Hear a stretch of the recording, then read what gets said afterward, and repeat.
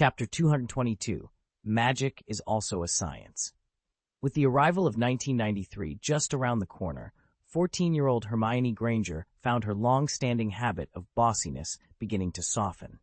It wasn't exactly like her to change, but an unexpected friendship at Hogwarts had shown her just how grating her tone could be. Meeting someone whose bluntness outmatched her own had been humbling, and Hermione realized, long overdue. That afternoon, Hermione stood listening to Sherlock Holmes and Luna Lovegood chatting near the courtyard's fountain. Luna, as usual, spoke in her dreamy, offbeat way about nargles and rackspurts, while Sherlock methodically dissected her every word. Hermione's initial reaction was to roll her eyes at the Quibbler's most famous daughter. After all, everyone knew her father's magazine was utter nonsense. She had already opened her mouth to make a cutting remark. But then Sherlock interjected, gently steering the conversation back on topic. His intervention stopped Hermione mid-sentence.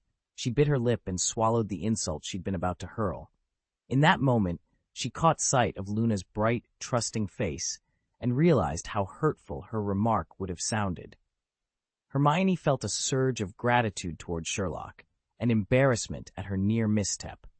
He had no idea how much inner turmoil she'd just averted. He'd simply recognized a friend in need of a reminder and stepped in. As Sherlock calmly explained a subtle flaw in Luna's reasoning, Hermione quietly vowed to curb her sharper impulses. Magic might be a science, she reminded herself, but wisdom, true wisdom, lay in knowing when to speak and when to hold her tongue. He'd only knocked them over by accident. Now, as he picked up the magazine and gave it a closer look, he understood why Luna preferred to read it upside down. One article, titled Ancient Runes Revealed, claimed that if you turned certain runes in the book upside down, they actually formed a spell that would turn an enemy's ears into kumquats. Absurd as it sounded, even that seemed tame compared to the rest of the issue. The cover story and its accompanying illustration lurked behind its dramatic headlines. When Cornelius Fudge was elected Minister of Magic 2 years ago, he publicly denied any ambition to seize control of Gringotts Wizarding Bank. He insisted he merely sought peaceful cooperation with the Goblin Gold Keepers. But is that the whole truth? In reality, Fudge's greatest desire is to dominate the Goblins' vaults, and if necessary, he would not hesitate to use force.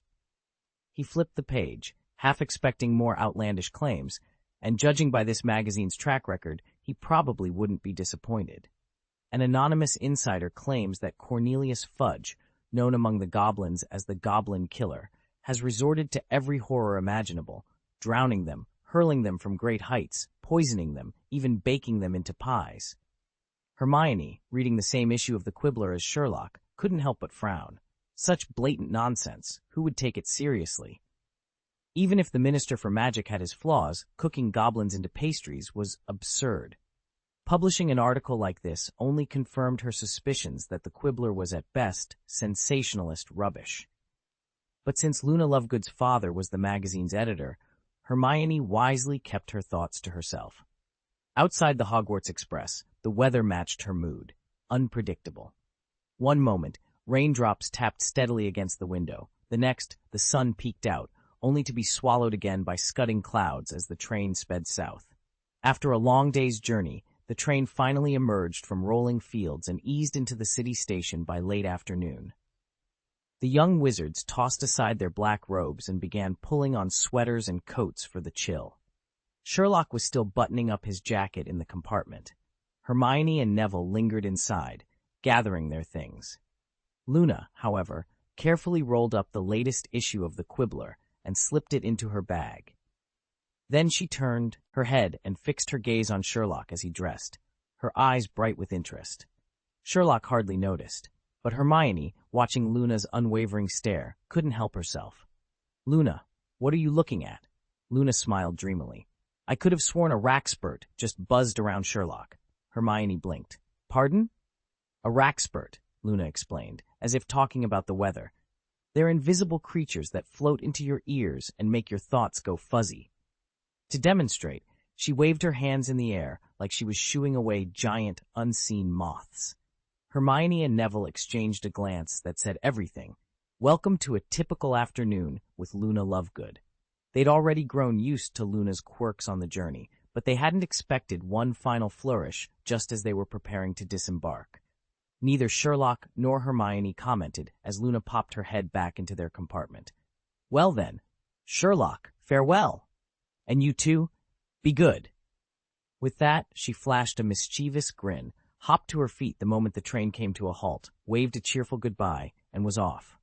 Neville let out a long, relieved breath once the doors slid shut. "She's finally gone." Hermione offered him a knowing smile. "I completely understand." Neville leaned forward, dropping his voice.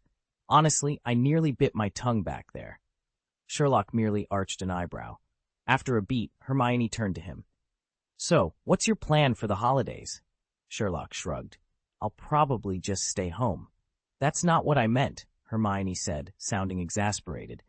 "Aren't you going to continue investigating the Chamber of Secrets?" Neville winced a little. He'd grown surprisingly close to Sherlock, Hermione, and Harry over morning drills, fencing lessons, and that peculiar Death Day party.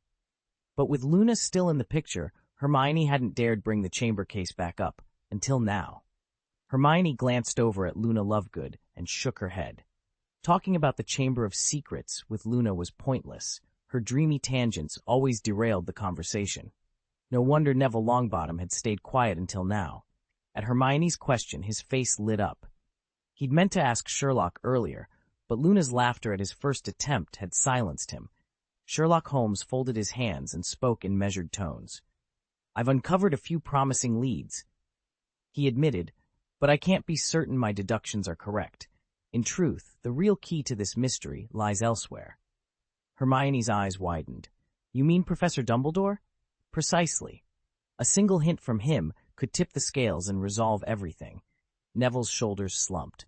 "It's a shame he won't be back until after the holidays." Hermione let out a breath she didn't know she'd been holding. "I just hope, before he returns, Hogwarts doesn't suffer another monster attack." Sherlock's expression darkened, and he went uncharacteristically silent. Concern flickered across Hermione's face. "What is it, Sherlock?" she asked. "Why are you staring at me like that?" Neville asked, shifting uneasily. Sherlock glanced up, expression unreadable. "There's a 90% chance that the moment you point it out, it'll happen." Neville scowled. "Exactly. My grandmother always said the same thing. Speak of bad luck, and it comes true. Chatter about good fortune, and it vanishes. Some things simply can't be named." Hermione shook her head.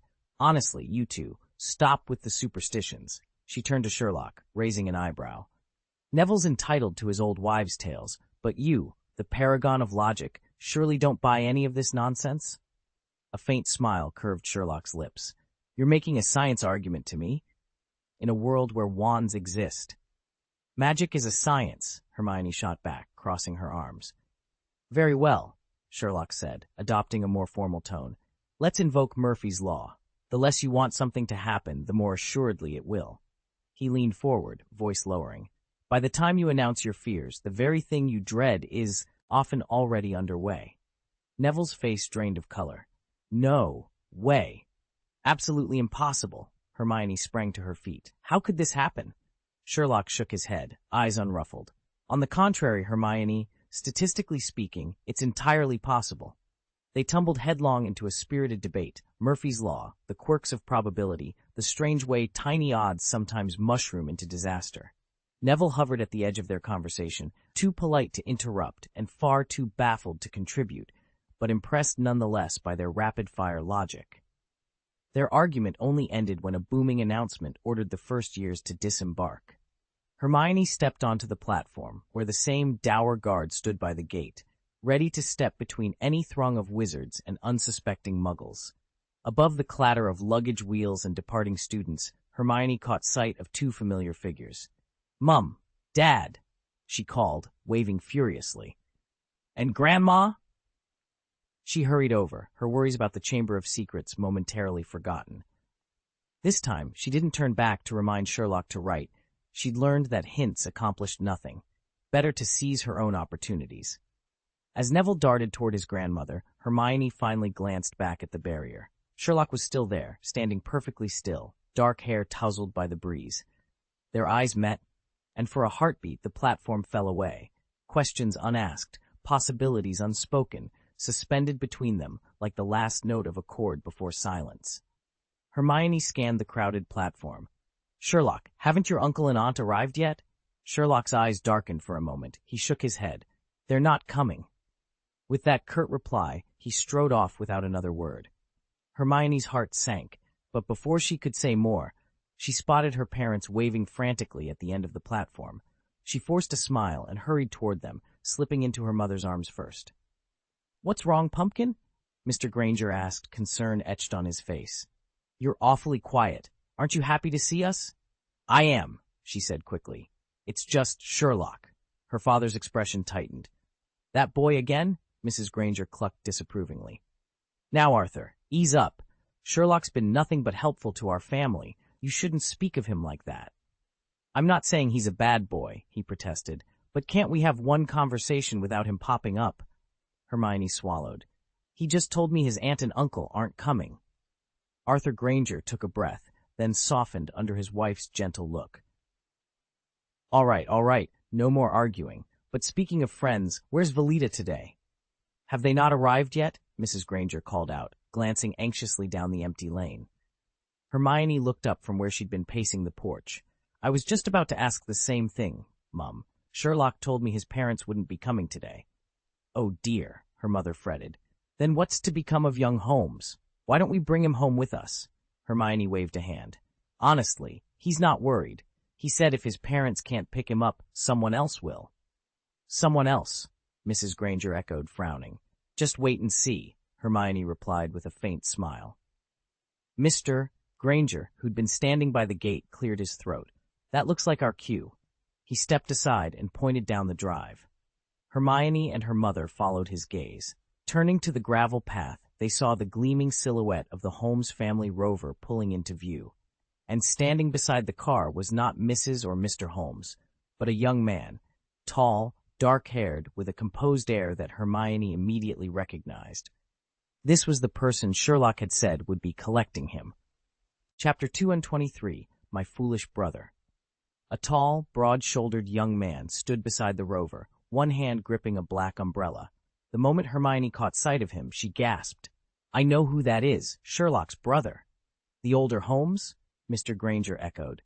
The Grangers had recently grown close to Sherlock's family and were aware he had a brother 7 years his senior, yet they'd never met him in person. Now, studying the stranger's sharp brows, so like Sherlock's, Mrs. Granger nodded decisively. "Let's go introduce ourselves." Mr. Granger hesitated. "Is that really necessary? We don't even know him." "We will once we say hello," Mrs. Granger cut in. She turned to Hermione. "Are you coming, or should I take you over there myself?" All right, Mr. Granger grumbled, falling in behind his wife and daughter with a weary sigh. He felt utterly drained by the prospect of socializing. Across the driveway, the two Holmes brothers were deep in conversation. Sherlock stood with his hands in his coat pockets, his sharp eyes fixed on his elder sibling. The older man, umbrella in hand, spoke in a low, measured tone, brotherly banter tinted with a hint of exasperation. Chapter 7, Brothers at Odds. Sherlock Holmes set his case by the grand hearth and surveyed the drawing room. His older brother, Mycroft, reclined calmly in a wingback chair, the firelight dancing across his composed features. "Why choose me?" Sherlock demanded, stepping forward. Mycroft's pale eyes held a faint amusement. "You already know the answer, yet you still ask. Should I take that as doubt, dear brother?" Sherlock crossed his arms. "I rarely get home this early. Is Mother trying to engineer a reconciliation between us? Fine. My answer stays the same. She's always worried about you, not me." A half-smile curved Mycroft's lips. "My foolish brother, a wizard lecturing his muggle sibling on who faces the greater danger. That's rich." "Don't assume I'm clueless," Sherlock retorted, brow furrowed. "You learned of magic long before I even knew it existed." Mycroft leaned forward, steepling his fingers. "Yet the wizard in this family isn't me, it's you. You're the one who masters spells and handles enchantments every day." Sherlock's grin turned sharp. "So what? I'll return that question. Being a wizard doesn't automatically make my life more perilous than yours." Mycroft lifted an eyebrow. "Absurd. The Muggle world has no Dark Lord whose name alone strikes terror into every heart." Sherlock chuckled softly. "You mean the fellow who slaughtered hundreds? Honestly, next to that gifted Austrian art student, his record barely registers." Mycroft's expression stiffened. You seem to have forgotten. Peace and progress define our age. Sherlock inclined his head in mock deference. Save that inspirational speech for the nursery, Mycroft. For a long moment, neither spoke. The crackling hearth was the only sound in the silent drawing room as two brothers, one wizard, one muggle, stood locked in an unspoken understanding born of rivalry and kinship alike. I'm not who I used to be, thinking I was an idiot. Sherlock and Mycroft Holmes were locked in yet another heated debate when a voice cut through the tension. Children, are you quarreling? Both brothers snapped their heads around. Instinctively, they took a half-step back, smoothed their expressions, and denied in unison, Of course not. We're merely discussing a point. Good, Mrs. Granger replied with a warm smile. She studied the two brothers with maternal curiosity. You must be Mycroft. Valida told me about you. It's a pleasure to finally meet you. Mycroft inclined his head politely. Mrs. Granger, hello. I'm Mycroft Holmes. Thank you both for caring for my brother. He gave Mr. and Mrs. Granger a courteous bow, then turned his gaze toward Hermione. A spark of recognition lit his eyes. Mrs. Granger beamed with satisfaction. I'm so glad you're here, she said, looping her arm through her husband's. Let's sit down and chat. Over the next hour, the Granger fam, Eiley and Mycroft enjoyed a lively, easy conversation. Unlike Sherlock, who tended to speak bluntly, Mycroft had a natural gift for small talk. By the time they parted, Mr. and Mrs. Granger were convinced that he truly cared for his younger brother and were delighted to have made his acquaintance. Mycroft even offered to nudge Sherlock into spending more time with Hermione over the holidays. Only after the Granger carriage had disappeared around the corner did he turn back to Sherlock with a wry smile. It really surprises me that you've made such a close friend at school, he teased. Sherlock said nothing. Come now, brother, Mycroft chided gently. Don't look so glum. They were heading back to their flat on King's Road, Sherlock riding quietly in the passenger seat while Mycroft drove. After a moment, Mycroft glanced over. Tell me all about school, he prompted. Sherlock shook his head. I'm sorry, Mycroft, but the International Statute of Secrecy forbids me to share any details with anyone outside my immediate family. Mycroft scoffed. You know perfectly well that statute is nothing more than a scrap of paper to us. No, I don't, Sherlock replied evenly. Mycroft let out a short laugh. All right, well, there's that wizard's chess set back at home. Father and I have given it a go, and it's surprisingly fun. Of course, if you insist on keeping quiet, I'm sure Miss Granger wouldn't mind giving me a demonstration. From the look of things, she could use a hand. Suit yourself, Sherlock said coolly. Seeing that his brother would not budge, Mycroft sighed and turned back to the road, his headache only just beginning. Mycroft had always known his younger brother was anything but ordinary. Even before Sherlock reached his teens, his restless spirit and fierce intelligence made him nearly impossible to contain. What, Mycroft wondered, would Sherlock be like once he was fully grown? Mycroft prided himself on guiding and controlling Sherlock's fiery talents, but he understood the bitter truth. No amount of elder brother authority could hold back Sherlock forever. Sooner or later, he would strike out on his own. At first, Mycroft was certain he could manage Sherlock's trajectory, at least until adulthood. Then something unexpected reshaped everything: magic. Mycroft had long suspected, some might say known, of a hidden magical world, but his place in it was tenuous. As the firstborn Holmes' son, he had no gift for magic. Sherlock, by contrast, possessed raw, untrained power that both thrilled and alarmed Mycroft.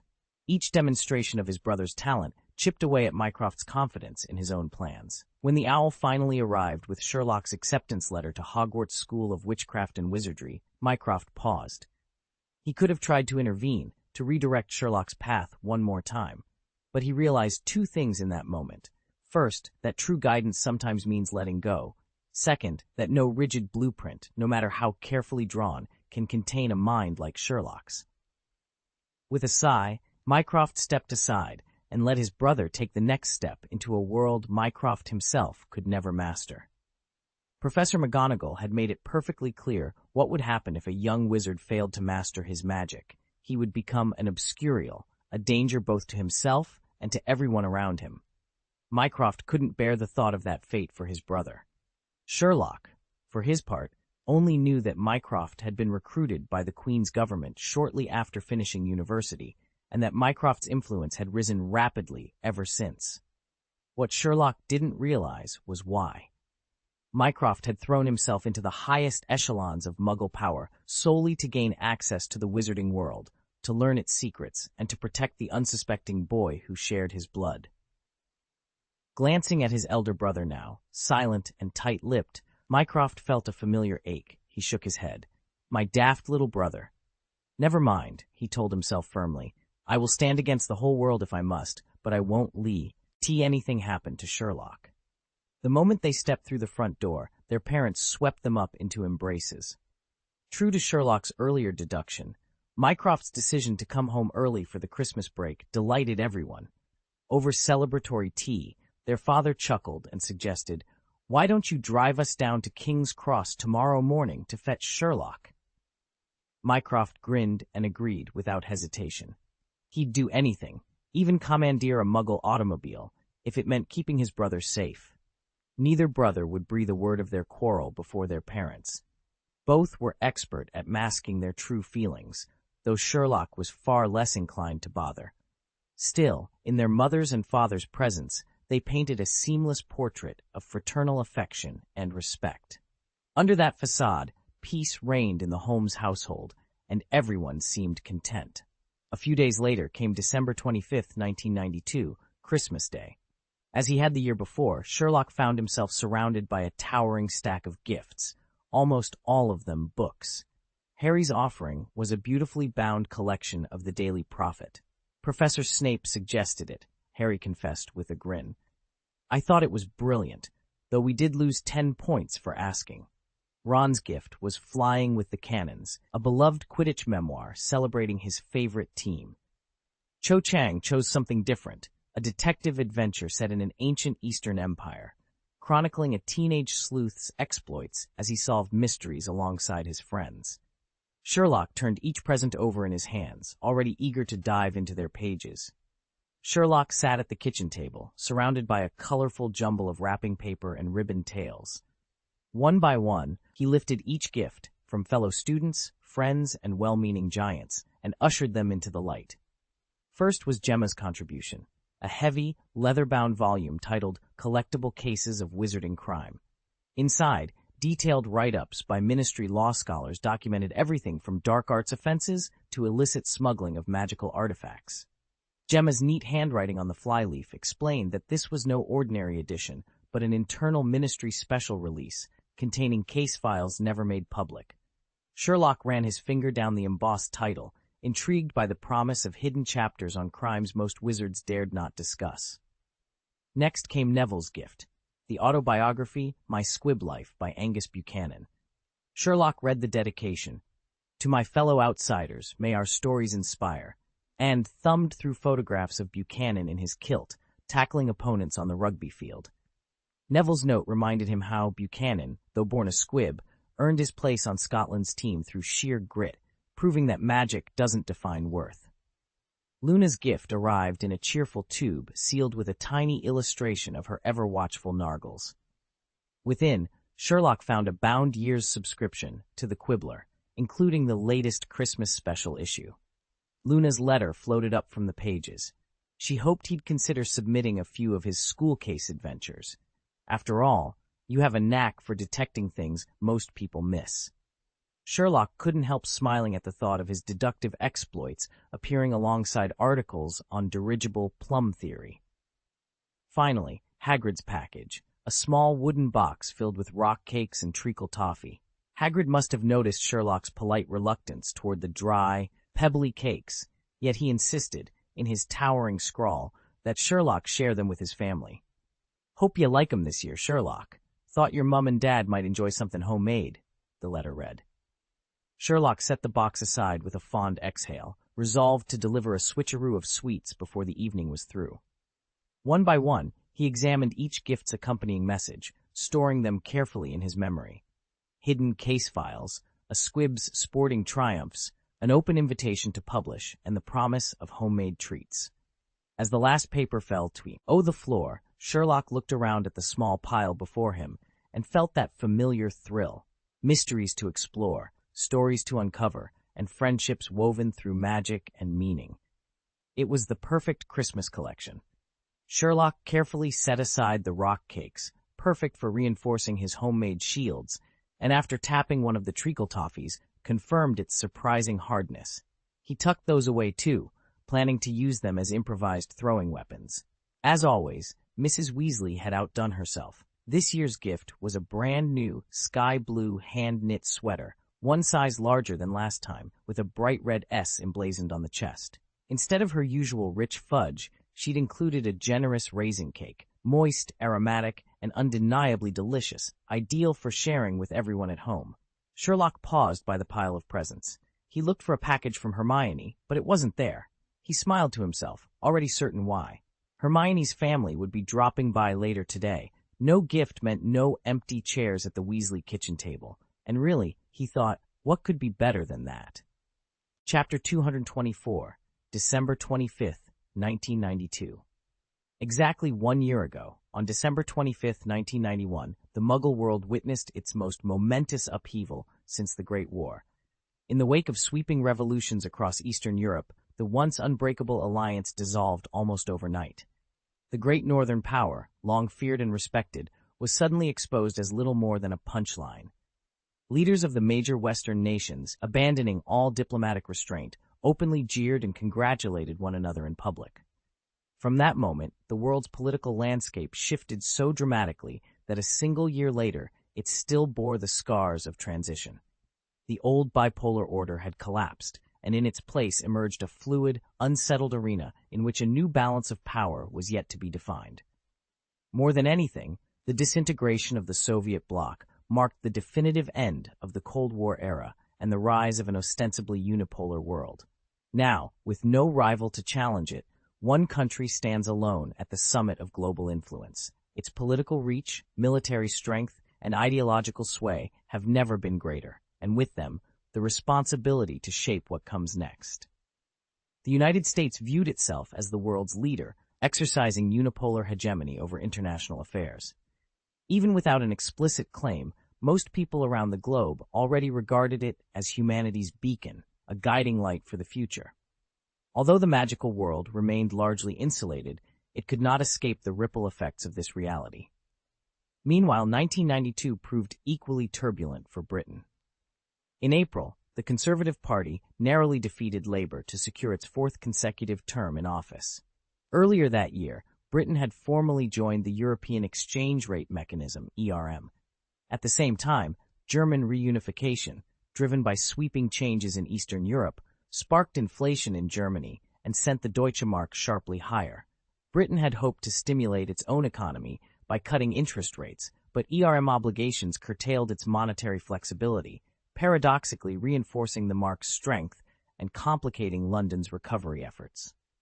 The British pound found itself on a perilous tightrope, forced to match a series of steep interest rate hikes simply to uphold its fixed exchange rate. Each increase, however, further strained an already fragile economy. In this climate of mounting tension, a single speculator saw an opportunity to strike at the heart of the Bank of England. In September, he orchestrated a massive short sale of pounds through several hedge funds. The Bank of England, determined to defend its currency's position within the European exchange rate mechanism, responded in two dramatic steps. First, it jacked its base rate from 10% to an unprecedented 15%. Then it poured £3.4 billion of foreign exchange reserves into the market, desperately buying pounds to prop up its value. Neither measure proved sufficient. Within days, the pound collapsed below the ERM's lower threshold against the German mark. The speculator's bet paid off handsomely. He walked away with nearly $1 billion in profit. Britain, humiliated and economically battered, announced its withdrawal from the ERM. Almost overnight, the pound plunged 15% against the US dollar. What became known as Black Wednesday stands as Britain's worst currency crisis since World War II. It not only inflicted severe damage on the domestic economy, but also cast a long shadow over the country's ambitions for deeper integration with Europe. That winter morning was crisp and clear, but Sherlock's mind was already racing ahead. He remembered well the summer of Black Wednesday, September 16, 1992, when Britain's pound plummeted. The Conservative government's approval ratings collapsed, the Chancellor of the Exchequer resigned, and the middle class lost fortunes overnight. By chance, Mr. Holmes had warned Mr. Granger months before to convert pounds into dollars and gold. Granger had followed the advice, doubling his family's savings in the crisis. Sherlock had heard all about it as soon as his father returned from Godric's Hollow, and when Hermione failed to send him her customary owl-delivered Christmas gift, he knew precisely why. The Grangers had something more substantial in mind. He descended the stairs to breakfast, finding Mrs. Hudson laying out delicate china and the rich scent of hot buttered toast. Mrs. Holmes and Mr. Granger, hands clasped in warm greeting, exchanged seasonal pleasantries. Hermione stood between them, cheeks rosy with excitement rather than cold. "Christmas morning, Sherlock," she announced brightly, "and you're up early as ever." He inclined his head. "Good morning, Hermione. Father and Mr. Granger, may I seat you?" They took their places, and soon plates were piled with eggs, bacon, and the crusty rolls that only Mrs. Hudson could bake. Sherlock poured steaming tea for everyone before seating himself across the table. "Father told me about your strategic currency move," Sherlock said casually to Mr. Granger. "Doubling your wealth in the aftermath of Black Wednesday. Impressive foresight." Mr. Granger smiled modestly. "Holmes's insight was the real asset. We merely followed instructions." Mrs. Holmes laughed. "He's always been rather fond of economics." Hermione leaned forward, eyes bright.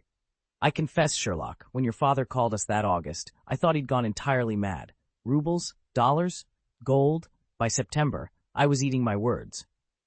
I imagine any skepticism was dispelled when the pound collapsed. Sherlock sipped his tea, watching Hermione's animated expression.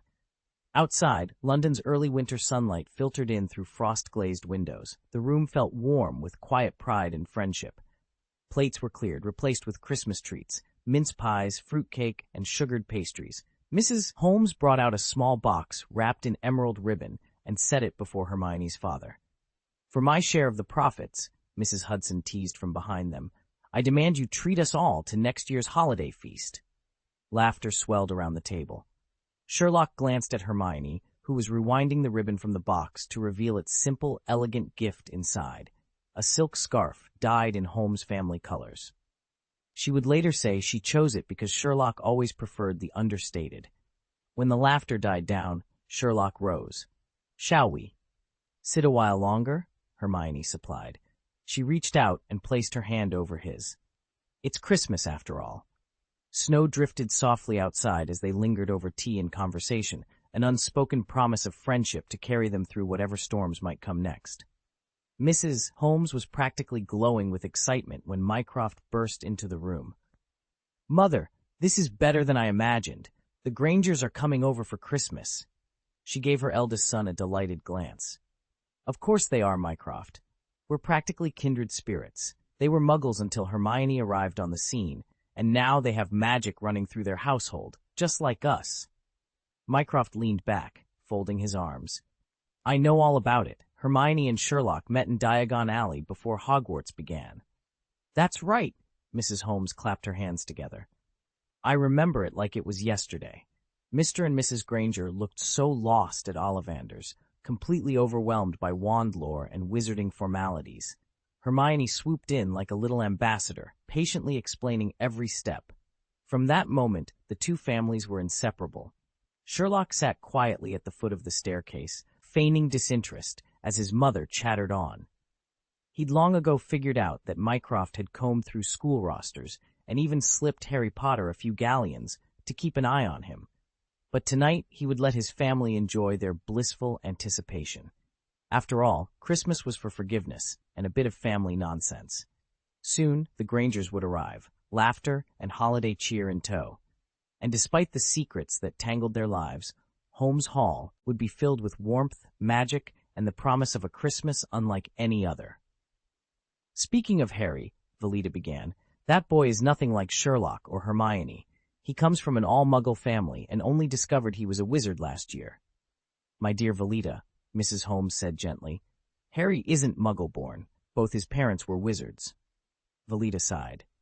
"I know, but the poor child lost them so young and was sent to live with his aunt and uncle on Privet Drive. You can imagine how they feel about magic." Mrs. Holmes winced at the memory. "I even asked Sherlock to invite Harry here for the holidays again, but he refused. He said he'd feel too awkward." Sherlock looked up at his mother. "Actually, Harry's relationship with the Dursleys has improved a great deal." Valida raised an eyebrow. "Oh?" Sherlock smiled. "He sent me a Christmas gift this year with a letter inside. He explained why he hadn't written sooner and filled me in on life at Hogwarts. And believe it or not, the Dursleys outdid themselves. He received the latest best-selling Muggle snacks and even a game console. Harry told me it was the best Christmas he's ever had." "I'm so pleased to hear that," Mrs. Holmes said with relief. Harry's new toy was technically Dudley's old game console, hardly more than a year old, since Dudley had only ever switched it on once before abandoning it. It still looked and felt brand new. Harry had dreamed of owning something like it back at the Dursleys, but now that he was at Hogwarts, the novelty wore off quickly. Instead, Ron and Fred and George Weasley practically camped around it. The three of them bickered constantly over whose turn it was to play. On the side table, they'd also stashed snacks, bottles of fizzy soda, sunflower seeds, bowls of popcorn, so that Harry and the other students staying over could tuck in to their heart's content. Meanwhile, in another household entirely, Mr. Holmes sat in his armchair, listening intently to Sherlock's latest observation. When Sherlock fell silent, his father leaned forward with a kindly smile. "Family, friendship, and love," he said, "are the greatest gifts we could ever hope to receive." His gaze traveled from Sherlock to Mycroft, and for a moment both brothers returned their father's look with expressions of perfectly well-behaved sons. Just then, the doorbell rang. Sherlock rose and opened the door to find the Granger family on the doorstep. "Merry Christmas," called Mrs. Granger, stepping forward with a warm hug. The Holmes and Granger couples exchanged greetings before ushering each other inside. "You really didn't have to bring anything," Mr. Holmes protested as he accepted Mrs. Granger's parcel. "Oh, but we insisted," she replied with a smile. "Next year, then," Mr. Granger chimed in, clasping hands with his host. "You simply must come to our house." Laughter and cheerful chatter filled the room as the two families settled in for the festive afternoon ahead. "No problem," Mr. Holmes called cheerfully as Hermione swept into the room and made a beeline for Sherlock. He barely had time to smile before she was tugging his arm, eager to begin their game. Whenever Mr. Holmes and Mr. Granger met, a wizard's chess match was always on the agenda. After all, Mr. Granger's wife never indulged him at home. Though he'd never beaten his friend, he relished every defeat. Meanwhile, Mrs. Holmes and Mrs. Granger sat together on the sofa, examining the hand-knit sweater Mrs. Weasley had sent for young Sherlock. Mrs. Granger pointed to the large scarlet S on its chest. "Hermione got one too," she remarked. "It's the exact same style, just with an H instead. Believe me, knitting this took ages." Mrs. Holmes ran her fingers over the neat stitches. "You can tell she's truly mastered her craft," she agreed. Hermione, however, had other plans.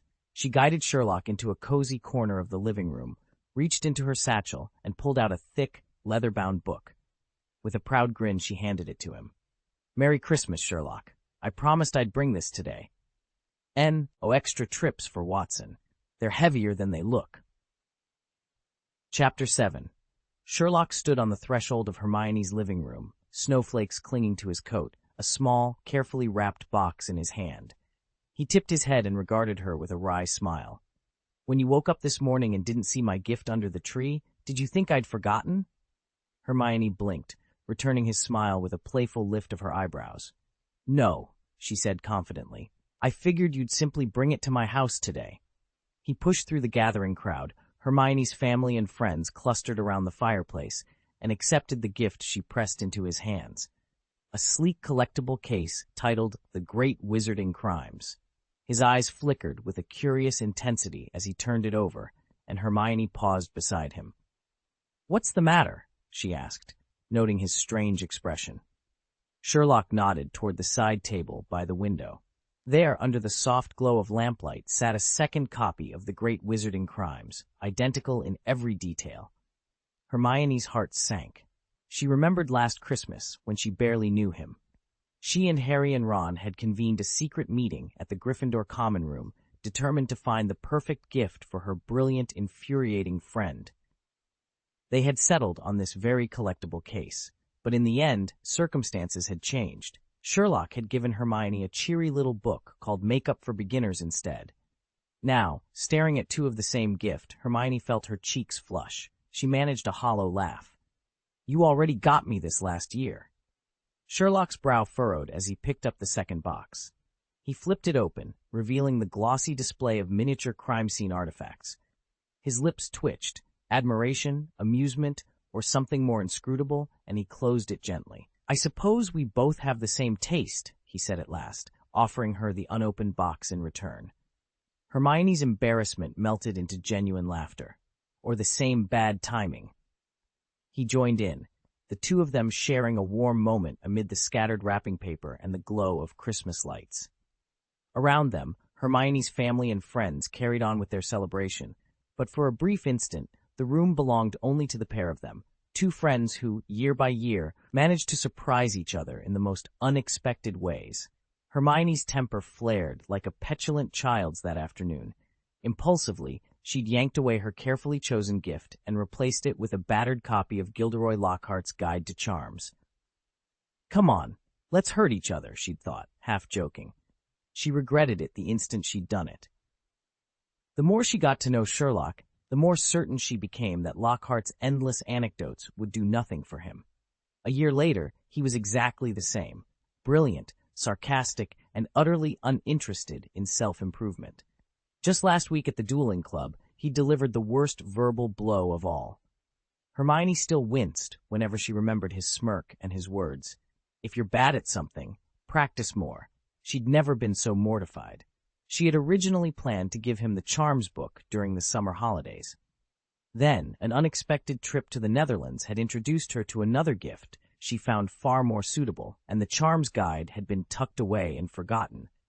But now, finally, she held it out to him. To her astonishment, he already owned the same book. "Did you buy this yourself?" she asked, her voice tight with hope. Sherlock shrugged, flipping casually through the first chapter. "No, I didn't." "Who gave it to you?" Hermione pressed, leaning forward. He looked up with a faint, amused smile. "Christmas present, from Gemma Farley. You know her." Hermione froze, her cheeks flushing. Gemma Farley. The name rang a bell, but the sting of disappointment was all too clear. She closed her mouth and forced a polite nod, clutching the book to her chest and wondering how she'd gotten everything so wrong. Chapter 225, Holmes's Destiny. Hermione never imagined her carefully chosen Christmas gift would collide with someone else's. Clearly, Gemma, just like Hermione, knew Sherlock inside and out. A fleeting thought bubbled up in Hermione's mind. "I was here first. I've been planning this for a year. If I hadn't acted so childish last Christmas and simply handed him the gift, then none of this would have happened. Now here I am, rushing at the last minute, while Gemma swoops in ahead of me.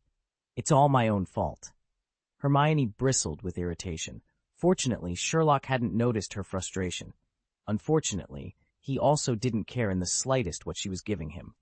Seeing his complete indifference, Hermione vowed to get her own back, somehow, later on. Though she hadn't confronted Gemma yet, her competitive spirit was fired up. Putting her gift-giving woes aside, Hermione turned to the question that really preoccupied her. "Any progress on the Chamber of Secrets these past 2 days?" "No," Sherlock answered crisply. Hermione felt a pang of helplessness at Sherlock's words. Were they really going to stand by, unable to stop the creature's attacks, until Dumbledore returned? As that thought settled over her, she noticed Mycroft Holmes slipping forward from the shadows. He'd greeted their group on arrival and then drifted aside, but now he advanced with his black umbrella in hand, a faint smile on his lips. Sherlock still had his back turned and didn't see him. Noticing Hermione's downcast expression, Mycroft spoke up, an uncharacteristic offer of explanation. "Strictly speaking, I've already deduced a few things," he said quietly. "But emotions cloud my judgment, and speculating without hard evidence is a dangerous game." "Oh, our dear brother needs evidence before he'll lift a finger? How very touching," Sherlock retorted, whirling around. Mycroft tapped the tip of his umbrella on the floor, his half-smile widening. Didn't your savior friend's peculiar talent with languages make you pause for thought? Hermione froze. How had he known? Hermione had already heard from Harry and Ron that Sherlock's brother boasted even greater powers of observation and deduction than Sherlock himself. But this was something else. Just by lingering nearby and overhearing their conversation, this mysterious Maikaufu had managed to leap right into their discussion, as if he'd been there all along. Before Hermione could sort it out, Sherlock's gaze snapped toward the doorway. "Maikaufu," he said sharply, "have you been sneaking a look at my case notes again?" Hermione's eyes widened. Again? So Mai had rifled through his brother's private journal before. No wonder he was so well informed. Leaning casually against the doorframe, Mai gave a half smile. "Honestly, brother, I'm impressed. The invisible ink and special quill your red-haired friend provided made for an excellent cover. But a notebook that's been obviously thumbed through, yet appears blank, was a dead giveaway. And placing your developing reagent in plain sight? Elementary, really. I hardly had to look for it." Sherlock's expression darkened. "I never imagined you'd stoop so low as to spy on your own brother." Hermione gasped, covering her mouth, stunned by the sudden charge in the air between the two siblings. The last time Hermione had heard Sherlock speak so harshly was when he'd publicly rebuked Dumbledore, and she never imagined he'd turn that same venom on his own brother. Maikaufu bowed his head slightly and addressed Hermione with a courteous smile. "Miss Granger, please forgive my brother's brusqueness. Believe me, in most circumstances, he can be quite the gentleman." Hermione's eyebrows shot up in bewilderment. Before she could respond, Sherlock cut in, his voice cold and clipped. "Mai, spare us the politician's smirk. Don't cloak your meaning in diplomatic riddles. Speak plainly, or else go practice tea and biscuits pleasantries with Mother." Hermione stared at him in stunned silence. With every sharp barb, Sherlock's tongue seemed keen enough to draw blood. Unfazed, Maikaufu casually brushed an imaginary speck of lint from his suit lapel. "Very well," he said, his tone calm and measured. "It is true that, given our limited evidence, pinning down the Chamber of Secrets' exact nature is difficult. But I must ask, why do you dismiss the sounds your friend claims to have heard? Those cries for help echoing in the darkness. According to him, he heard that sound twice. The first time was in Professor X's office. The second time led him straight to the crime scene. And on both occasions, he was the only one who could hear it. Is it plausible to chalk that up to mere coincidence?" Sherlock Holmes raised an eyebrow.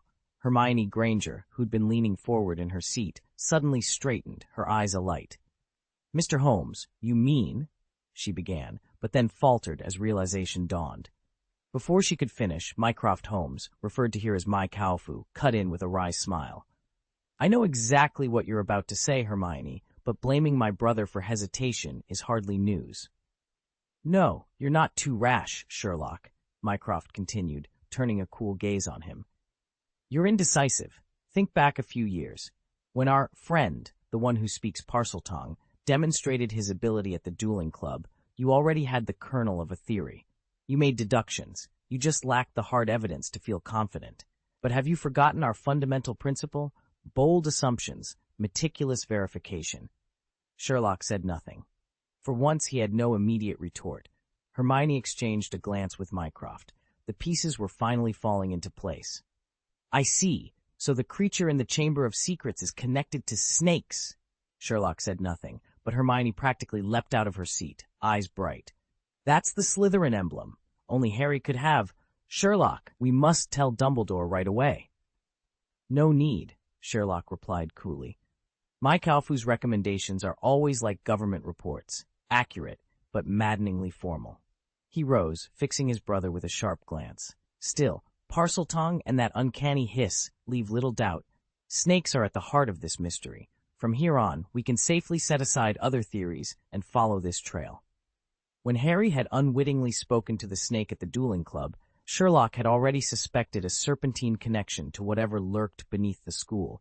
He simply hadn't pursued it further. Now, however, it was clear he'd been overly cautious. Maikaufu let himself smile in pleased triumph when his tsundere brother finally conceded his help. "How gratifying," he said softly. "You're finally bold enough to make an inference." He turned to Hermione with a slight nod. Miss Granger, do remind my brother that while arrogance has its dangers, so does excessive caution, especially in his current predicament." With that, my Kaufu lifted his black umbrella and strolled off. True to Sherlock's prediction, he promptly joined Mrs. Holmes and Mrs. Granger's tea-time chat. From the low hum of their conversation, they were deep into biscuits and polite laughter. Hermione crossed her arms and shot Sherlock an exasperated look. "Your family's version of brotherly affection is rather twisted, but I can't deny he was helpful." Sherlock inclined his head, unfazed. "My's always like this. He loves feeling one step ahead of me. Once term begins, we'll put his bureaucratic deduction to the test. If he's wrong, I'll send his treasured dessert recipe straight to a troll." With that, he turned on his heel and headed back to his room. Hermione broke into a jog to catch up, muttering in exasperation, "You two are even harder to understand than Parseltongue." Although the other 5 in the room were busy with their own tasks, they all kept sneaking glances at Sherlock and Hermione. When the pair finally darted into Sherlock's bedroom, everyone, except Mr. Granger, let out a collective sigh of relief. Mr. Granger alone could only stand there, utterly helpless. And so Christmas 1992 passed quietly. A few days later, the calendar are flipped to January 1993.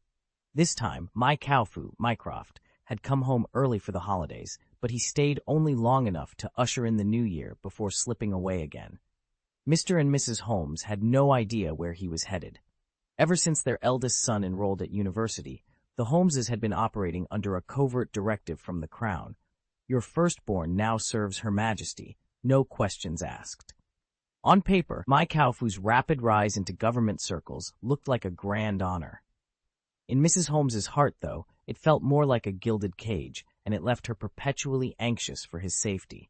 Sherlock's mother, like any mother, would have preferred her son to lead an ordinary life, safe, predictable, and free from real danger. But that was precisely at odds with Mr. Holmes's outlook. Tannen Holmes had always respected his children's ambitions and encouraged them to choose their own paths. It was on that principle that he had eventually agreed when Sherlock insisted on attending school in the remote Scottish Highlands. In the final days of this holiday, Sherlock had been enjoying a rare stretch of quiet comfort, though someone who thrived on intrigue found the calm a bit underwhelming. Still, knowing he almost certainly wouldn't return home for Easter, he treated Christmas as his only opportunity, aside from summer, to reunite with his family. Even if the season's festivities bored him, he was determined to spend them with his parents. He carried a subtle premonition that once he stepped fully into adulthood, time with them would grow increasingly scarce, a lesson he'd already glimpsed in Mycroft's life. Unlike his brother, who had plunged into the world of politics, Sherlock knew he would chart a very different course. Alas, he would have precious little time to spend with his family, an inevitable fate for Holmes. Chapter 226, Caught Red-Handed. During the winter break, Sherlock devoted himself almost entirely to his books and to keeping in touch with friends. Harry, Ron, Cho Chang, and even Penelope, who'd stayed behind at Hogwarts, sent him lively accounts of their days at school, while Gemma, Neville, Hannah, and the others who'd gone home wrote him long, thoughtful letters. Back at Hogwarts, those who remained on campus gathered for an extravagant Christmas feast. The Great Hall was more magnificent than it had ever been, even at Halloween. Dozens of Christmas trees, dusted with silver frost, stood at attention along the walls, while thick garlands of mistletoe and holly crisscrossed overhead. From the enchanted ceiling, warm, dry snow drifted down in gentle flakes, settling softly on students' robes without melting. Although Headmaster Dumbledore was absent, Professor McGonagall took charge of the festivities, leading everyone in a selection of his favorite carols. Hagrid's deep, thunderous voice, fueled by one too many cups of eggnog, soared above the chorus, filling the hall with boisterous cheer. All around, candles glowed in their emerald green holders, and laughter echoed from house tables piled high with every holiday delicacy imaginable. In that moment, even the longest winter's night felt bright with friendship and magic. Percy Weasley had no clue what had happened to his new prefect badge. One moment it bore the familiar scarlet letter. The next, Fred's handiwork gleamed in tarnished brass. Big Head. Unaware of the prank, Percy wandered through the Great Hall that evening, brow furrowed, asking anyone who snickered, "What on earth are you laughing at?" The castle was oddly quiet now that most students had departed for the holidays. Yet Draco Malfoy hadn't joined the exodus, nor had his usual hangers-on, Crabbe and Goyle. According to Draco, pure-blood nobility made the Malfoys invulnerable, even to the heir of the Chamber of Secrets. But Ron suspected something else. After watching Sherlock Holmes slip away and Harry remain behind, Malfoy had deliberately stayed just to needle Harry. At the Christmas feast, Draco had already launched his first salvo, mocking Harry's new sweater so loudly that half the house turned to stare. Day after day, in every corridor, he continued his relentless taunts, each barb delivered with growing relish. If Sherlock had been around, Ron was certain Malfoy wouldn't have dared. Harry, for his part, tolerated the teasing, until Draco began mimicking Colin Creevy's high-pitched whine. Each time Harry rounded a corner on the quickest path to the library, there lurked Malfoy, ready with yet another jibe in Colin's jittery voice. Harry found himself wondering if Draco was bewitched by Colin's spirit. Otherwise, how could he ambush him so precisely? That morning, when Malfoy first let loose with his imitation, Harry had reached his limit. He squared his shoulders and marched back to face the blond boy, determined that the next word would end the whole sorry game, one way or another. Draco Malfoy's mockery was sharper than any lie, and all the more cutting for how true it sounded. He stalked up to Harry with that smug grin, taunting loudly enough for the few stray students around to hear. "Potter, mind if I take your picture? Potter, how about an autograph? Or, please, Potter, can I lick your shoes?" Each barb stung like a fresh wound. Harry's first instinct was to clobber Malfoy on the spot, but without Sherlock by his side, and with Crabbe and Goyle looming behind the Slytherin, he knew he'd be outnumbered in a straight-up brawl. And the moment he drew his wand first, he'd lose every ounce of moral high ground. Thankfully, Ron Weasley didn't hesitate. He stepped forward and unleashed a torrent of insults so fierce it felt like a barrage of hexes. Before Draco could blink, he was suddenly backed up against Crabbe and Goyle, forced onto the defensive. Malfoy's hand twitched toward his robes, reaching for his wand, and Harry's pulse pounded with anticipation. If the Slytherin dared to cast T, first spell, Harry would be ready to retaliate and teach him a lesson he wouldn't forget. But the castle was eerily quiet over the holidays, with only a handful of students about. Their heated standoff drew immediate attention. From down the corridor, Percy Weasley and Penelope Clearwater came rushing over, faces drawn in alarm at the sight of wands raised and tempers flaring. Though Malfoy shot Percy a contemptuous glance, the presence of two prefects was enough to keep him in check. With a few final snarls, he turned on his heel and stalked away. Ron watched him go, bristling. "Percy, if you'd shown up a minute earlier, we could have given Malfoy a proper thrashing." Percy frowned. "Ron, you know you're not allowed to use magic in the corridors. If you did, I'd have to report you." "Who cares?" Ron snapped. "Beating Malfoy is worth losing 10 or even 20 Gryffindor points. Neville will win them back for us, especially with Lockhart around." Before Percy could reply, Penelope gently tugged him aside. He shot a weary look at Ron and Harry, then allowed himself to be led away. Apart from Malfoy's lingering animosity, life at Hogwarts had been unusually smooth for Harry and Ron.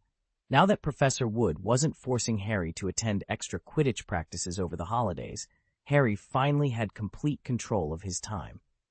Mornings and evenings were often spent at the chessboard or playing Muggle games with Ron. But the highlight of his days was Cho Chang. Between lessons in keeping his robes dry during Charms practice and the hours they spent laughing together, the days slipped by all too quickly. After the Christmas holidays, Sherlock's parents saw him off at King's Cross Station, and he easily met up with Hermione on Platform 9 3/4. Neville arrived too late to join them. Dean and Siamus had already claimed the only 2 empty seats in their compartment. Thankfully, Hannah Abbott from Hufflepuff beckoned him over. She and Neville had become fast friends during their defense against the dark arts lessons. Luna Lovegood, meanwhile, was curled up at the far end of the carriage, perfectly content to keep to herself. Glancing up from her daydreams, she caught Sherlock's eye and murmured, "Sometimes I really envy people like you." Hermione turned to Sherlock with a soft sigh. You never seem to worry about what everyone else thinks. You just do exactly what you want." Sherlock shrugged, offering her a gentle smile. "You could do that too." Hermione shook her head, a faint blush coloring her cheeks. "I wish I could, but I really can't." "Oh, enough with the lectures. Why don't we do something fun?" Seamus interrupted Sherlock and Hermione, a mischievous grin spreading across his face. "How about I show you the new charm I've just mastered?" Before he could finish, 3 voices chimed in unison. "Put your wand away, Seamus, and we'll still be friends."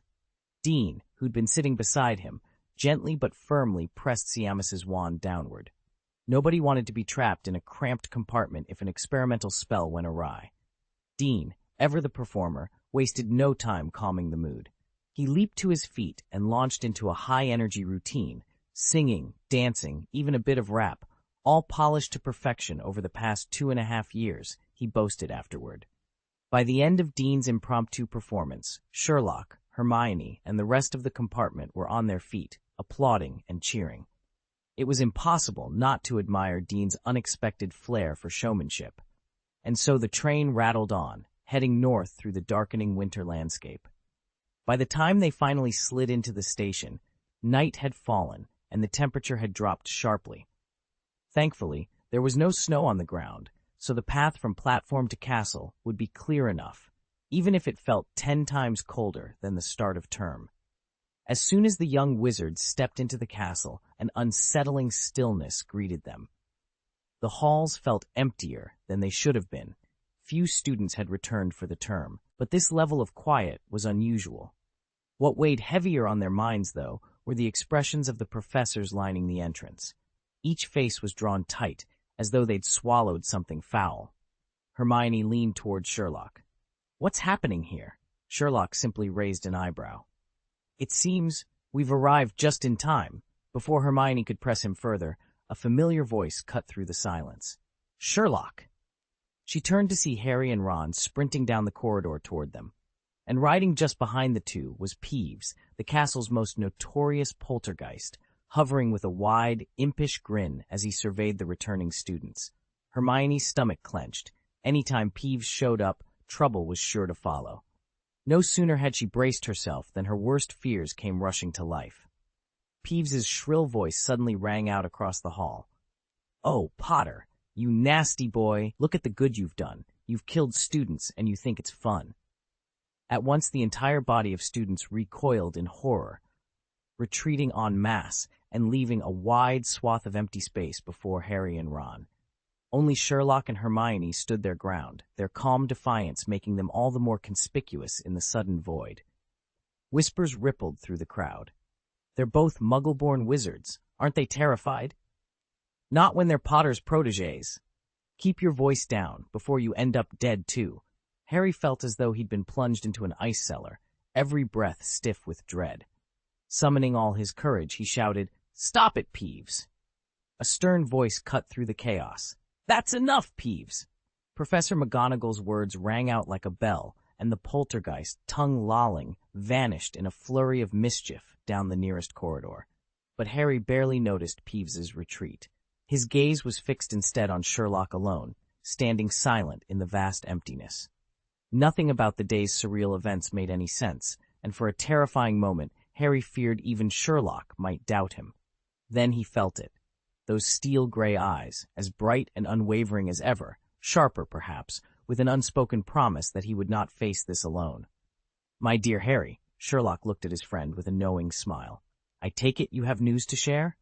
Harry's eyes glistened with relief. Finally, someone understood him. It really is him. Caught red-handed. At that, a voice rang out from across the room. Harry swung around to find a tall, broad-shouldered Hufflepuff, precisely the boy Ron had mentioned before, the one who'd made a point of declaring his pure-blood status. After enduring that student's constant sneers, even patient Harry felt his temper flare. "What's your name?" Harry demanded, his voice low and steady. The question clearly threw the boy off guard. He paled, straightened his shoulders, and blurted out, "If you're looking to pick on me, just know I can trace my wizarding ancestry back 9 generations. My blood's as pure as it gets." Sherlock let out a soft chuckle. In an instant, he He recognized the youth, and quietly he found the encounter far more entertaining than he cared to admit. Ernie Macmillan's eyes flashed as he addressed the gathered Hufflepuffs in the courtyard. "You're all acting like Harry's the heir of Slytherin," he snapped. "But even if he were, do you really think his pureblood pedigree would keep you safe when he's already opened the Chamber of Secrets and unleashed a monster? You're openly provoking the one person most likely to be responsible. Aren't you worried that, enraged by such a direct challenge, he might decide you're his next target? It's absurd." He paused, scanning their faces. "This is classic Hufflepuff behavior. Terrified you'll be singled out, so you flaunt your pureblood status, and at the same time you can't resist pointing fingers at a supposed heir. Honestly, it's about as brainless as it gets, and you're living up to that brainless dimwit stereotype perfectly." Before Ernie could deliver another cutting remark, a taller, Ohm Hufflepuff stepped forward. He laid a steady hand on Ernie's shoulder. "Come on, Ernie," he said quietly. "You can't be sure it was Potter who did it." Hannah, the girl with the golden ponytail, jumped in first. "Potter's always so friendly. There's no way he'd do something like that." "Cedric, Hannah, stop defending him," Sherlock snapped. Cedric frowned. "We're not defending Potter. We just got back. It's reckless to draw conclusions based only on Peeves's story." Sherlock rolled his eyes. That was exactly what any reasonable person would say. He shot Cedric a glance. After all, as Hufflepuff's top scorer, the boy wasn't lacking in intelligence. But before he could concede the point, Macmillan stepped forward with a stack of evidence. With a smug grin, he demonstrated that, in his assessment, even Cedric's sharp logic fell at least 2 Hannahs short of sound reasoning. Chapter 227, The Suspect's Statement. "No one really knows how Harry Potter survived you-know-who's attack all those years ago," Ernie Macmillan said, smiling as he faced the 2 Hufflepuffs who'd challenged him. Cedric Diggory exchanged a wary glance with Hannah Abbott. "Ernie, he was just a baby," Cedric protested. "Logically, he should have been obliterated." "Exactly," Ernie replied, leaning forward. "Which makes you wonder, what if the boy who lived isn't the heroic figure we all imagine? Don't dismiss the possibility that he could be, or could become, a dark wizard himself. Think about it.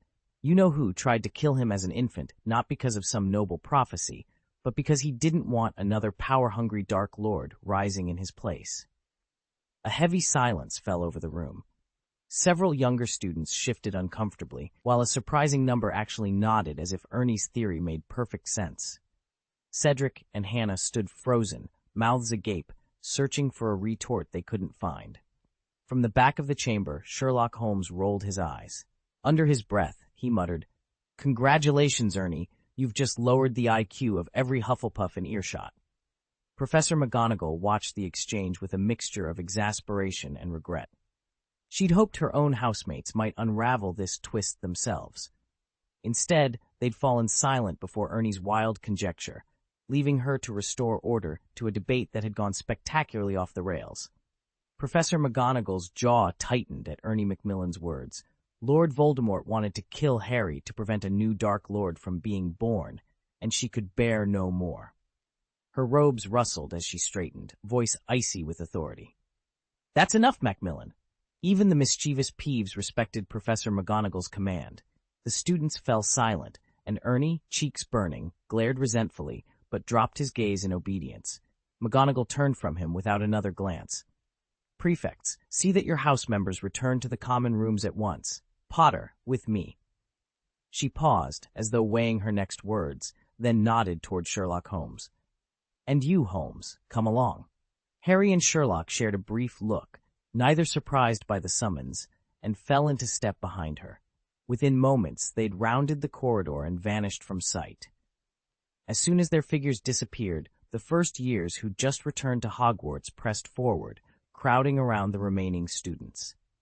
In Gryffindor Tower, the chatter grew frantic as everyone clamored for an explanation. Harry's friends from previous years huddled around Ron, eager for details. "Ron, what happened? Why did Professor McGonagall send them away? Is Harry in danger?" Ron's face flushed as he began to answer, trying to piece together what he'd just witnessed. The castle's halls, once calm, now buzzed with excitement and worry over what lay ahead for their fellow students. Chapter 7. Rumors and Revelations. Has someone else been attacked? A voice called from the edge of the crowd. Bloody hell, Weasley, another student barked, jabbing a finger in Ron's direction. Why did Peeves say Potter killed someone? We share a dorm. Clarify it now. Ron opened his mouth to defend his friend. I don't think Harry would ever. Everyone shut up, a third voice thundered. Let the boy speak, or I'll hex the lot of you. All eyes swung back to Ron. He'd never been the focus of so many expectant stares, and for a moment a warm flicker of pride danced through him. If only people looked at him like this all the time, he thought. But then he remembered why they were really there, not to champion him, but because they believed someone in their midst might be in terrible danger. He cleared his throat. Just before you arrived, there have been more victims at the school. 3 new ones, in fact. A stunned silence rippled through the students. Then pandemonium broke out. There were only 12 days left until term's end. And now this? Some of the younger Gryffindors, whom the elder students had nicknamed the Little Lions, gasped in horror. At the same time, they exchanged relieved looks. Had they gone home for the holidays, they'd have been safer. And those with less than pure bloodlines, especially, felt a cold knot of gratitude tighten in their stomachs. If these attacks weren't random, who might be next?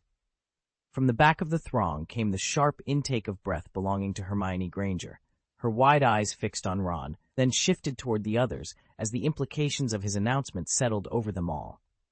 Silence fell again, heavier this time, as the students waited for answers, and for the next move in a mystery that was growing more dangerous by the hour. Hermione froze, remembering Sherlock's warning on the Hogwarts Express. According to Murphy's Law, the more you dread something, the more certain it is to happen. And all too predictably, disaster had arrived. She didn't know whether to congratulate Sherlock on his prescience or to curse the very law that made it true. Neville's grandmother had always said that only misfortune ever comes to pass. Good things, she maintained, simply don't. Some thoughts, Hermione decided, were best left unspoken. Harry, meanwhile, followed Professor McGonagall in stony silence. His shoulders were hunched, his gaze fixed firmly on the castle's worn stone floor. Even Minerva's stern glances failed to draw a word from him. The walk to the hospital wing stretched on like an endless trial, and Harry bore every step with the weight of his own despair. Sherlock paused as they turned a corner, his keen eyes registering the familiar portraits lining the corridor. This must be the way to the Gryffindor Dean's office, he observed. Then, glancing up at Professor McGonagall, he added, Professor, has Dumbledore not yet returned? McGonagall's lips tightened. Holmes, don't imagine that the headmaster's absence renders me powerless. Sherlock inclined his head, unperturbed. I made no such assumption. I merely deduced that, with the principal away, you would surely have informed us if you intended to intervene. Even as she bristled, McGonagall protested, I am not just Hogwarts' deputy head. I remain Gryffindor's dean. Sherlock offered her a small, forgiving smile. Forgive me, Professor. I only meant that one might be overly attentive to hierarchy. At that, the lines on McGonagall's forehead softened, and she fell silent. Harry, trailing just behind Sherlock, exhaled in relief. He admired his friend's composure. Without Sherlock's calm deflection, he would never have faced the stern dean alone. Oddly enough, Harry reflected, he felt more intimidated by Professor McGonagall's glare than by a reprimand from Dumbledore himself. They climbed the stairs to the second floor and, in no time, found themselves outside Professor McGonagall's office. For Sherlock, it was his first time inside. He paused in the doorway to take in the room's precise orderliness.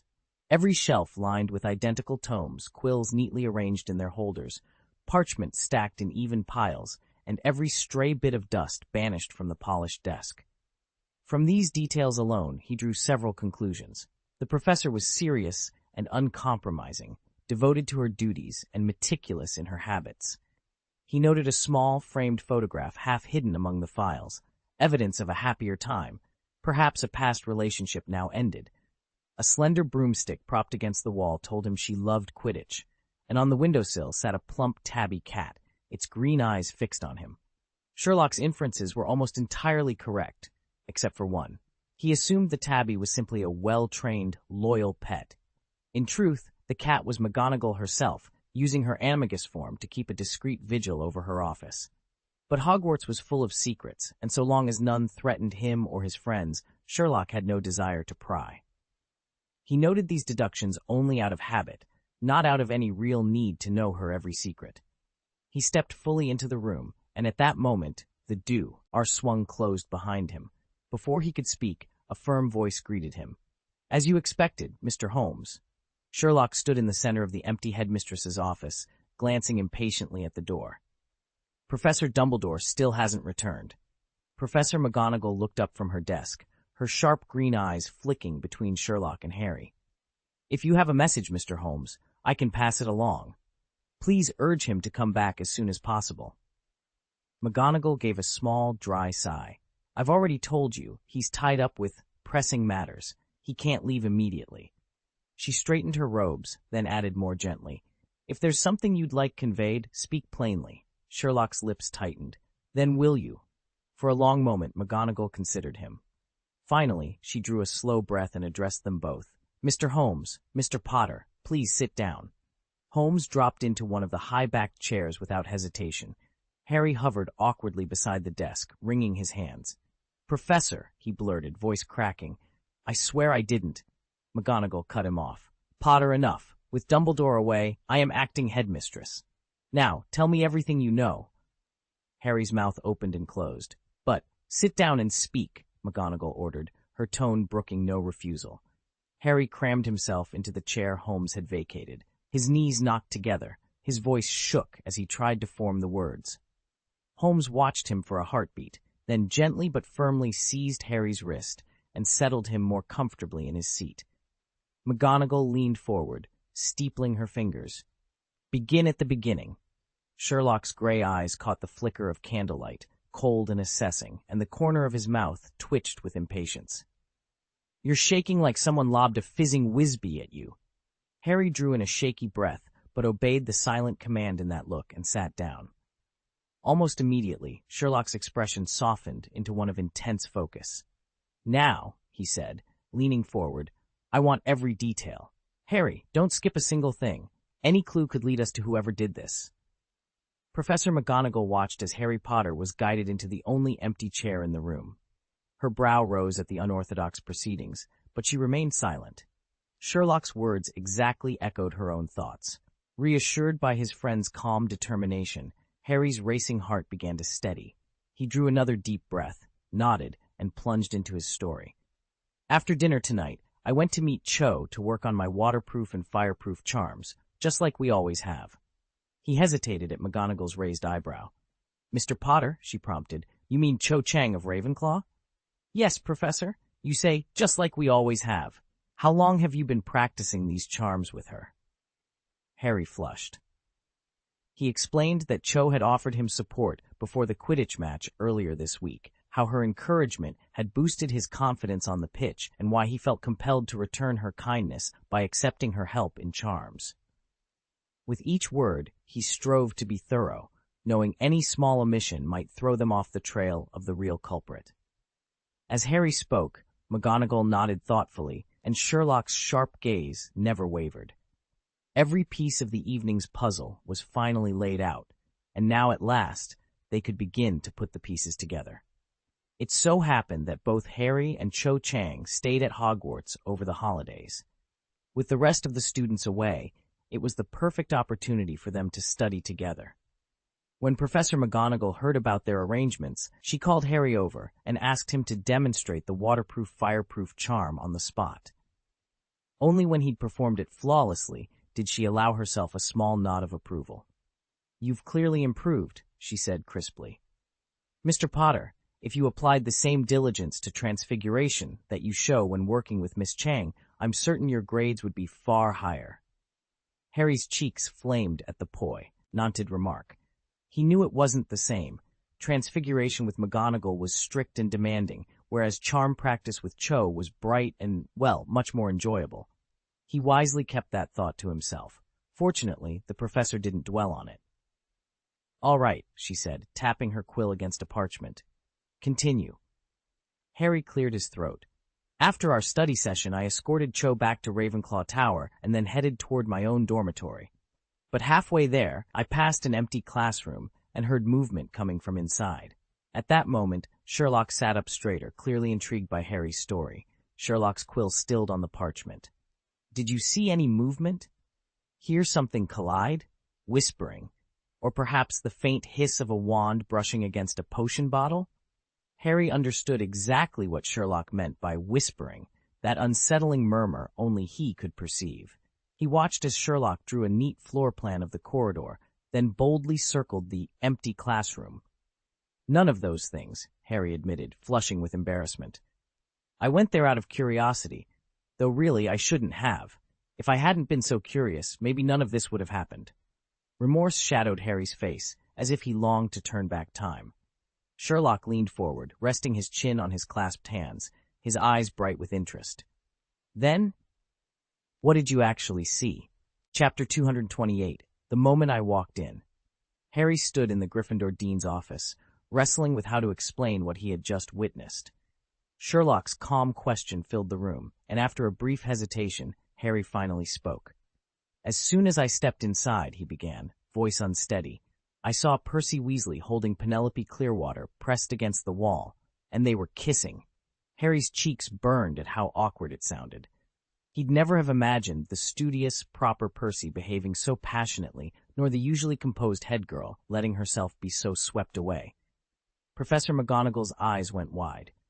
What? She exclaimed, her voice barely controlled. Two prefects doing that!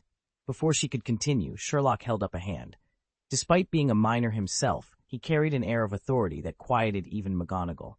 Please, Professor, calm down, he said smoothly. They're both in their 6th year. A kiss isn't exactly unheard of, and it won't lead to pregnancy. Harry, please go on. McGonagall's jaw clenched as she drew in a sharp breath, but she did not interrupt further. Harry nodded and continued, choosing his words carefully so that his account would be clear and indisputable. Professor McGonagall reached into her sleeve, produced a lion-embroidered handkerchief, and gently polished her glasses. Though she said nothing, the gesture made clear she didn't wish to contest Sherlock's words. She offered him a grateful glance, admiration shining in her eyes for his bold interruption, and then spoke again. They were terrified at first, she began, but the moment they recognized me, they relaxed.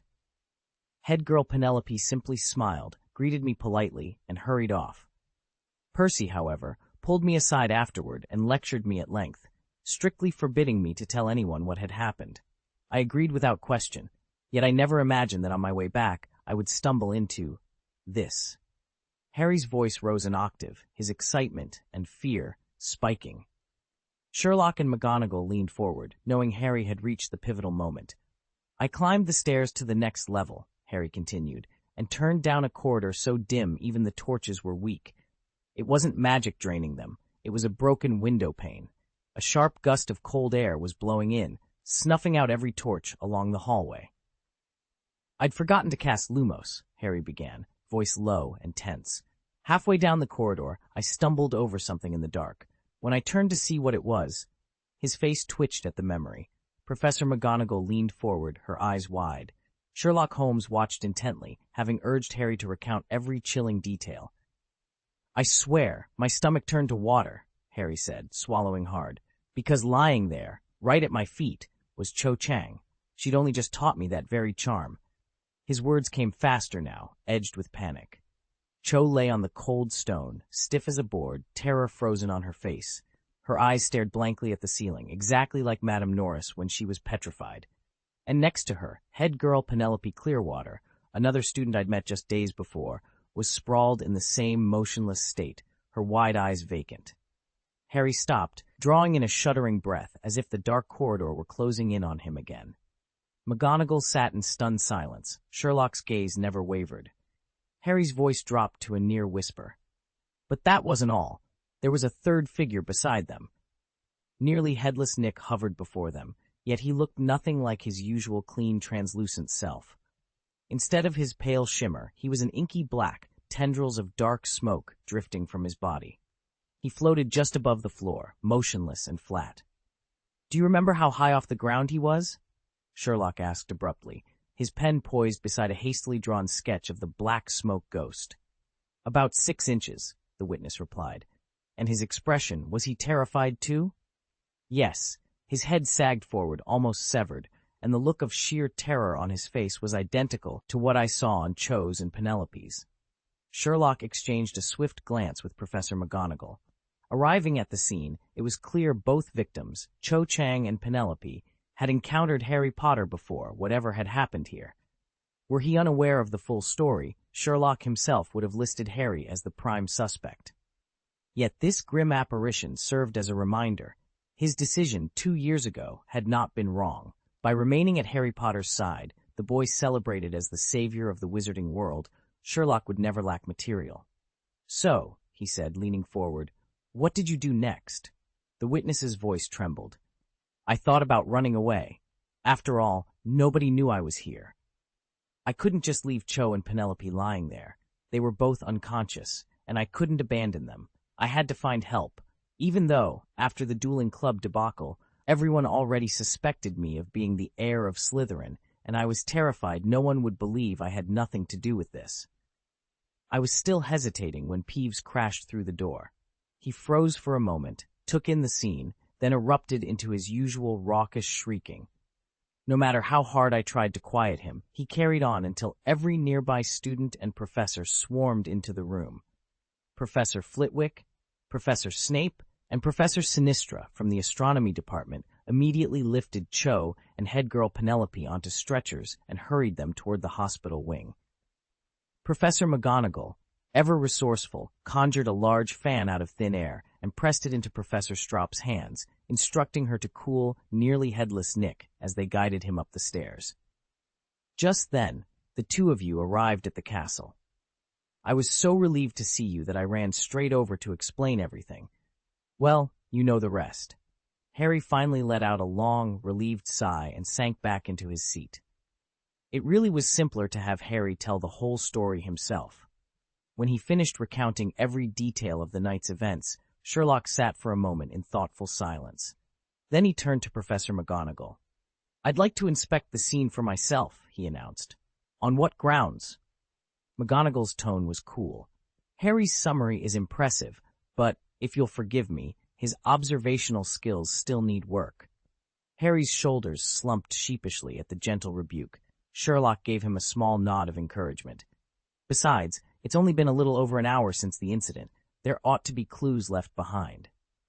"Mr. Holmes," Professor McGonagall replied sternly, "you know that searching the castle grounds without authorization breaches school regulations." "Regulations exist to serve us, not to bind us," Sherlock countered, his voice as calm as ever. McGonagall's eyes narrowed. "Unless," she said quietly, "you truly believe Harry didn't do this, and that you're determined to clear his name."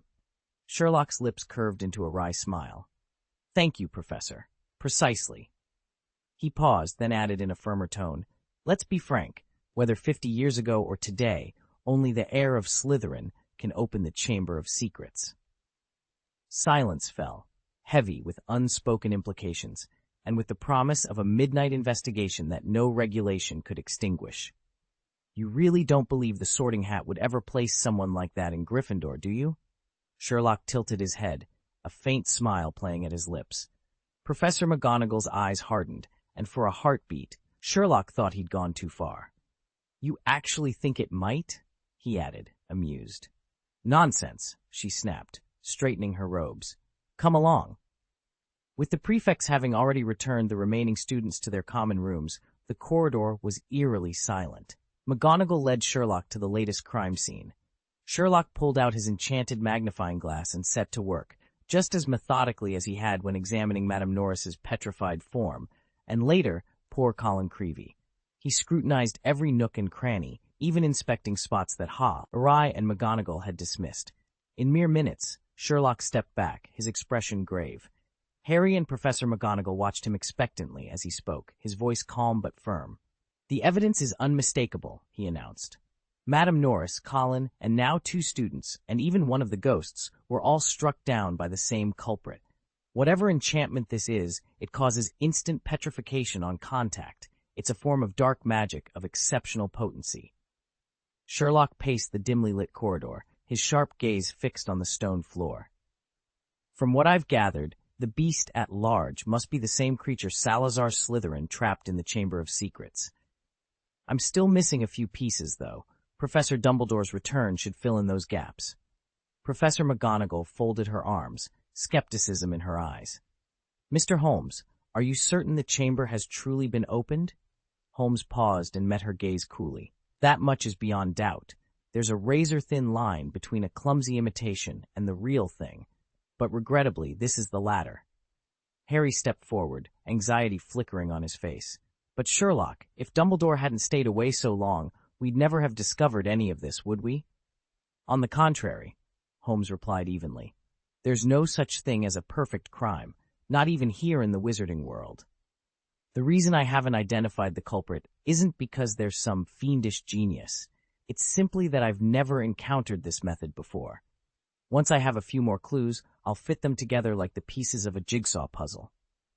Dumbledore's return would surely speed up my investigation, Sherlock remarked. He turned to Professor McGonagall. Then, once Headmaster Dumbledore is back at Hogwarts, I'll seek him out immediately. The professor gave no response, and Sherlock took her silence as consent.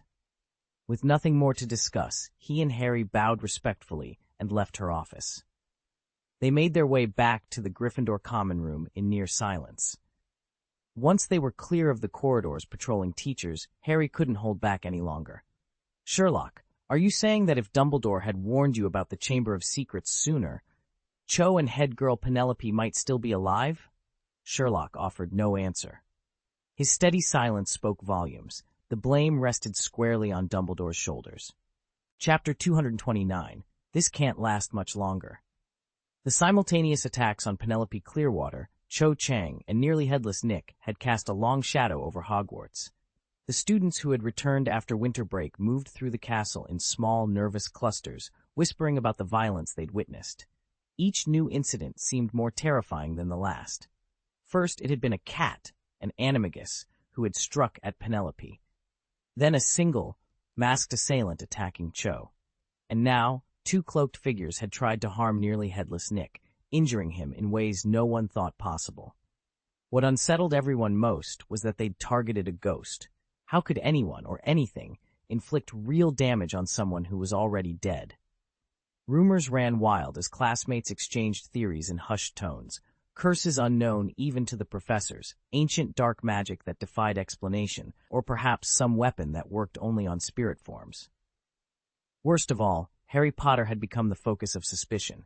Thanks to Peeves's gleeful propaganda, every student in Hogwarts believed Harry had been seen at each scene.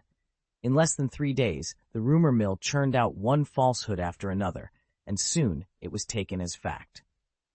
Victims like Penelope and Cho were both Muggle-born, and a few overly imaginative minds dredged up nearly headless Nick's heritage, insisting he too had been of mixed blood in life. It was being called a targeted campaign against those of inferior magical lineage, a campaign fueled by fear and whispered hatred. As the castle walls closed in, Harry felt the weight of every accusing glance. The tension simmered beneath the surface in every corridor, every common room. No one knew who or what would be struck next, but everyone was certain of one thing. This couldn't go on much longer. Harry still found himself at the center of attention, only now it was for all the wrong reasons. Last year at the start of term, students flocked to the hallway outside his classroom just to catch a glimpse of him. They'd pass by, then turn back for another look. This year, though, they steered clear. If anyone spotted him coming, they'd hurry past, or stop just beyond earshot to nudge one another and whisper. Even some of Gryffindor's youngest, the so-called Little Lions, had begun to take the rumors seriously. Most, however, dismissed them as pure nonsense. Nobody laughed harder than Fred and George Weasley. Whenever Harry appeared in the corridor, they'd dash ahead, chest out, theatrically parting the crowd and shouting, "Make way for the heir of Slytherin! Step aside, the most evil wizard in Hogwarts is coming through." Their older brother Percy, on the other hand, was far from amused. He scowled whenever their voices echoed down the stone walls.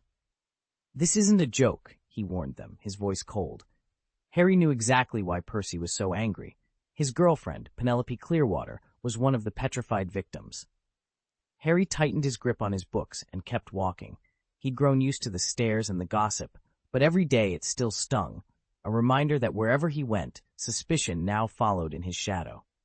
The Weasley twins had no idea about the full story, and they'd long assumed Percy believed the monster wouldn't dare attack a prefect.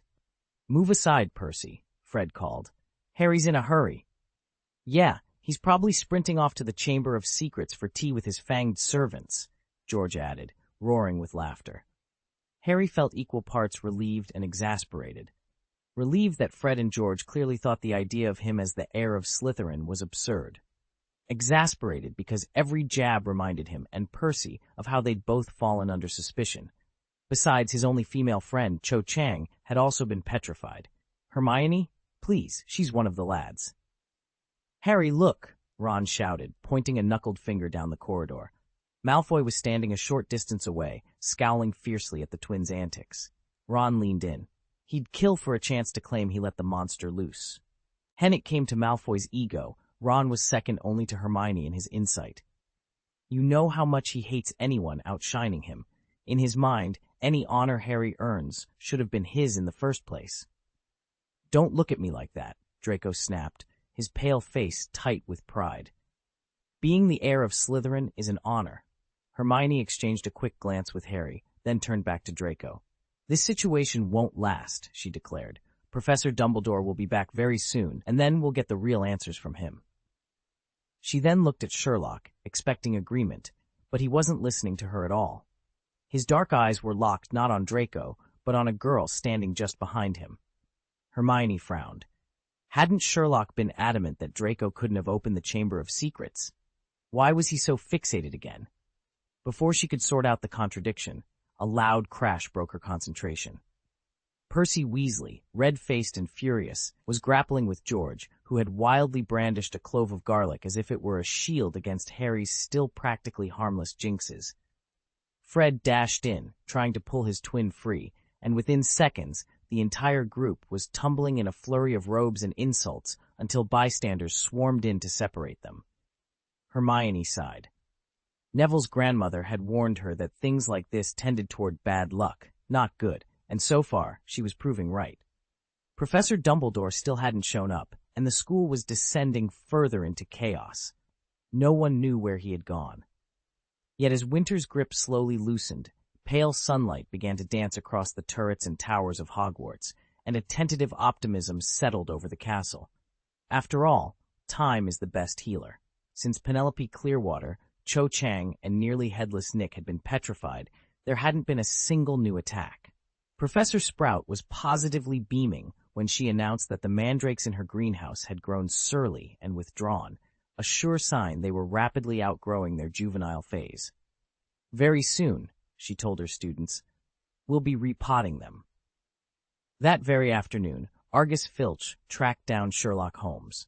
Madame Pomfrey had assured him that once the mandrakes reached full maturity, their roots could be harvested, boiled, and brewed into a restorative draught, at which point Madame Norris, his loyal cat, would awaken. Filch could barely wait. But he sought out Sherlock for another reason. He was desperate to learn who had cursed his beloved companion in the first place. "Argus," Sherlock warned him in a quiet corridor outside the greenhouses, "if you're thinking of revenge, you should give it up now." Filch's pale face tightened. "That cat's been my only friend these past years, Holmes. I need to see her safe again." Sherlock folded his arms. "I understand, but the person responsible is no ordinary criminal. This isn't a matter for brute force or a few choice curses." "Mr. Holmes," Filch said, voice cracking with urgency, "you've outwitted more cunning foes than any Auror. Please, help me bring this monster to justice." Sherlock studied the caretaker's pleading expression. After a long moment, he nodded. "Very well, Argus. We'll do this properly. I'll need your every scrap of information on when and where Madame Norris was taken. Then we begin." Relief flickered in Filch's eyes. Together they turned toward the greenhouse, where the future cure, and perhaps the key to unmasking the culprit, waited quietly in the rows of growing mandrakes. "Sherlock, are you really saying it's—" Ron's voice cracked with disbelief. Sherlock met his gaze coolly. "Yes, it's the same monster that once lurked in the Chamber of Secrets." "For Madame Norris's sake," Argus Filch rasped, his shoulders slumped, "please tell me, Who opened the chamber this time? You love her so much, Mr. Sherlock. You must be devastated by what happened to her. Sherlock's expression didn't change. All I can tell you right now is that this attack has absolutely nothing to do with Harry Potter. With that, Filch turned away, defeated, trudging back down the corridor. Harry, Ron, and Hermione watched him go, their jaws dropped. I never thought we'd see the day when Filch actually believes Harry, Ron muttered. Hermione shook her head in wonder. He doesn't believe Harry. He believes Sherlock. Ron glanced back at Sherlock. Why such blind faith in you? Sherlock folded his arms. After I dispelled the petrification spell on Madame Norris, I arranged for my family to send her a steady supply of specialty cat food. Until she was attacked again, I visited her regularly, sometimes with a new cat toy, sometimes with a simple treat for Filch. Over time, a bond formed. Hermione's eyes widened. So all those little gifts of yours really worked? Sherlock allowed himself a faint smile. Turns out, nothing persuades a caretaker more than kindness shown to his beloved charge. Ron and Hermione exchanged impressed looks as they followed Sherlock down the corridor, each of them a little more convinced that, when it came to earning trust, Sherlock's methods, no matter how unconventional, were undeniably effective. Sherlock regarded them coolly. Filch clearly overestimated my feelings for Madame Norris. In truth, I had planned to dissect her. Hermione could only gape. Seeing her stunned expression, Sherlock pressed on. But that wasn't my only motive. I've also discovered that Filch is a squib. Harry and Ron both leaped forward. A squib, they chorused. Ron couldn't help laughing. Right, a squib is someone born into a wizarding family who possesses no magical talent. Now it all makes sense, why Filch always seemed to despise us students. Hermione frowned thoughtfully. So he's been cozying up to you because he's terrified you'll expose him. Sherlock inclined his head. Hermione turned to her two friends. You mustn't tell anyone what we've learned. Ron grinned. Don't worry, I won't mention it, but I'm not sure about Harry. Hermione shot him a puzzled look. Why not? I'd trust Harry to keep a secret long before I'd trust you. Because Harry talks in his sleep, Ron said solemnly. Harry's cheeks went bright crimson. The conversation petered out there, but strangely enough, Harry felt a weight lift from his shoulders. Harry hesitated to propose reopening the Chamber of Secrets. With the entire school on high alert, teachers and students alike perpetually suspicious, trying to flush out whatever creature lurked below carried far too much risk. Besides, it was entirely possible the monster had already settled into hibernation for another 50 years, or that the true heir of Slytherin had simply lost his nerve. For once, Harry didn't confide these doubts to Sherlock. He couldn't bear the thought of Sherlock's calm or unerring logic shattering his optimistic view. Since meeting the famed consulting detective, Harry knew better than to expect kind words. Sherlock's predictions were never wrong, and Harry feared the blunt reality check that would follow. In spite of the cautious optimism spreading through Hogwarts, certain people still tested Harry's patience. Draco Malfoy topped that list.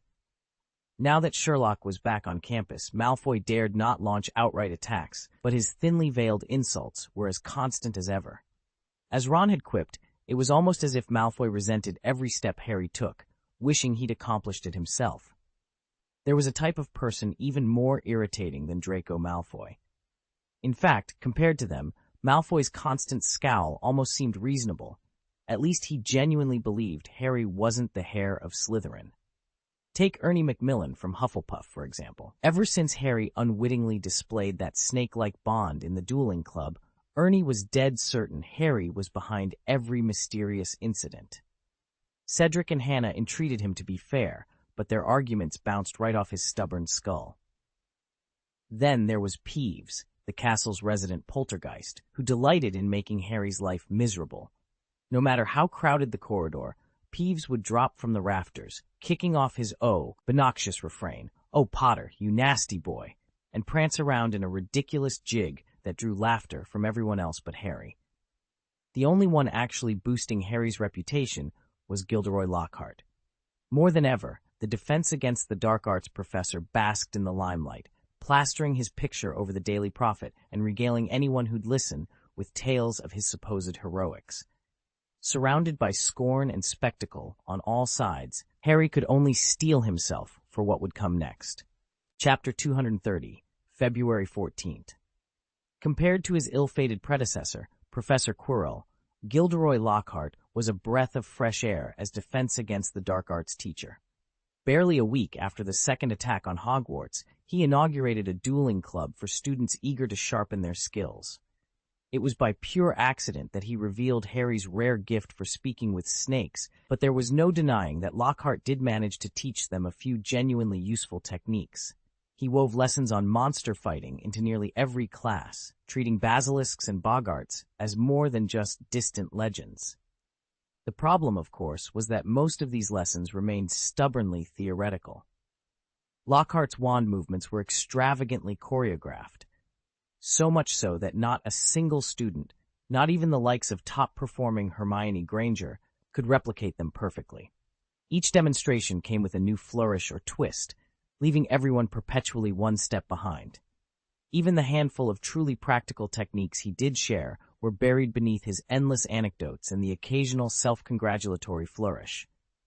Still, eager to impress, the students endured the theatrical displays, straining to master any fragment of real defense magic. Meanwhile, Lockhart took every opportunity to remind the entire faculty, often quite loudly, of his own heroic exploits. By Valentine's Day, Hogwarts had grown accustomed to this curious blend of earnest instruction and endless self-promotion. And as for Harry, he was getting better at duels by the day, all thanks to a professor who cared more about style than substance, and yet, somehow, still managed to teach him something valuable. Lockhart's favorite new catchphrase was, "I don't foresee any more trouble, Minerva, Filius, Pomona, Severus."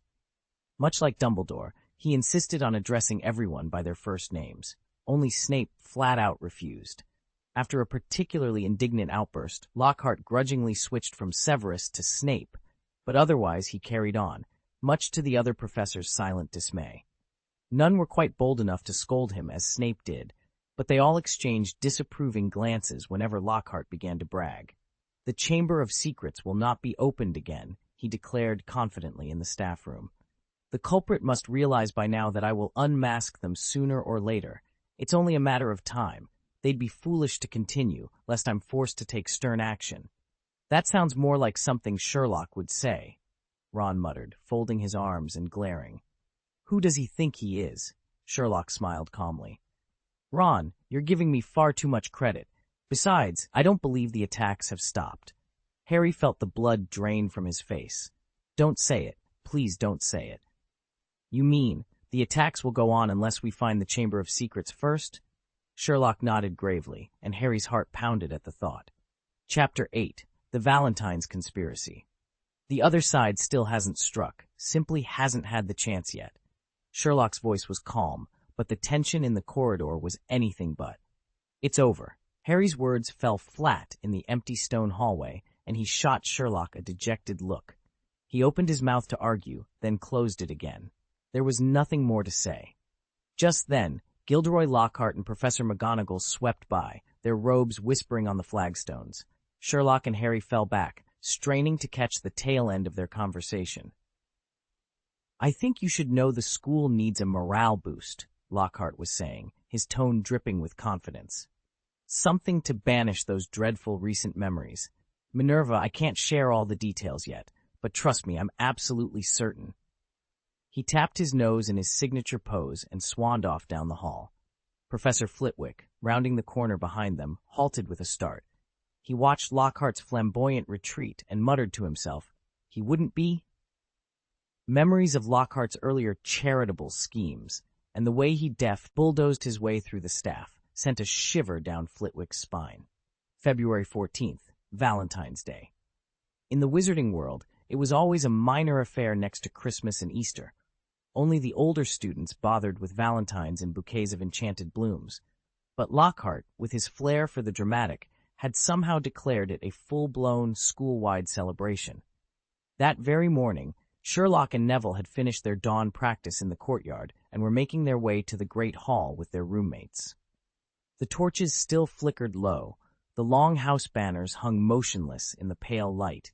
Everyone moved in hushed anticipation, wondering what Lockhart's latest grand gesture would look like. Sherlock exchanged a look with Neville. "Are we ready for another one of his spectacles?" he asked quietly. Neville shrugged. "As ready as we'll ever be. Let's hope he at least brings chocolate."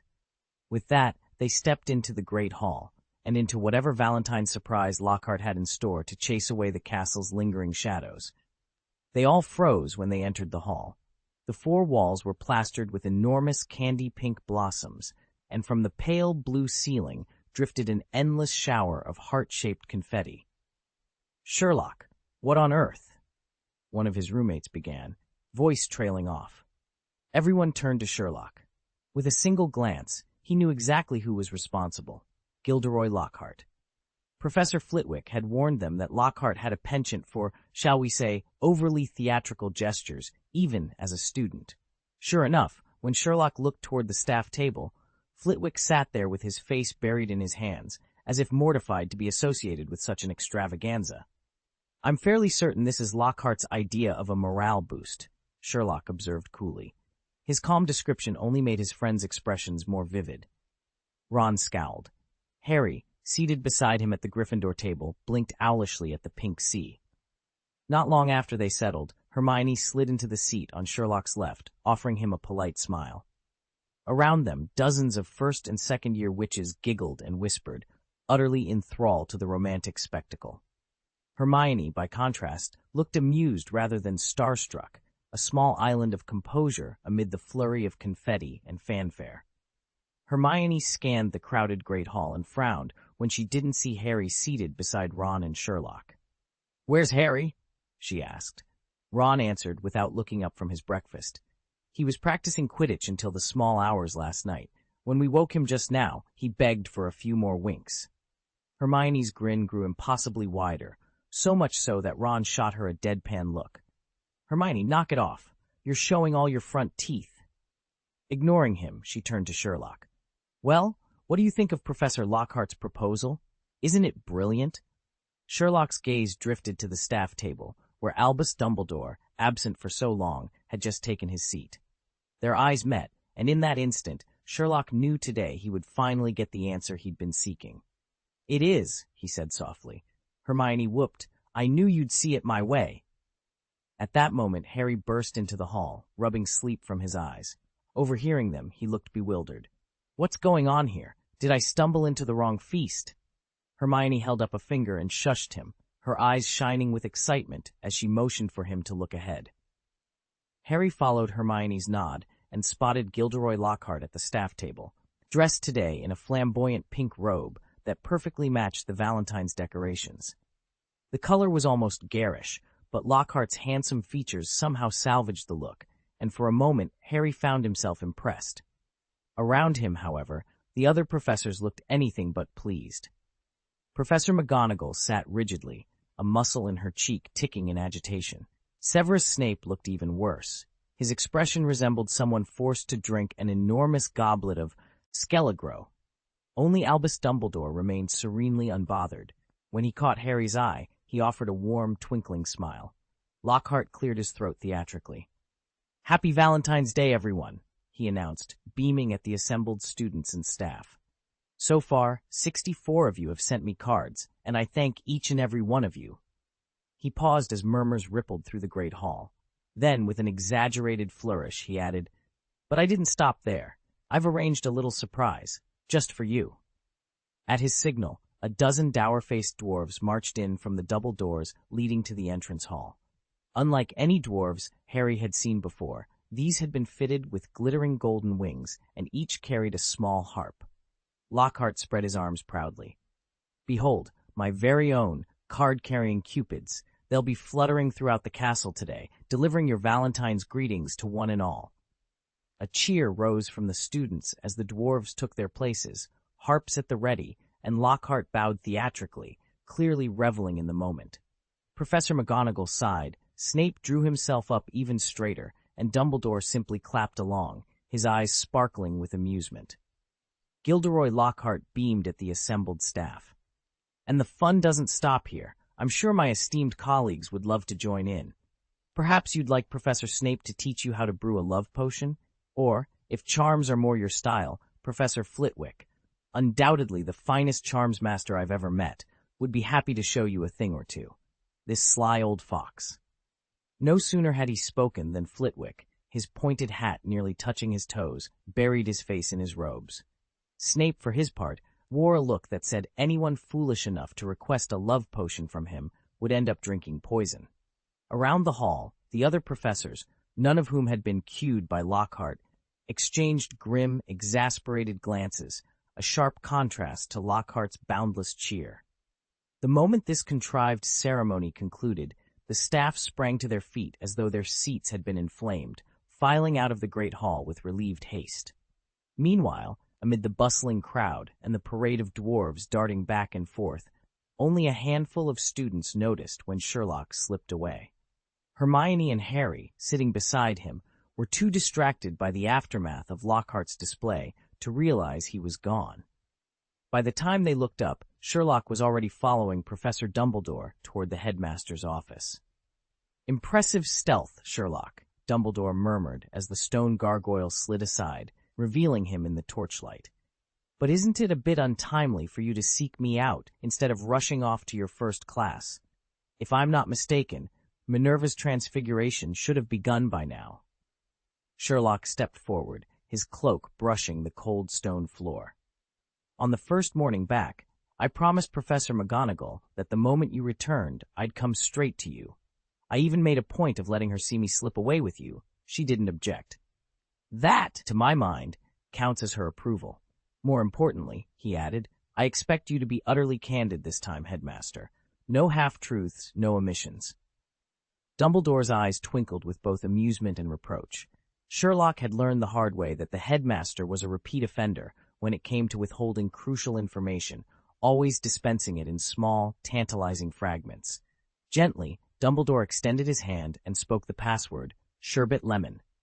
With a rumble, the gargoyle shifted aside completely, exposing the narrow spiral staircase carved into the castle's ancient rock. They climbed in silence, each torch casting dancing shadows on the walls. At the top, Dumbledore pushed open the heavy oaken doors to his office. Sherlock's first glance fell on Fawkes, the phoenix, perched regally on a marble pedestal. The bird's scarlet and gold feathers glowed in the lamp's light, and its keen eyes seemed to acknowledge that whatever passed between Sherlock and Dumbledore tonight would ripple far beyond these walls. Fawkes had grown noticeably since Sherlock's last visit, no longer a downy chick, yet still not the resplendent phoenix Dumbledore so often praised. Sherlock spared him only a brief glance before returning his full attention to the headmaster, his eyes tracing the curve of Dumbledore's half-moon spectacles and the bridge of his long nose. He stood perfectly still, braced for whatever revelation might come next. Dumbledore folded his hands across his robes and spoke quietly. "Sherlock, there's something the Ministry of Magic uncovered 50 years ago. It was Rubus Hagrid who opened the Chamber of Secrets." For a heartbeat, silence reigned. Then Sherlock laughed, a sharp, unbelieving sound. "Headmaster, you can't be serious." Dumbledore lifted an eyebrow. "And why do you doubt the Ministry's conclusion?" Sherlock leaned forward, a sardonic smile curling his lips. "Because the heir of Slytherin is meant to be a pure-blood serpent lover, not a Gryffindor, and certainly not a half-blood giant. I've told you once, and I'll say it again, if you actually believe that story, you ought to go wrestle mountain gorillas in the Ugandan jungles. Perhaps a few solid slaps will clear your mind." Rather than bristle, Dumbledore chuckled, a warm, lilting sound that filled the room. "Ah, but my dear boy, that is exactly what the Ministry determined half a century ago." He leaned back, silver beard fluttering, as Fawkes gave a soft, triumphant trill. Chapter 231, 50 years ago. Sherlock's dark eyes flicked up to Albus Dumbledore as he leaned against the edge of the professor's polished oak desk. The flicker of torchlight caught the sharp lines of his face. "It isn't only the Ministry of Magic you're beholden to, is it?" he taunted. Dumbledore said nothing, though the fine silver at his temples twitched at the corners. Sherlock sneered and produced a snapped wooden wand from the folds of his cloak. That shrewd and capable, conscientious and responsible former headmaster, Armando Dippet, must have thought so too. Remember how he shattered Hagrid's wand and expelled him? Well, when you send this little relic off to Uganda, Feel free to let the mountain gorillas have a go at it."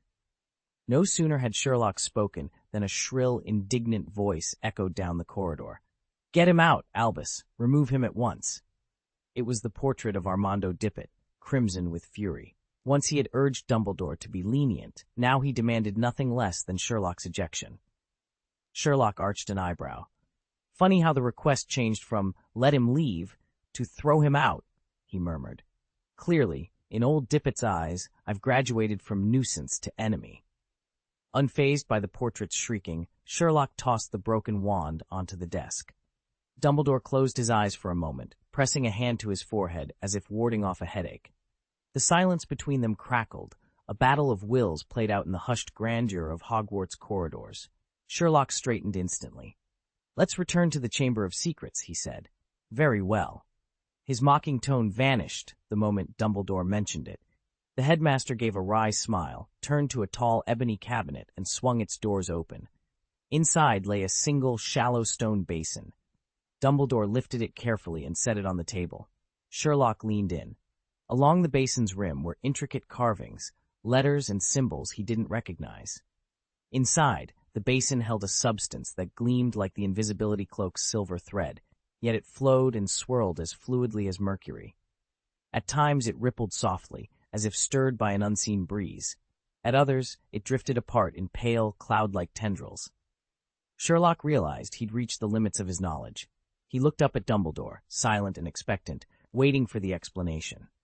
Albus Dumbledore led Sherlock Holmes into his private study, where moonlight filtered through stained-glass windows and dust motes danced in the air. In the center of the room stood a low, circular basin carved from pale stone. Its surface rippled with silvery tendrils of memory. "This," Dumbledore announced, tapping the basin's edge with his wand until the water glowed faintly, "is called a pensieve. There are moments when my mind feels so crowded with thoughts and recollections that I fear I might drown in them. That's when I transfer the excess here. I imagine you can sympathize." Sherlock Holmes glanced at the gleaming basin, his dark eyes unflinching. "Surprisingly, I've never experienced that sensation." Dumbledore raised an eyebrow in genuine surprise. "With a mind as brilliant and as busy as yours?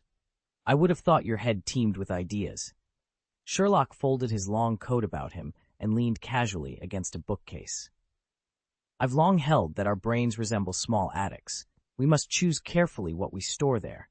To haul in every scrap of information, every bit of debris we encounter, serves only to clutter the space. Valuable knowledge gets buried under useless clutter. True wisdom lies in selective curation, not blind accumulation. That is why I've never needed a pensieve." Dumbledore stood motionless, wand still raised, as he let Sherlock's words sink in. He had intended to demonstrate his proudest invention to this famously analytical mind, and yet the detective had upended the very principle behind it. At last, he lowered his wand and offered Holmes a curious smile. Though his invention remained unique, Dumbledore recognized that even the greatest wizards could learn a thing or two from the world's most perceptive detective. Because he'd spent so much time delving into the pensieve, Sherlock knew better than most what lay within a memory basin.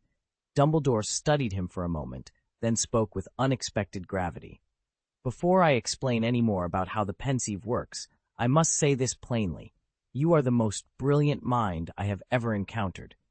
Sherlock inclined his head in a polite nod. "Thank you, Headmaster." His tone was measured, confident, but not arrogant. Dumbledore offered a small smile and pointed to the stone basin at his side. Inside, a silver-gray mist swirled, coalescing into shifting shapes. "This," he said, "is my pensieve. I can siphon away the excess fragments of my thoughts, especially those too complex or numerous to inspect all at once, and deposit them here. Freed from the clutter of active reasoning, each memory reveals its contours and connections much more clearly." Sherlock leaned forward, eyes tracing the eddies of mist. "So the basin actually holds your thoughts?" "Precisely."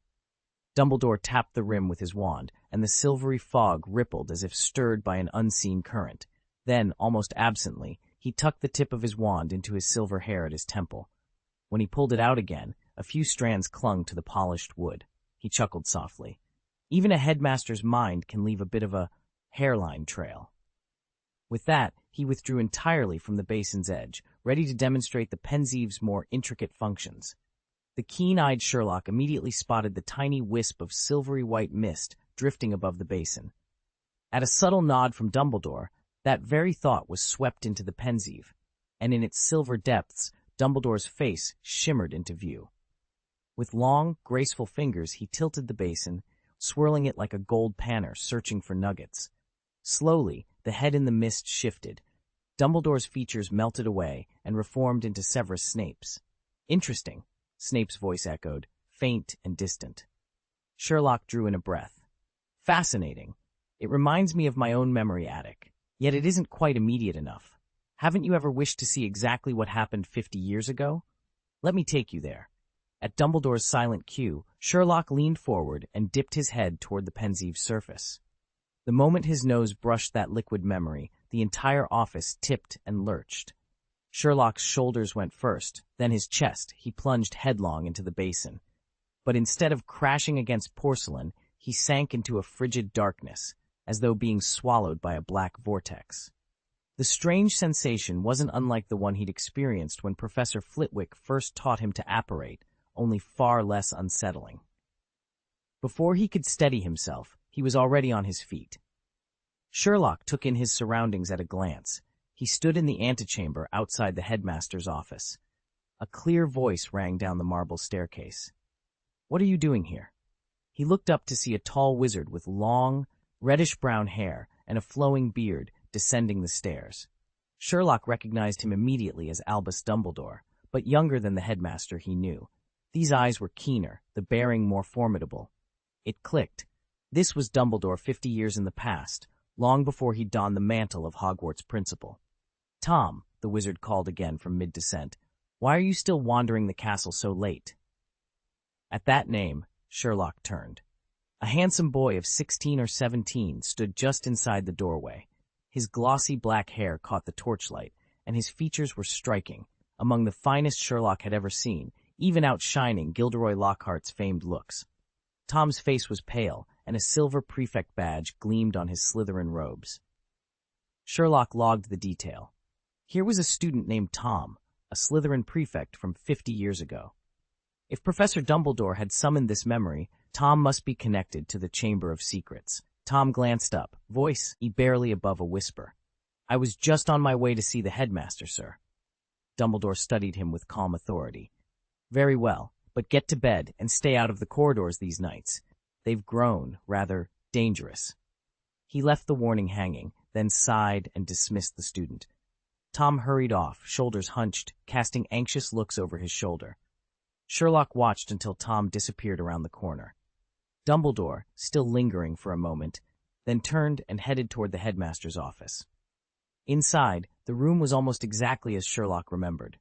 Stately furnishings, lined bookshelves, a hearth crackling low, but the familiar perch for a phoenix was empty. Seated behind the desk was not Albus Dumbledore, but Armando Dippet, the man who had served as Hogwarts headmaster before him.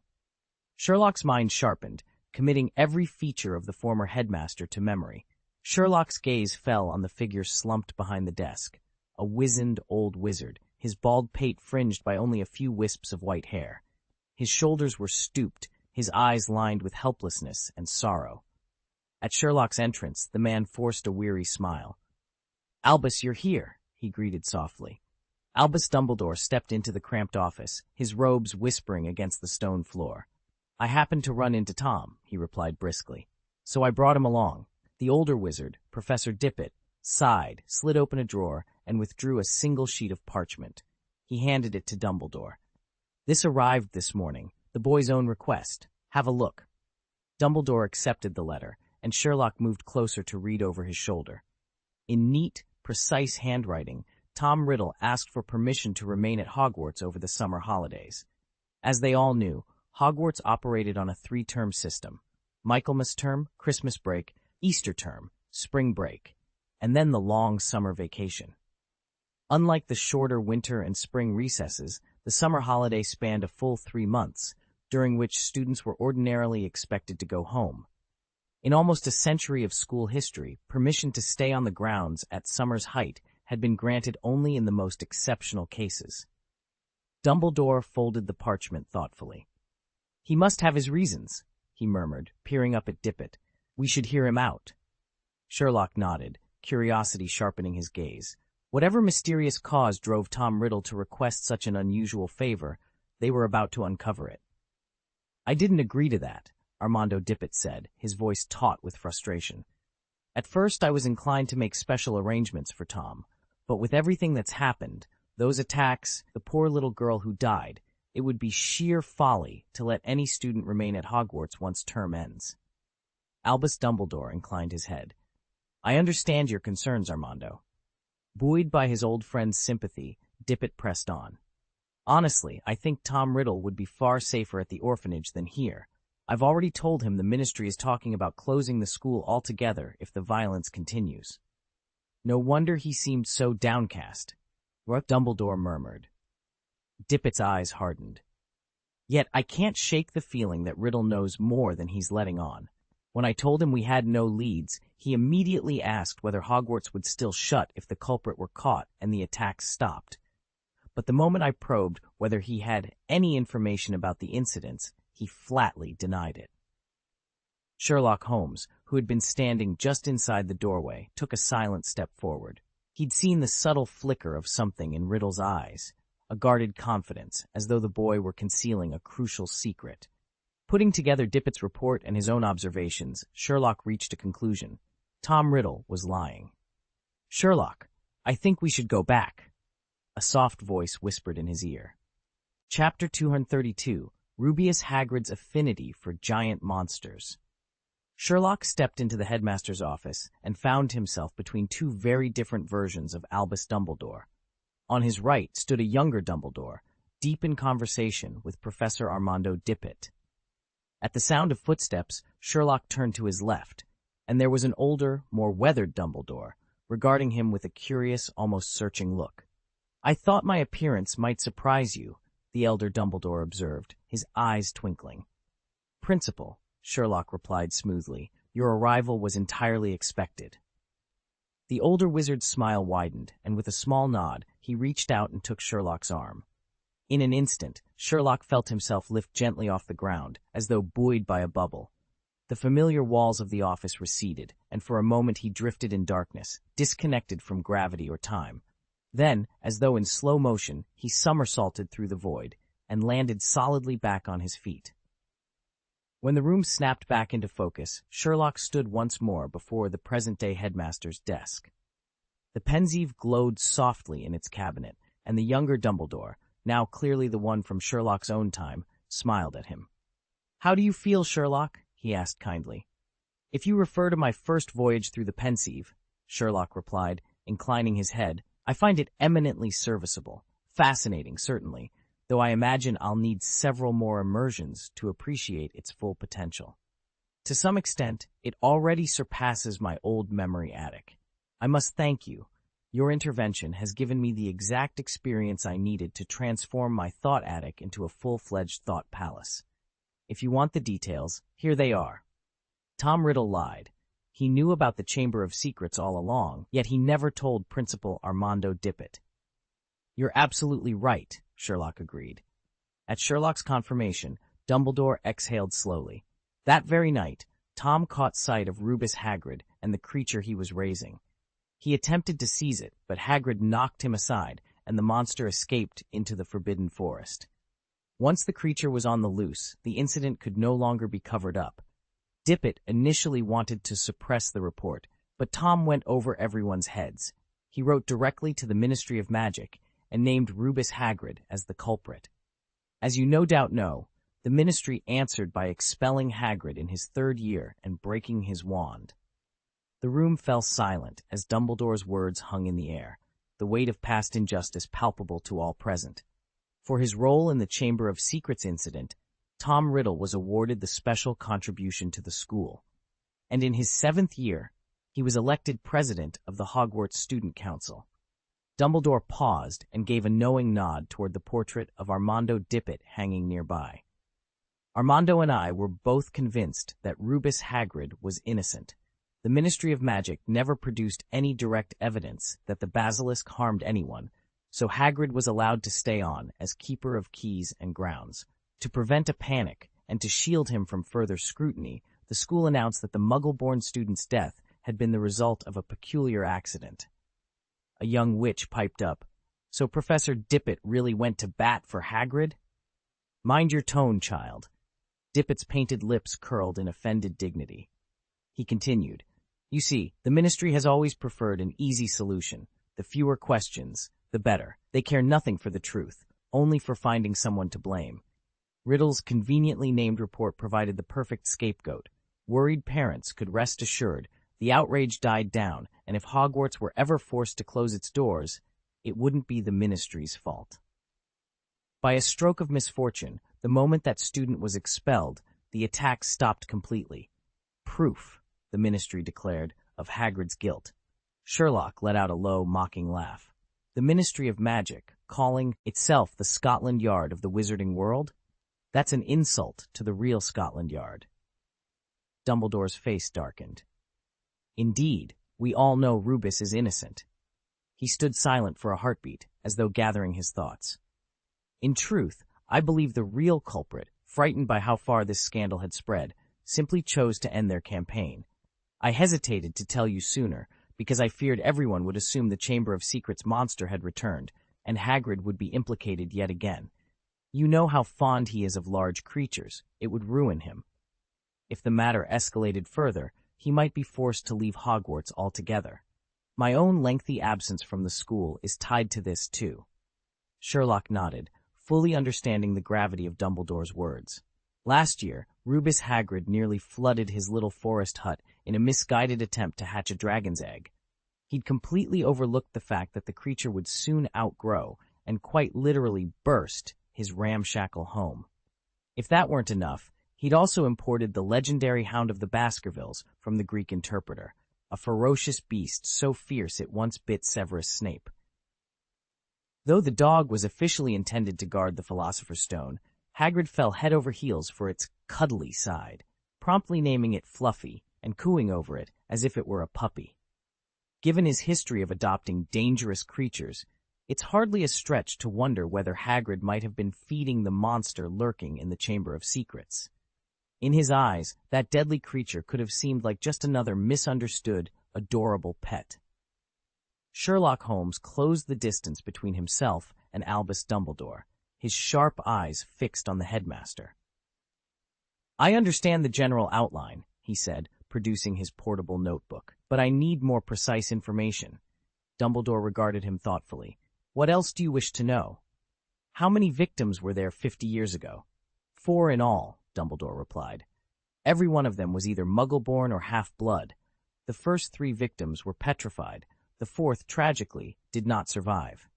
Sherlock's pen hovered over his notes. "The student who died, Myrtle Warren..." Dumbledore nodded solemnly. "Myrtle Warren, a Muggle-born witch. She lost her life defending her classmates." "I was the one who fetched her when she first arrived at Hogwarts," Dumbledore said matter-of-factly. Sherlock frowned. What exactly was the creature Hagrid raised that everyone mistook for the Chamber of Secrets monster? "Later I asked Hagrid myself," Dumbledore continued. "He called it Aragog. It's an acromantula." "An acromantula? He actually kept one of those at the school?" Sherlock's eyes widened. He accessed his memory attic, pulling up every detail he knew about the creature. Acromantulas hail from the remote rainforests of Southeast Asia, especially the tangled jungles of Borneo. These spiders have 8 glossy black eyes and are covered in thick, bristly hair. A fully grown specimen can stretch up to 15 feet from leg tip to leg tip, with massive chelicerae capable of ripping apart both living prey and carrion. Like all spiders, they're strictly carnivorous, and given their size, they prefer large targets, including humans. Their venom is potent, their jaws powerful, and their temperament notoriously savage. It's little wonder the British Ministry of Magic ranks them at the highest danger rating, XXXXXX. No wonder Hagrid shrugged off the dragon he kept in his hut last year. He'd already made a habit of harboring dangerous creatures. Dumbledore, for once at a loss, cleared his throat twice before continuing in a somewhat awkward tone. That acromantula was a gift to Rubeus from a distant traveler, he explained. Back then, Hagrid was still a student, and he secretly nestled the egg in a cupboard at Hogwarts. He fed it breadcrumbs every day until it grew tall enough to burst out of its makeshift nursery. The headmaster, uncharacteristically loquacious, launched into a string of fond recollections about his early friendship with Hagrid. Sherlock, meanwhile, was quietly tracing the outline of a giant spider in his notebook. When Dumbledore finally fell silent, Sherlock snapped his pen shut and fixed him with a serious stare. "On this point, I must side with Tom Riddle," he said calmly. "This creature has no business being raised at Hogwarts." Dumbledore raised an eyebrow. But Hagrid insisted that, despite Aragog's natural urge to prey on humans, he never harmed a soul at school. Sherlock's lips curled in disdain. Even if Aragog can master his own urges, can anyone guarantee the same restraint from his offspring? Acromantulas can lay up to 100 eggs at a time, with an incubation period of only 6 to 8 weeks. Once they hatch and mature— Right, Dumbledore interrupted himself. Hagrid only owns one acromantula. No need to worry about a sudden infestation. Wait, what did I just say? Sherlock caught a flicker of expression on Dumbledore's face, subtle, but telling. His brow rose in genuine surprise, marking the second time this evening that he'd been taken aback. "You're not suggesting that Hagrid bred Aragog himself, are you?" Sherlock asked. Dumbledore gave a small, almost sheepish smile. "Well, after the Colin Creevey incident, I spoke with Hagrid about it. He told me Aragog chose to live deep in the Forbidden Forest, surviving on the forest's natural prey. Hagrid checks in on him from time to time, and, remarkably, even introduced him to a mate. They've since raised a thriving brood, living quietly and peacefully, far away from humans." Sherlock stared, momentarily at a loss for words. He leaned back, absorbing the revelation. In that instant, he felt an unexpected pang of sympathy for the young wizard Tom Riddle.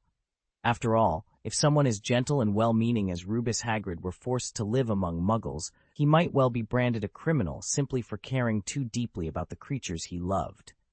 Albus Dumbledore leaned back in his chair, his kindly eyes fixed on Hagrid. "Well, that's your story, Rubeus. Sherlock, what do you make of it?" Sherlock Holmes folded his hands and closed his eyes for a moment, as if weighing invisible clues. Then he opened them, calm and sure. "The person who opened the Chamber of Secrets 50 years ago was not Rubeus Hagrid," he began. "Nor was the acromantula he raised responsible for petrifying the students.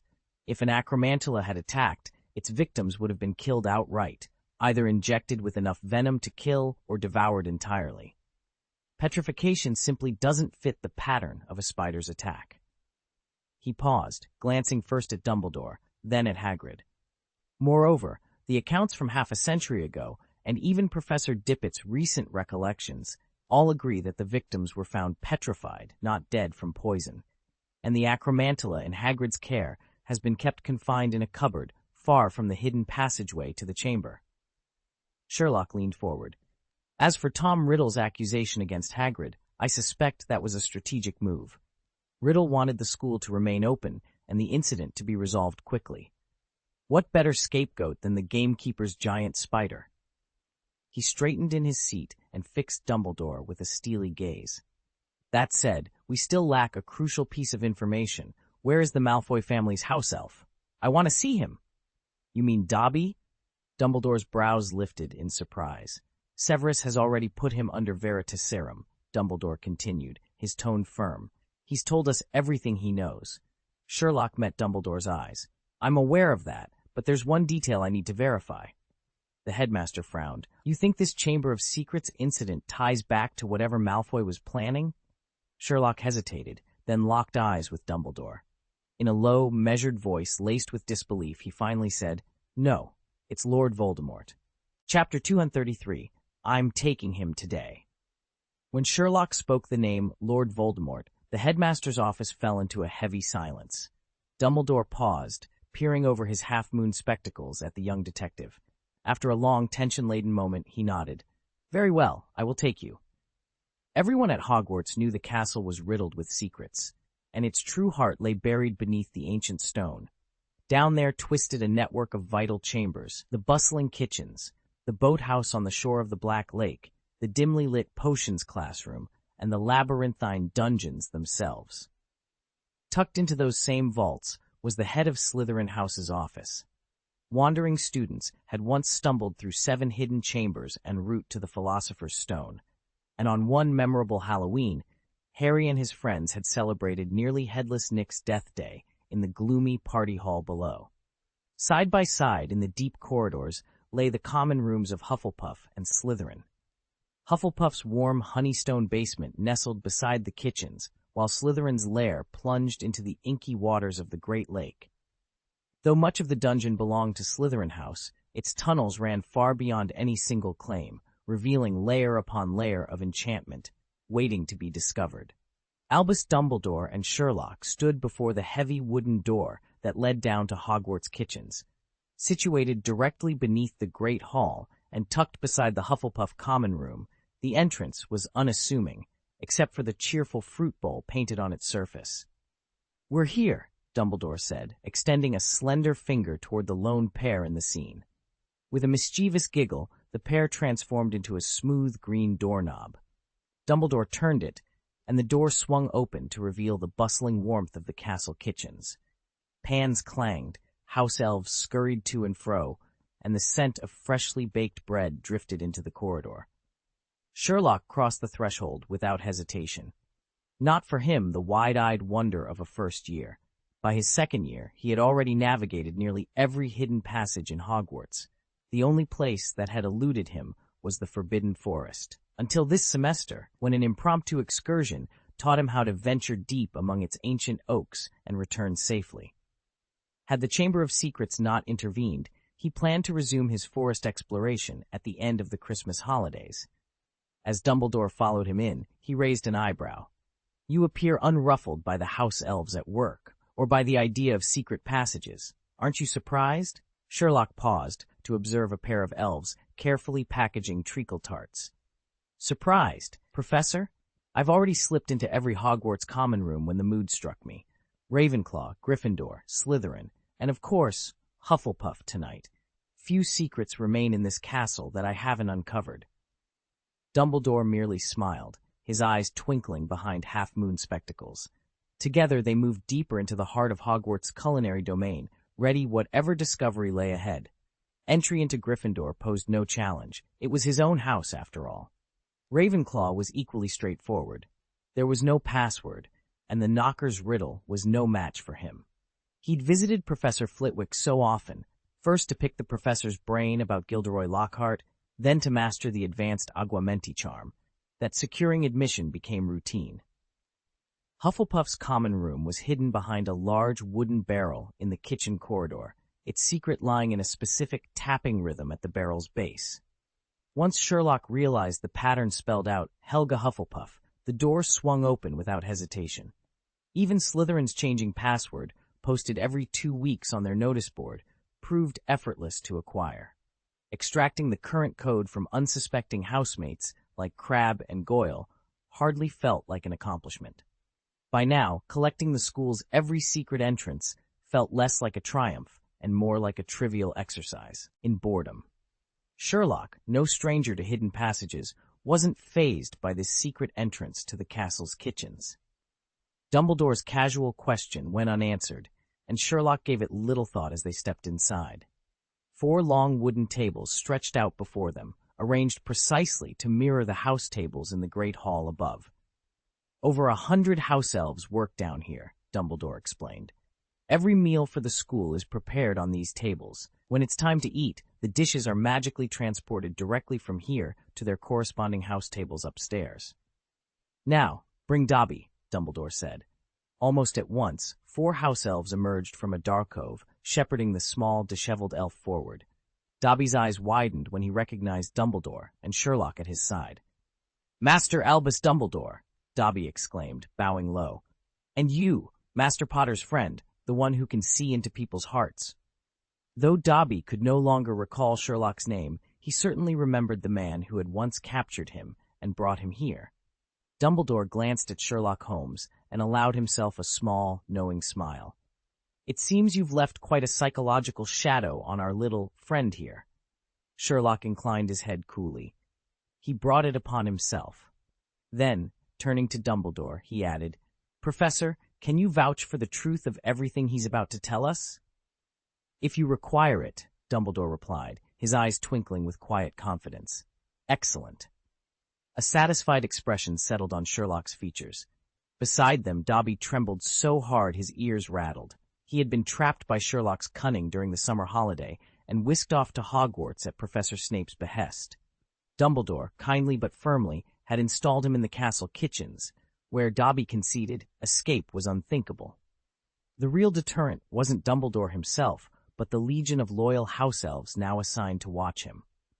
The moment Dumbledore issued the order, every one of the 100+ elves on staff sprang into action. They formed shifts, relaying information and taking turns at surveillance. Their unwavering loyalty meant no corner of the castle remained unpoliced. In that sea of devoted watchers, Dobby, desperate for freedom, felt like the one true anomaly. And so, shivering in the dim kitchen light, he waited, fully aware that this time there could be no escape. Dobby's heart pounded as Sherlock Holmes prepared to question him again. The bitter aftertaste of Veritaserum still clung to his tongue, making him squirm in his seat. "First question," Holmes began, his tone calm but insistent. "Do you know what dark arts artifact Lucius Malfoy tried to dispose of at Hogwarts?" Dobby exhaled with relief. This was safe territory. "I'm afraid I don't know, sir." Holmes gave a slight nod. "Very well. Second question. You told us earlier that this matter had nothing to do with Lord Voldemort, correct?" At once, 5 house elves clapped their hands over their ears and cried in unison, "Don't say that name!" Holmes barely glanced at them. He frowned and said briskly, "No theatrics, please. Just answer the question." One terrified elf piped up, "Professor, not he who must not be named." Holmes fixed Dobby with a steely gaze. "Let me be absolutely clear. It had nothing to do with he who must not be named, yes or no?" "Yes, sir, nothing to do with him," Dobby replied. "Good." Holmes turned and addressed Professor Dumbledore. "That concludes my questions." Dumbledore's eyebrows rose in surprise. "Really? That's all?"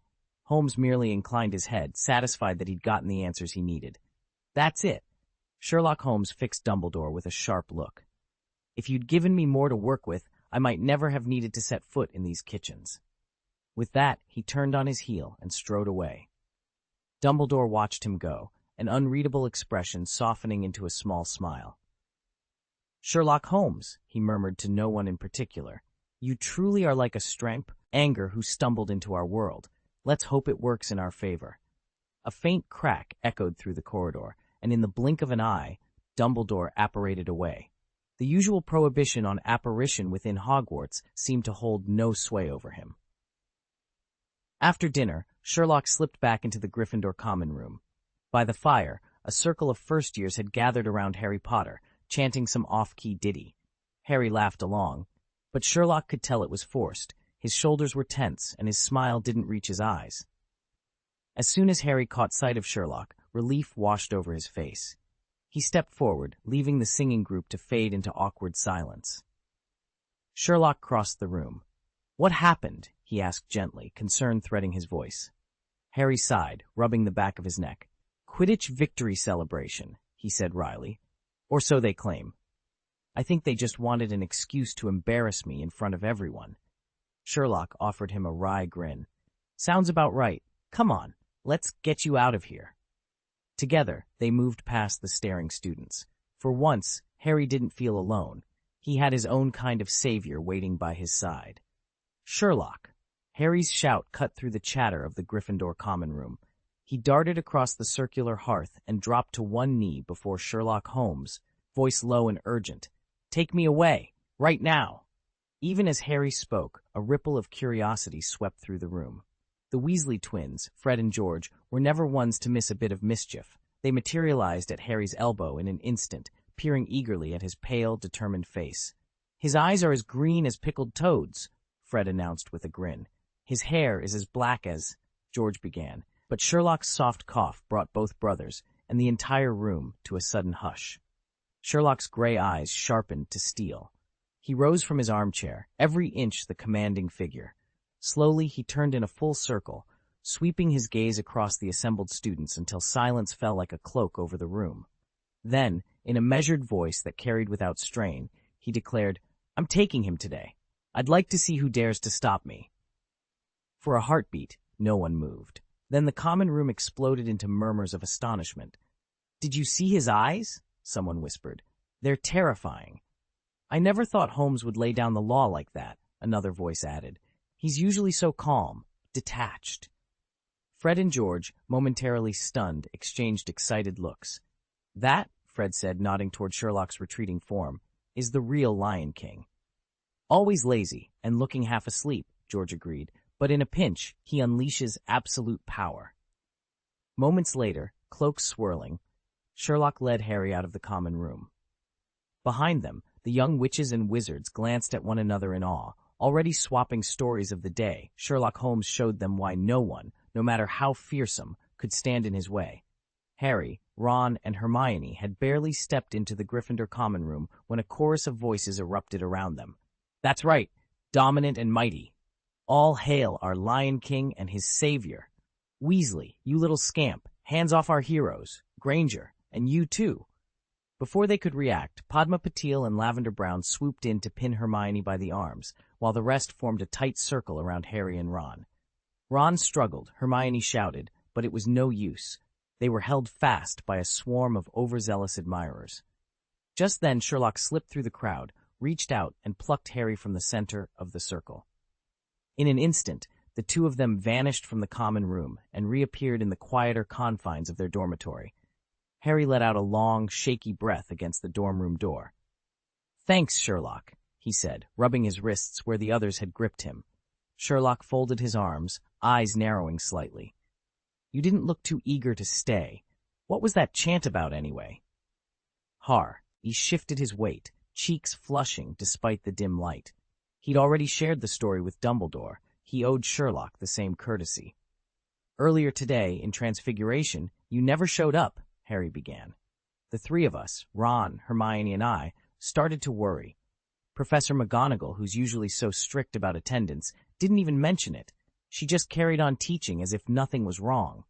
Sherlock's expression softened into a nod. "So you came back to the common room and ran right into a pack of fanatics." Harry managed a wry smile. "Yeah, they were chanting about the Lion King and the Savior. I tried to slip away, but they grabbed me. Ron and Hermione went in after me, and got caught too."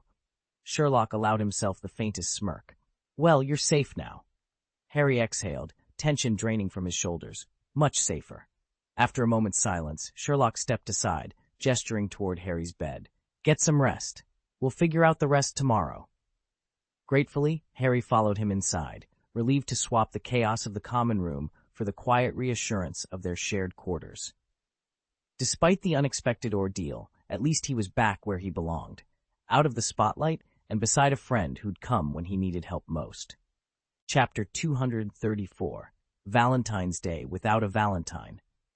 Harry, Hermione, and Ron were all too familiar with Sherlock's habit of vanishing at a moment's notice, so when Professor McGonagall made no mention of him, they quietly agreed to act as if nothing were wrong. They'd just begun to worry, when a new commotion seized the castle's attention. The pygmy dwarves, Professor Lockhart had imported, were now storming through classrooms, delivering Valentine's Day cards to every student in sight. They barreled in without a second thought for ongoing lectures or order, bounding from desk to desk with little love notes clenched in their tiny fists. Needless to say, the professors were not amused. By mid-afternoon, the dwarves' territory had spread beyond individual classrooms. They roamed the corridors, squeaking and chattering, leaving crumbs of pink paper in their wake. And before long, Harry found himself in their sights. He and the rest of the Gryffindor first years were climbing the grand staircase toward their next class when a high-pitched voice called out from just behind him, "Harry Potter!" Harry froze. Hearing his name so pointedly called sent a cold prickle down his spine.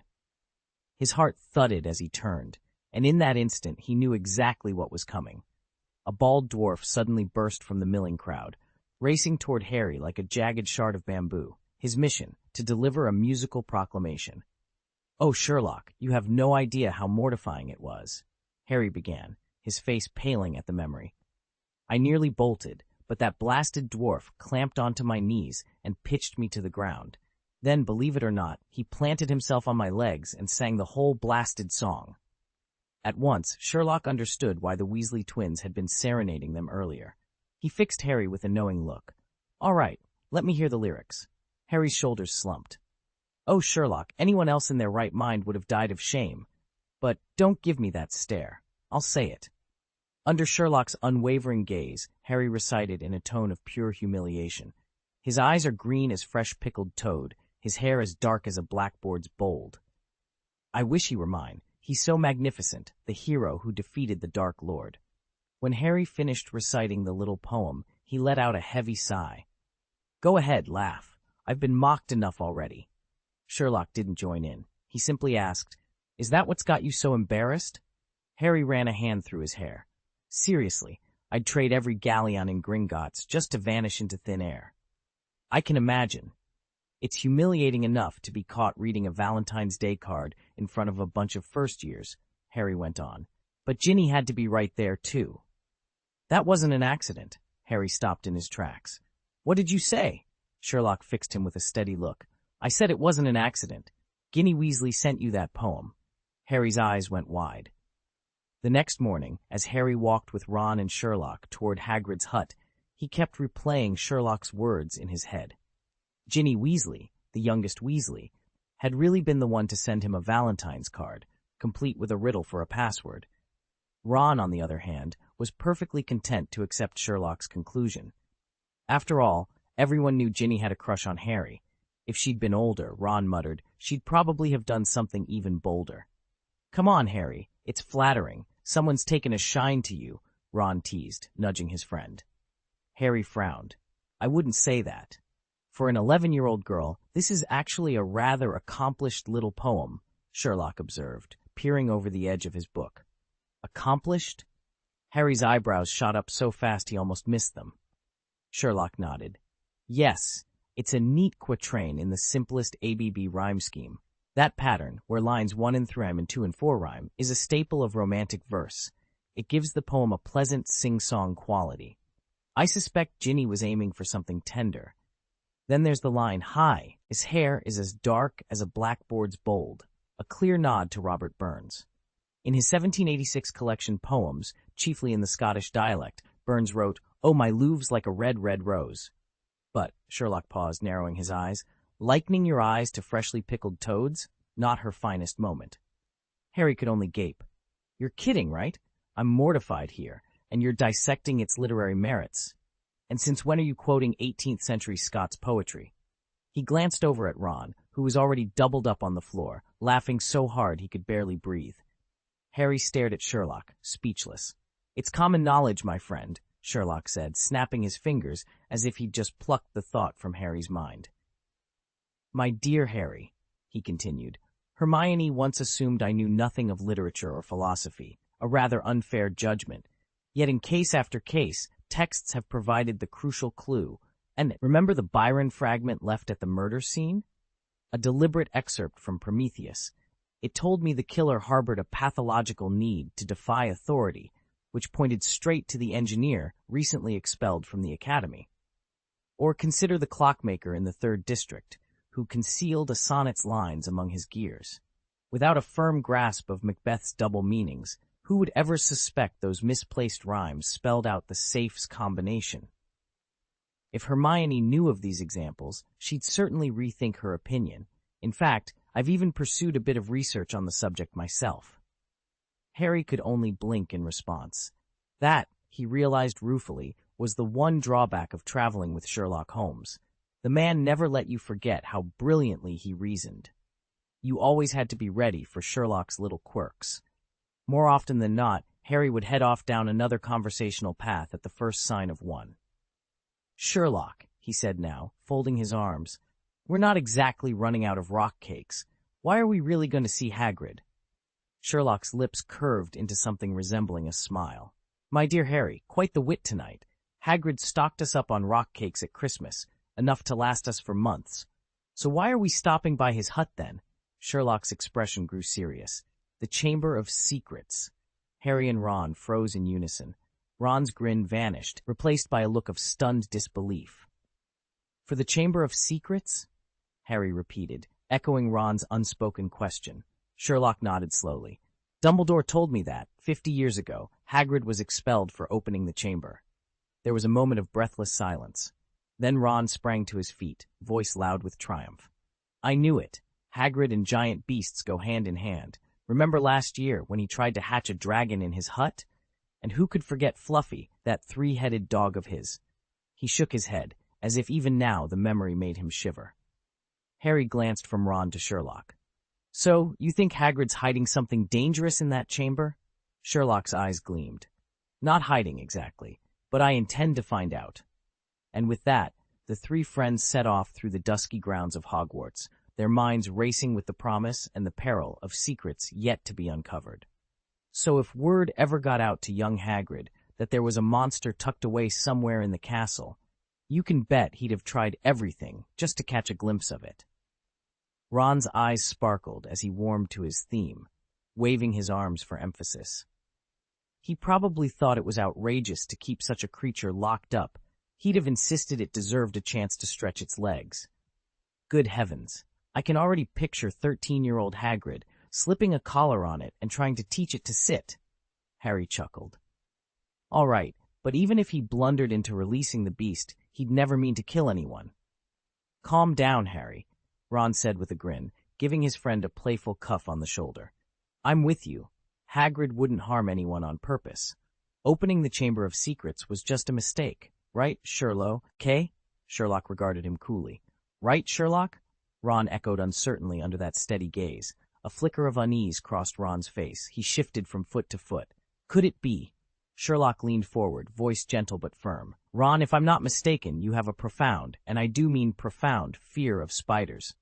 Ron's eyes went wide. How did you know? Ron cut in before Sherlock could dwell on his hesitation. Because. I know. It's deduction, Ron admitted quickly, nodding as he saw Sherlock frown. Please go on. Sherlock's face lit with satisfaction. 50 years ago, the creature Hagrid kept as a pet was not a hippogriff or a blast-ended scroot. It was an acromantula. Yikes! Ron's eyes went wide. If that's true, Harry frowned. What are you getting at, Ron?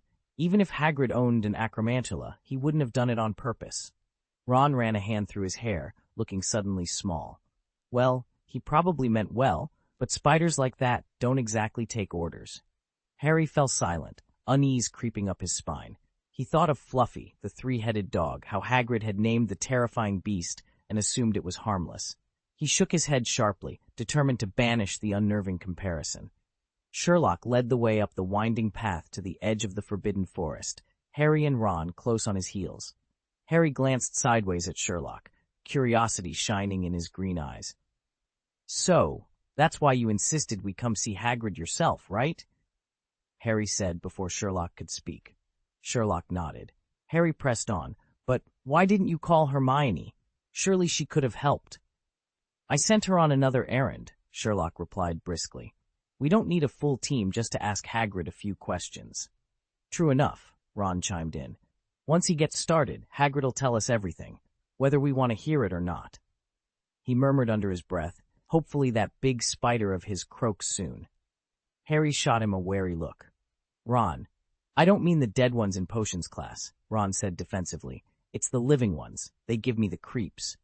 Harry frowned.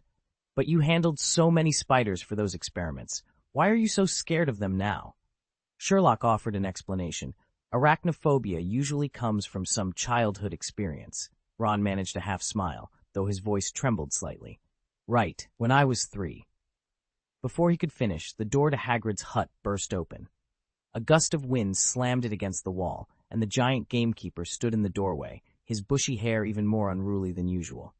His expression was thunderous. Ron's face went pale. Had Hagrid somehow heard his secret wish that the acromantula wouldn't survive? He swallowed hard as Hagrid peered at them over the rim of his spectacles. Oi, what are you lot doing here so early? Hagrid's voice rumbled like distant thunder. I come out to feed me beasts, and there's a crowd at me doorstep. Harry opened his mouth to answer. Sherlock folded his arms, and Ron just stood frozen, waiting for the earth to swallow him whole. That new talent of Hagrid's isn't something that suddenly popped up overnight. It's actually been with him for years, ever since he first showed an uncanny empathy for all manner of magical creatures. In the original books, we learn that even as a first year at Hogwarts, Rubeus Hagrid was fascinated by and gentle with beasts most wizards found frightening. Over his time at school, and then later working alongside Professor Dumbledore, he quietly picked up whatever he could about animal communication. Bits of centaur lore from the Forbidden Forest, a few words of gobbledygook here and there, some rudimentary mermish after helping merpeople on those lake expeditions. So by the time he became gamekeeper and later care of magical creatures professor, Hagrid's ability to understand and be understood by creatures was simply the result of decades of hands-on experience. The fanfic you're reading just chose to spotlight it more dramatically than the original novels ever did, but it's never a sudden power. It's the culmination of a lifetime spent talking to spiders, dragons, and everything in between. Tom Riddle was right, Ron thought, as he and Sherlock made their way to Hagrid's hut. Before they even knocked, the door swung wide. "I was just wondering when you two would drop by. Come in! Come in!" Hagrid's face lit up the moment he saw them. Ron let out a long sigh of relief. Thank goodness Hagrid still couldn't read minds. He'd been itching to ask why the giant had looked so put out earlier, but Hagrid beat him to it. "I heard voices out here and thought that fellow had come back again." "Which fellow?" Ron asked, brows raised. "Professor Lockhart," Hagrid growled, scowling at the empty air as if Gilderoy might materialize any second. Before Hagrid could say another word, Sherlock stepped over the threshold, took in the cottage in a single sweeping glance, and said. Ron stared at Sherlock in astonishment. "Why would you do that?" Sherlock waved a hand dismissively. "I'd rather not explain my reasoning, otherwise you'll just accuse me of talking down to you." He turned to Hagrid. "So what did he come to you about, exactly?" Hagrid chuckled, unfazed by Sherlock's deduction. "That fellow claimed he wanted to teach me how to keep marrows out of the well," he said, brushing stray feathers off the neatly wiped table. He set a half-plucked rooster down beside a steaming teapot. But after only a few words, he was off on another one of his boasts about how he'd driven away banshees single-handedly. "Well, as if I didn't know," Hagrid huffed, pouring 3 mugs of tea. Ron let out a laugh of pure relief. "Honestly, Hagrid, you only needed to hear him brag once to know what you were in for. We've got to endure his endless stories every single class." He shot Hagrid a grateful grin. Finally, someone who felt the same way about Professor Lockhart. Chapter 7. The Case of the Missing Roosters. Harry paused on the path through the Forbidden Forest's edge, his brow furrowed. "But Professor Lockhart really is quite skilled," he ventured, glancing at Ron. "And Dumbledore still insists he's the best choice for defense against the dark arts." Ron gave Harry a playful shove in the ribs. "Honestly, mate, you sound just like Hermione right now." He laughed. "With everything going on here at Hogwarts, anyone who dares to apply for that job must know their stuff." Harry shrugged. "I know he's capable. His lessons have taught me a lot." Sure, Ron said, still grinning. "But I can't stand the way he acts like he invented magic itself. Even Dumbledore never claims to know everything."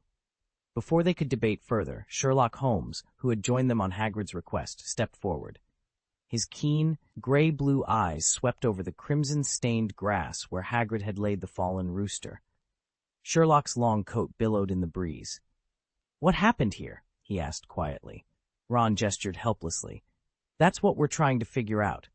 Hagrid's lost 6 roosters in the past week, killed overnight. He thinks it might be a fox or some blood-sucking monster. He wants to run a protective charm around the chicken coop, but he needs Dumbledore's permission first." From the shadows, Hagrid himself lumbered into view, shoulders slumped. "It's a right nightmare," he rumbled. "No matter what I do, they keep taking me birds. And Professor Dumbledore's busy with other matters. He told me to speak to the person who can best handle unusual threats." Sherlock knelt beside the corpse, examining its head. He moved aside a tuft of golden feathers to reveal 2 small, clean puncture marks at the temple. "This isn't a fox," he murmured. "And it's not a standard magical creature either. No fang marks, no blood around the wounds. The bird was drained of blood entirely." Harry and Ron exchanged uneasy looks. Drained of blood? Harry repeated. You mean like a vampire? In effect, yes, Sherlock said, rising to his full height. But vampires leave a certain residue in the bite, magical residue. This evidence is too clean. I suspect a lesser-known creature, one that has adapted to avoid detection. Hagrid ran a hand through Hatch, his wild hair. So what do we do? Sherlock straightened his coat and flashed Hagrid a reassuring nod. First, we secure the coop with an anti-extraction barrier. Next, we set an enchantment that will alarm us the moment anything unusual approaches, but we'll need Dumbledore's authorization. Harry stepped forward. I'll go with you, Hagrid. We can visit Dumbledore in 10 minutes. Actually, Sherlock glanced at his pocket watch, then at Harry. Hermione isn't here, is she? Harry shook his head. I sent her off to help Professor McGonagall with the new Transfiguration coursework. She'll be tied up for a while. Sherlock's lips curved in a faint smile. Then allow me to accompany you. 2 heads are better than 1 when confronting the unknown. Ron tossed his hair, feigning disappointment. Fine, just don't leave me alone with the corpse. I'm suddenly craving something less murderous. Hagrid heaved a sigh of relief as they turned toward the castle. Thank ye, all of ye. I'll start getting the charms ready. As they crossed the lawn toward the lofty towers of Hogwarts, a chill breeze stirred the dying autumn leaves. Somewhere in the shadows, a predator watched and awaited its next move. But with Sherlock Holmes and the trio on the case, no secret would remain hidden for long. When Hagrid opened his mouth to speak, his voice carried that familiar wobble of embarrassment mixed with anger. You see, back in my 3rd year at Hogwarts, they snapped my wand in half and kicked me out of school, all because of... He broke off mid-sentence, his eyes widening. Oh no, forget I said anything. Just pretend you didn't hear me. Harry and Ron exchanged exasperated looks. Was he really going to blurt out his whole life story? Sherlock Holmes sat perfectly still, watching Hagrid with dark, inquisitive eyes. After a moment, he spoke in a calm, measured tone. Relax, Hagrid. This is exactly why we came. Hagrid blinked. Eh? Sherlock, what on earth are you talking about? I'm no scholar. My brain's not half as clever as yours. Harry and Ron shot one another a sideways glance. Clever? That was the understatement of the century. Sherlock leaned forward. 50 years ago, you were expelled for opening the Chamber of Secrets. The words hit like a bludger. Hagrid sprang to his feet so suddenly that the wooden bench behind him clattered to the floor.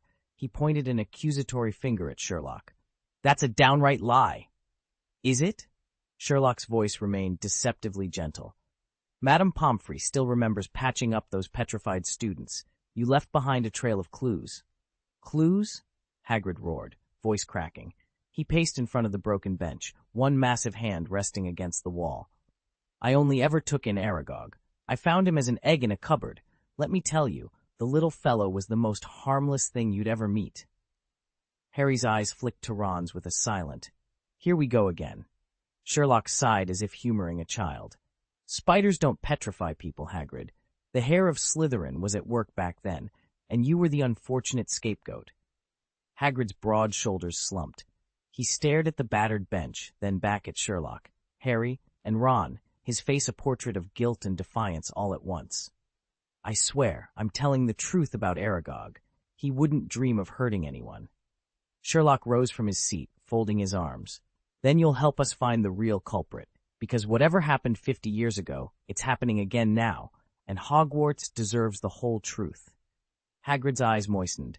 He rubbed a hand across his beard, trudging back to pick up the fallen bench. All right, he said quietly. I'll help, but I swear on my pinky, Aragog had nothing to do with the chamber. Harry and Ron exchanged relieved smiles, while Sherlock gave Hagrid a nod of approval. The game was afoot, and this time they would follow every lead straight to the monster's lair.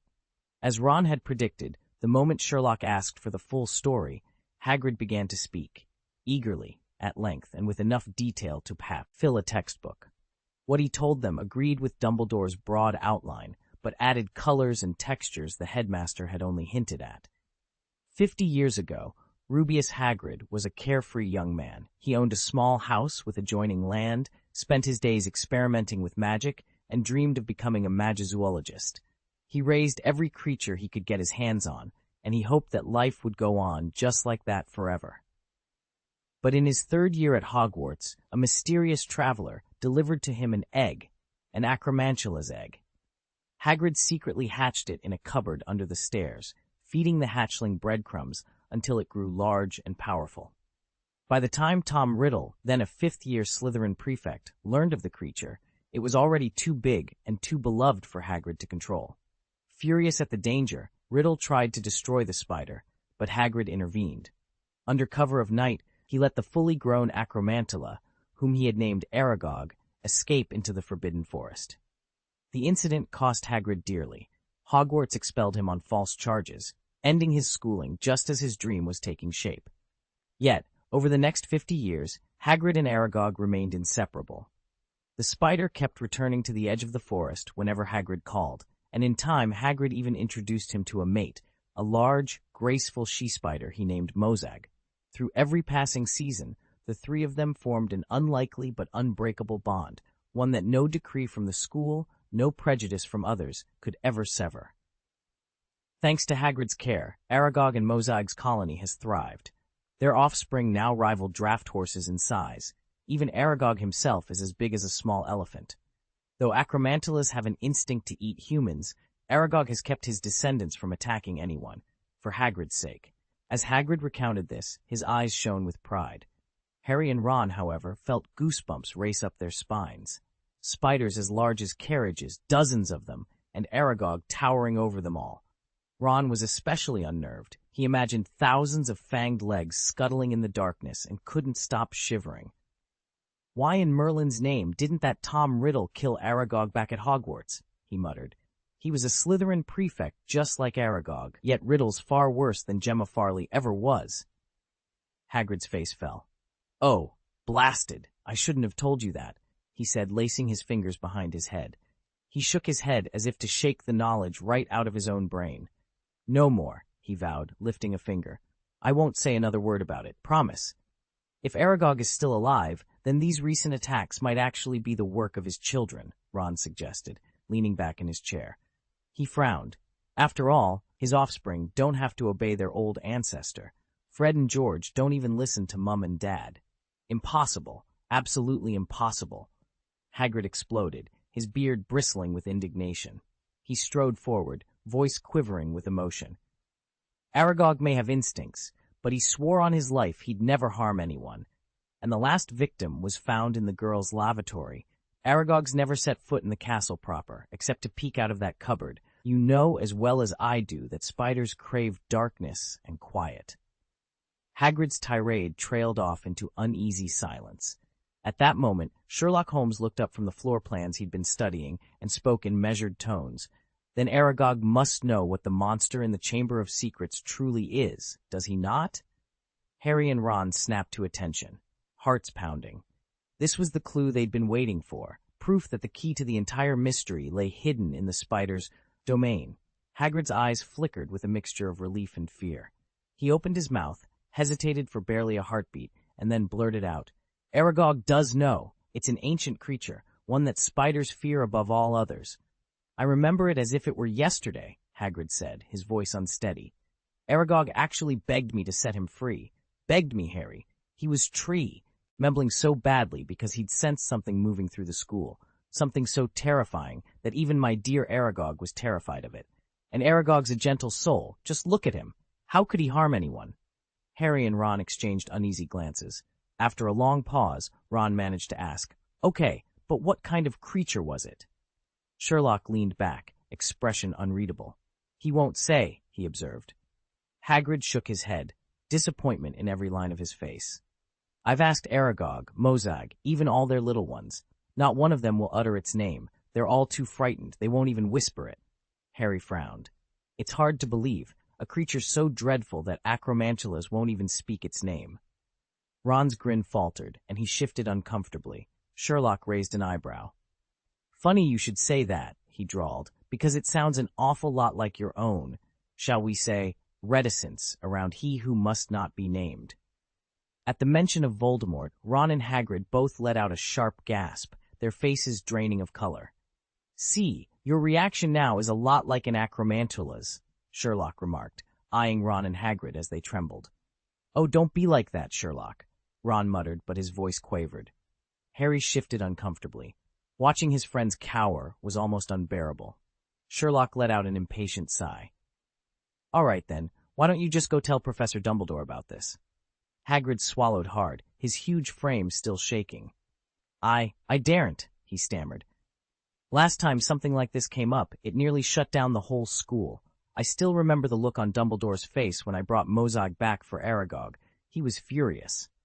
Sherlock folded his arms and shook his head. So it all comes down to one thing. A complete failure of communication, on Dumbledore's part and yours.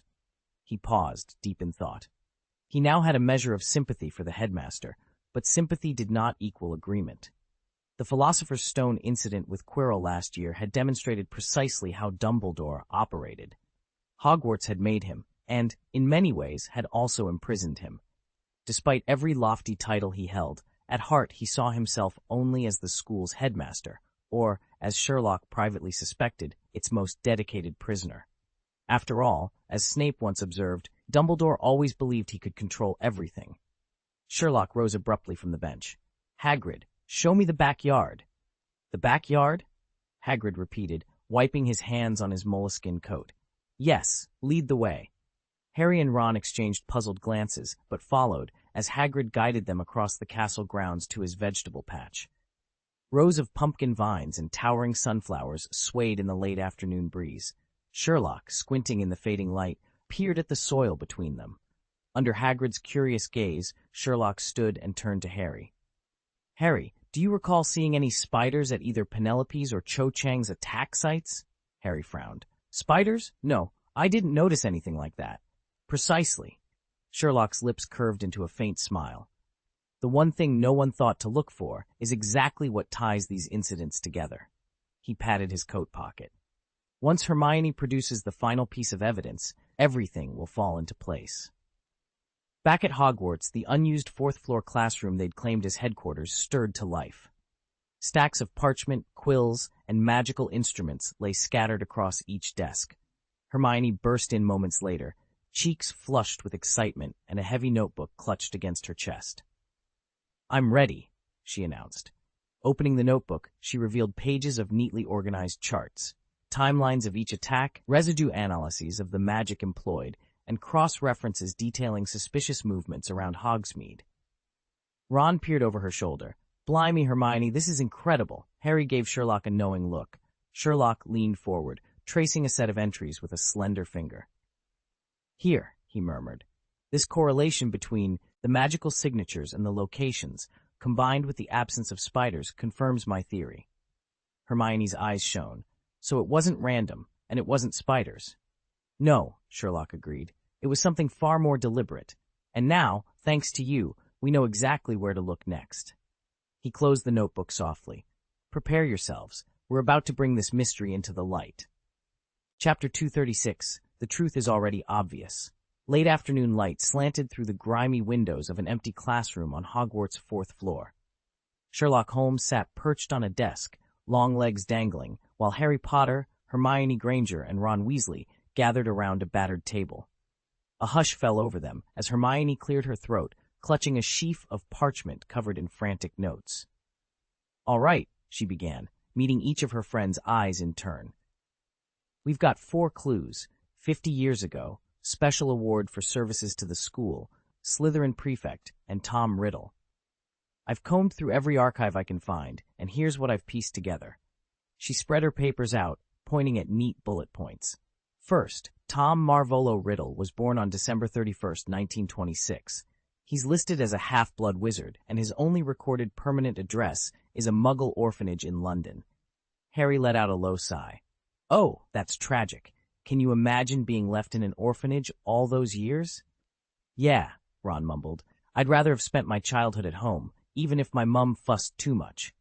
Both of you, please. Hermione shot them a sharp look. Then she pressed on, undeterred. In 1938, exactly 55 years ago, Tom Riddle arrived at Hogwarts and was sorted into Slytherin. He quickly earned the title of prefect. Sherlock leaned forward, fingers steepled under his chin. A Slytherin prefect who later received a special award for services to the school, yet no one remembers him now. Interesting. Hermione nodded. Exactly. I found records of a ceremonial scroll presented to a T. Riddle, the same award that Merlin and other honored wizards received. And then, his trail simply goes cold. Harry frowned. So he was brilliant, ambitious, and vanished from the record books? That's our 50-year gap? Ron exchanged a glance with Sherlock. Which probably means that everything we've been chasing, this secret behind Hogwarts, this hidden magic, traces back to him. Silence settled over the group as each of them absorbed the implication. 50 years ago, a boy named Tom Riddle had reshaped the history they thought they knew, and now at last, the pieces were clicking into place. Hermione quietly rolled up her parchments. The truth is already clear, she said softly. Now we just have to figure out what Riddle was hiding and why it matters today. Sherlock tapped his fingertips together. Then let us begin. And with that, the four friends leaned in, determined to follow the trail that time and Tom Riddle had left behind. He excelled in every aspect of his school career. Beyond the prefect badge and the special award for services to the school that Sherlock mentioned, I discovered he'd also won the regular award for services to the school and even appeared on the ballot for student union president. A prefect, a would-be student union president, and possibly top of every class. Good heavens, he reminds me of Percy. Why do you sound like that's a bad thing? Hermione snapped. Ronald, don't interrupt me, she scolded. As you said, Tom Riddle, just like your brother, was a star pupil. He took 12 OLs and scored outstanding on every one. That's even more impressive than Percy's record. In fact, I've never heard of anyone reaching their 7th year with straight outstanding grades. It's virtually unheard of. And then, after graduation, the trail goes cold. No Ministry of Magic appointment, no renowned academic post, nothing. It's baffling. A student that extraordinary should have ended up at the heart of the ministry, or at least achieved something remarkable elsewhere. In short, he shouldn't have stayed in the shadows, Hermione concluded, her eyes flicking to Sherlock. Sherlock, who'd been leaning forward with his chin resting on clasped hands, finally stirred from his reverie. After a moment's thought, he looked up. Go on. What else have you found? Hermione glanced at him, trying to read any spark of recognition in his expression, yet Sherlock's inscrutability defeated her. With a small sigh, she abandoned her attempt at mind-reading and flipped to the next page of her notebook, her eyes shining with excitement. Myrtle Warren, she announced. Sherlock, you were absolutely right. If Dumbledore had given us this name sooner, we could have saved ourselves a ton of trouble. Her full name is Myrtle Elizabeth Warren, and in 1943, exactly 50 years ago, she was a Ravenclaw student. She turned to Harry, whose face paled under Hermione's eager stare. Harry, she pressed, you know her. In fact, you've met her. Harry's jaw dropped. Ron, sitting beside him, looked from Hermione to Harry in disbelief. For a long moment, no one spoke. Met her? Harry repeated at last, his voice thick with shock. Hermione nodded. Yes, you remember the girl in the bathroom, the one who was haunting Hogwarts? Ron's eyes widened. Moaning Myrtle? Harry ran a hand through his hair, mind racing. But she's a ghost. And a former student, Hermione said softly. A Ravenclaw from 1943. Everything makes sense now. Sherlock leaned back, steepling his fingers. Continue, he said calmly. I want every detail. Harry paced back and forth, running a hand through his hair. I've met a student who died 50 years ago? How is that even possible? Unless... He kept circling back to unless, but couldn't land on a plausible explanation. Unless she's a ghost? Sherlock offered quietly. Oh, don't do that, Sherlock, Hermione snapped. I was the one planning to scare them. They kept interrupting me, she muttered in frustration. Then, with Sherlock's prompt, Harry's eyes suddenly lit up. Aside from nearly headless Nick and the mischievous Peeves, the only ghost he'd ever had an extended conversation with was someone at nearly headless Nick's death day party. Hermione, are you talking about Moaning Myrtle? Bingo. Hermione snapped her fingers. Myrtle Warren, Moaning Myrtle, died 50 years ago. If I'd realized it sooner, I could have marched right up to her and grilled her about the murderer. Granted, it might have taken me a while. She's not exactly known for her patience. She paused, then broke into a triumphant grin. But that's beside the point now. Why not? Ron and Harry asked in unison. Hermione shot Sherlock a quick look. Because we already know exactly what happened. With that, she flipped to the third page of her notebook and tapped the top line, ready to reveal their conclusion. Hermione closed the heavy tome and looked up at Harry and Ron. Listen to this. A basilisk is a giant venomous serpent, aptly named the King of Serpents. The Ministry of Magic classifies it as XXX, the highest threat level, placing it on par with Hagrid's acromantulas and the troll we once encountered. Harry and Ron exchanged uneasy glances, but neither spoke. Hermione flipped the page and continued, her voice low and precise. Among Britain's many terrifying creatures, none is more bizarre or more deadly than the basilisk. Legend holds that it hatches when a toad's egg is incubated inside a rooster's egg. Ron frowned, brow knitting. A rooster's egg? You mean an egg laid by a hen that somehow becomes a rooster? Hermione blinked, clearly taken aback. Sex reversal, she said slowly, choosing her words. It's when a functional male or female organism changes into the opposite sex. In a flock without roosters, the strongest hen can, over time, transform into a fertile rooster. The three of them sat in stunned silence. A hen turning into a rooster? The idea seemed absurd, yet the textbook's account was unmistakable. If that really happened, then the basilisk's origin story was more unbelievable than any of them had dared imagine. Ron couldn't help but break the silence. Sherlock, is this information drawn from the magical world or the muggle world? Sherlock offered a half-smile. Neither, really. It's just common sense. Ron's face went pale. He'd asked the wrong person. Only Hermione stayed composed. She paused, considered, then nodded. Perhaps you're right. The earliest known basilisk was bred by Herpo the Foul, a Greek dark wizard and Parseltongue speaker, one of the very first dark wizards on record. Even now, many of his methods underpin modern dark arts. After countless failed experiments, he discovered that incubating a rooster's egg beneath a toad produced a single, fearsome creature. I'd wager he obtained that rooster's egg through the same sex reversal process Sherlock mentioned. Apologies for the interruption, Sherlock said smoothly, addressing Hermione. Please go on. Thank you, she replied. Harry and Ron exchanged helpless glances. Sherlock could jump in without a second thought. Why couldn't they? Hermione pressed on. Basilisks grow to astonishing size, up to 50 feet long, with glossy dark green scales that resist magical attack and can deflect spells. Their most notorious feature, of course, is their eyes, bright yellow, and capable of killing anyone who meets their gaze directly. Like all snakes, they shed their skin as they grow, but each molt only amplifies their deadliness. She paused, letting the weight of that last detail sink in. The four friends fell silent, each imagining the horror of those sloughing scales and lethal eyes lurking in some hidden corner of the wizarding world. The real danger of a basilisk, Hermione said, leaning forward, lies in its venom. This substance is so potent that it can kill a person within minutes, and even 5 years after the creature's death, its preserved venom can still corrode and destroy objects beyond repair. Yet for all its size, its magic-resistant hide, and its almost incurable poison, the basilisk's most terrifying weapon is its eyes. She paused, her voice dropping to a near whisper. One look into those pale eyes and the victim, human or animal, dies instantly. Spiders, of all creatures, dread the basilisk more than anything. They refuse even to speak its name. Ironically, the only thing that truly terrifies a basilisk is the crow of a rooster. At that sound, the beast will turn and flee in panic, because a rooster's call is fatal to it. The moment Hermione finished, Ron sprang to his feet, eyes blazing with excitement. He grabbed Harry's arm. That's it. The monster in the Chamber of Secrets is a basilisk. It makes perfect sense now. Only you could hear its voice, because you're a Parselmouth. And Hagrid's acromantulas wouldn't even say its name. Spiders see a basilisk as their mortal enemy. Harry stared at his friend, the pieces finally clicking into place.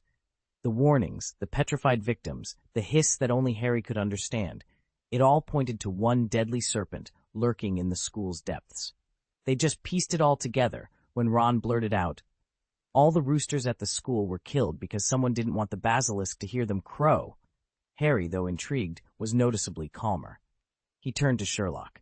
So that's why you asked me earlier if I'd seen any spiders. You already knew what was happening. Sherlock nodded. My suspicions go back even further. Further? To when? Christmas, Sherlock said evenly. Mycroft gave me the crucial hint. Hermione beamed. That's right, I remember that conversation. Once Ron worked through his excitement, he raised the obvious question.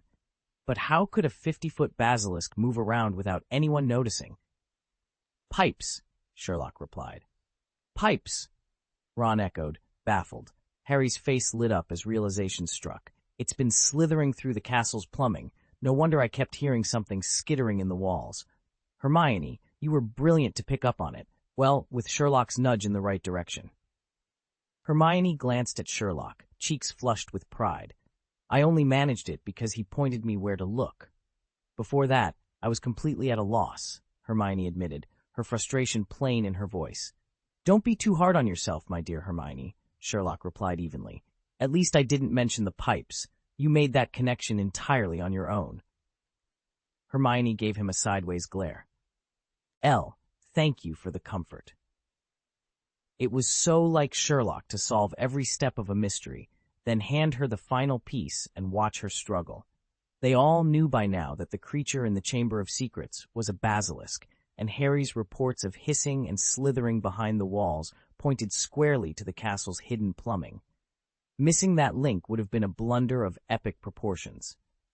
If she hadn't thought of the pipes, she might as well have abandoned any hopes of earning the title Brightest Witch of her age.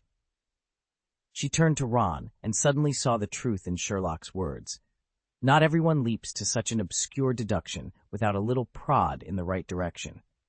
Ron merely folded his arms and fixed her with a petulant scowl. Chapter 237, Crouching in a Corner, Drawing Circles. Ron felt a sudden twinge of discomfort when Hermione shot him that look, one of those, I know what you're thinking looks. He shifted on his feet, but Hermione said nothing more. Determined not to let his nerves show, Ron opened his mouth, only to find he had nothing to say. Hermione, however, had already turned her attention to Sherlock. There's one more thing, she said. Sherlock inclined his head.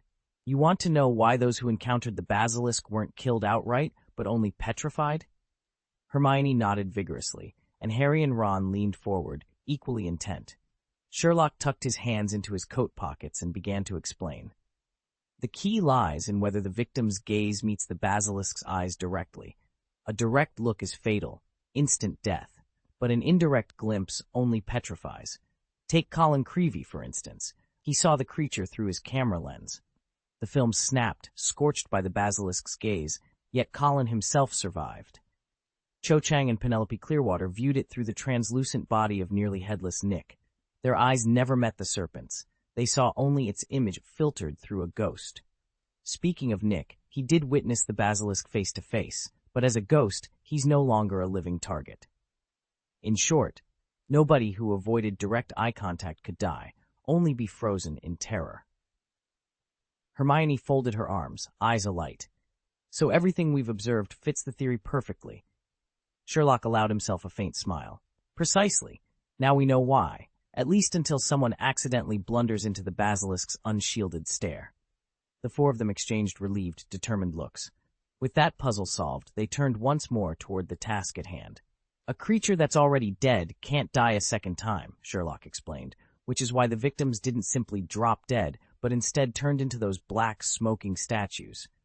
Once you eliminate every impossibility, only one conclusion remains. If you avoid looking directly into the basilisk's eyes, its lethal gaze loses power.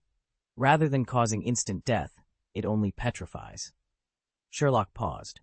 Ron, who had been hanging on every word, sprang to his feet. Then what happened with Madame Norris? Why was she petrified instead of killed? Sherlock gave him a sympathetic look as Ron's confusion deepened. Hermione let out a resigned sigh and offered a hint. Think back to what we saw at the Halloween crime scene. Harry's eyes lit up. The puddle, he exclaimed. Madame Norris must have seen the basilisk's eyes reflected in that water. Exactly, Sherlock confirmed with a snap of his fingers. Cats have a lower field of vision than humans, so it makes perfect sense that she looked down and spotted the reflection. Harry beamed. So the creature in the Chamber of Secrets really was a basilisk. Sherlock, Hermione, you're both brilliant. Hermione's smile faded as she shook her head. Knowing it's a basilisk is important, but it's not the whole story. The monster didn't escape the chamber on its own. We still have to figure out who opened it in the first place. My dear Hermione, you're mistaken. Mistaken? Hermione echoed, her brow furrowed. Sherlock held up 3 fingers. There are at least 3 steps we can take right now. First, the creature in the Chamber of Secrets is clearly a basilisk. That tells us someone else at Hogwarts besides Harry can speak Parseltongue, and that person is almost certainly the true heir of Slytherin. With that knowledge, we can exploit the basilisk's weaknesses and protect the rest of the school from further attacks. Second, we know Moaning Myrtle was the victim 50 years ago. If we can question her directly about what happened, she may lead us straight to the chamber. Her first-hand account should reveal its location. And third, Sherlock rose from his chair. I'm going to see Professor Dumbledore. Again, Hermione, Ron, and Harry jumped in unison. It hadn't been long since Sherlock's last meeting with the headmaster. Why, he off to see Dumbledore so soon? Before they could even voice a question, Sherlock turned to Harry. Harry, come with me. Only Harry? Hermione and Ron exchanged uneasy glances. They'd assumed Sherlock would go to the headmaster's office alone, as he had on so many prior occasions. But now he was taking Harry, and only Harry. Something felt off. Sherlock glanced back at Hermione. Hermione, I'd be very grateful if you could do me a favor. What is it? Hermione asked, puffing up with eagerness. Lend me some money. Hermione, Ron, and Harry stared at him. Sherlock short on galleons? Preposterous. His family was well off, and even if that weren't the case, his consulting detective work at Hogwarts had earned him a tidy sum. Business might have slowed since the Chamber of Secrets incident, but surely not to the point of borrowing. Hermione recovered first. Have you run out of galleons? How much do you need? I can give you everything I own. Harry held out his pouch, his voice earnest. And if that's not enough, I've got more galleons tucked away. Sherlock shook his head. Thanks, Harry, but I don't need wizarding currency. What I really need is muggle money. Ron blinked in confusion, then slunk off to a corner and began tracing lazy circles on the stone floor with his finger. When it came to negotiations about cash, he clearly felt out of his depth. Harry exchanged a rueful look with him, then joined Ron against the wall in a mutual sulk. Neither boy had much muggle money to spare. Hermione stepped forward, arms folded. Muggle money? What for? Sherlock met her gaze with cool precision. There are a few things we'll need later, supplies you can't buy in Diagon Alley. Hermione's brow furrowed. Such as? Sherlock offered no further details. After a moment's hesitation, Hermione nodded. All right, I'll handle it. Anything else? Yes. Sherlock's tone grew serious. Find Moaning Myrtle. Ask her exactly what happened here 50 years ago. Between her account and what I can glean from Professor Dumbledore's portrait, we should have everything we need to start locating the Chamber of Secrets. Determination shone in Hermione's eyes. Consider it done. Sherlock inclined his head. Excellent. Let's get to work. Even for the sake of an investigation, it didn't make sense for Sherlock to send Harry, Ron, and himself traipsing into the girls' lavatory every day, especially when Moaning Myrtle was still haunting that tile-lined chamber. Besides, Sherlock was convinced the Chamber of Secrets couldn't possibly lie behind the girls' restroom door. So when he handed Hermione a list of tasks, first, to borrow a handful of galleons from the bank, second, to track down Myrtle, Ron's cheeks went pale with embarrassment. He had expected at least one of the errands to be his. What did that say about his usefulness? He nearly volunteered himself to escort them to Dumbledore, if only for something to do. But before he could open his mouth, Sherlock looked up and said, Ron, there's one more thing I need you to handle. Ron straightened. What is it? Find Gemma and give her this letter, Sherlock said, pressing a folded parchment into Ron's hand. He lowered his voice. And be discreet. Don't let anyone else know about it. Surprised, Ron blinked, then flashed a grin and thumped his chest. Consider it done. Hermione, who stood only a few paces away, froze the moment she heard Sherlock's warning to Ron. Be discreet. She simply closed her mouth, nodding once without a word. With their roles finally assigned, the 3 of them dispersed into the corridors of Hogwarts, each carrying a secret of their own. They split into 3 teams. Sherlock and Harry headed off together to see Dumbledore, Hermione made a beeline for the girls' lavatory, and Ron set out to track down Gemma Farley. Oh no! Ron groaned to himself after only a few paces. He hadn't the faintest idea where Gemma might be hiding. How on earth was he supposed to find her? There was no way he'd ask a Slytherin. He'd probably jar at hexed on the spot. He thought about calling out to Sherlock, but by the time he turned, Sherlock and Harry had already disappeared around the corner. "This is a disaster," he muttered, slapping his forehead. "I'm less helpful than an owl." Suddenly, inspiration struck. "Of course, an owl!" He grinned, quickening his pace to set his plan in motion. Meanwhile, Sherlock and Harry arrived at the bronze gargoyle guarding the headmaster's office. Sherlock paused in front of it, ready to recite the usual password. But the gargoyle, springing aside in a swift, fluid motion, surprised them both. It revealed the winding staircase without a word. Harry looked at Sherlock in astonishment. "No password?" Sherlock cocked an eyebrow. "Apparently not." A smooth, amused voice drifted down the stairs. "The principal has ordered that Mr. Holmes be granted immediate admittance." "That's thoughtful of him," Sherlock replied dryly, stepping onto the spiral steps. "After you, Potter." Harry shot him an incredulous look but moved forward obediently. As they climbed between the stone walls, Harry couldn't help but wonder what awaited them inside, and whether Ron's owl delivery scheme would actually work. The gargoyle's deep, stony voice rumbled as they approached the door. "Mr. Holmes requests entry to the headmaster's office. No password is required. Please admit him." "An excellent decision," Sherlock replied, his first word of praise for anything the headmaster had set in motion. To him, working out that famous password would have been little more than a needless distraction. Harry looked on, admiration blazing in his eyes. Even Dumbledore himself was willing to bend his own rules for Holmes. With the matter settled, Sherlock and Harry climbed the familiar spiral staircase. At the top, they paused before the heavy oak door. Harry lifted his hand to rap the knocker, but Sherlock simply pressed against the wood, and it swung open smoothly. Harry blinked in surprise. It almost felt as though Sherlock were stepping into a home he'd long known. "I see you've arrived earlier than I expected, and thankfully, not after dark this time," came Dumbledore's calm voice from inside. Seated behind his desk, the headmaster offered them a welcoming smile. With a graceful flick of his wand, 2 tall glasses of lemonade materialized and slid across the polished surface toward Sherlock and Harry. Albus Dumbledore rose from behind his desk and motioned to the 2 empty chairs before him. "Please, sit." Harry hesitated for a moment, then sank into the seat on the left. Sherlock strolled across the room and settled casually into the one on the right, legs crossed. Dumbledore steepled his fingers and studied them both. "Since you arrived together, I presume you have news of the Chamber of Secrets?" "Yes, sir," Harry said, eyes brightening. "Sherlock has identified what's been patronizing the students." Dumbledore's expression sharpened. "And what is it?" Harry glanced at Sherlock, then turned back to the headmaster. "It's a basilisk." "A basilisk," Dumbledore murmured, his eyes flickering behind his half-moon spectacles. "That explains the victim's rigid forms." He leaned forward, voice grave. "Sherlock, you've resolved one mystery, but another remains. Who opened the chamber and unleashed the creature in the first place?" Harry and Sherlock exchanged glances. Neither truly knew the answer. That was why Sherlock had come to Hogwarts, to confront Dumbledore with questions no one else dared ask. And now, the greatest puzzle of all lay before them. Chapter 238.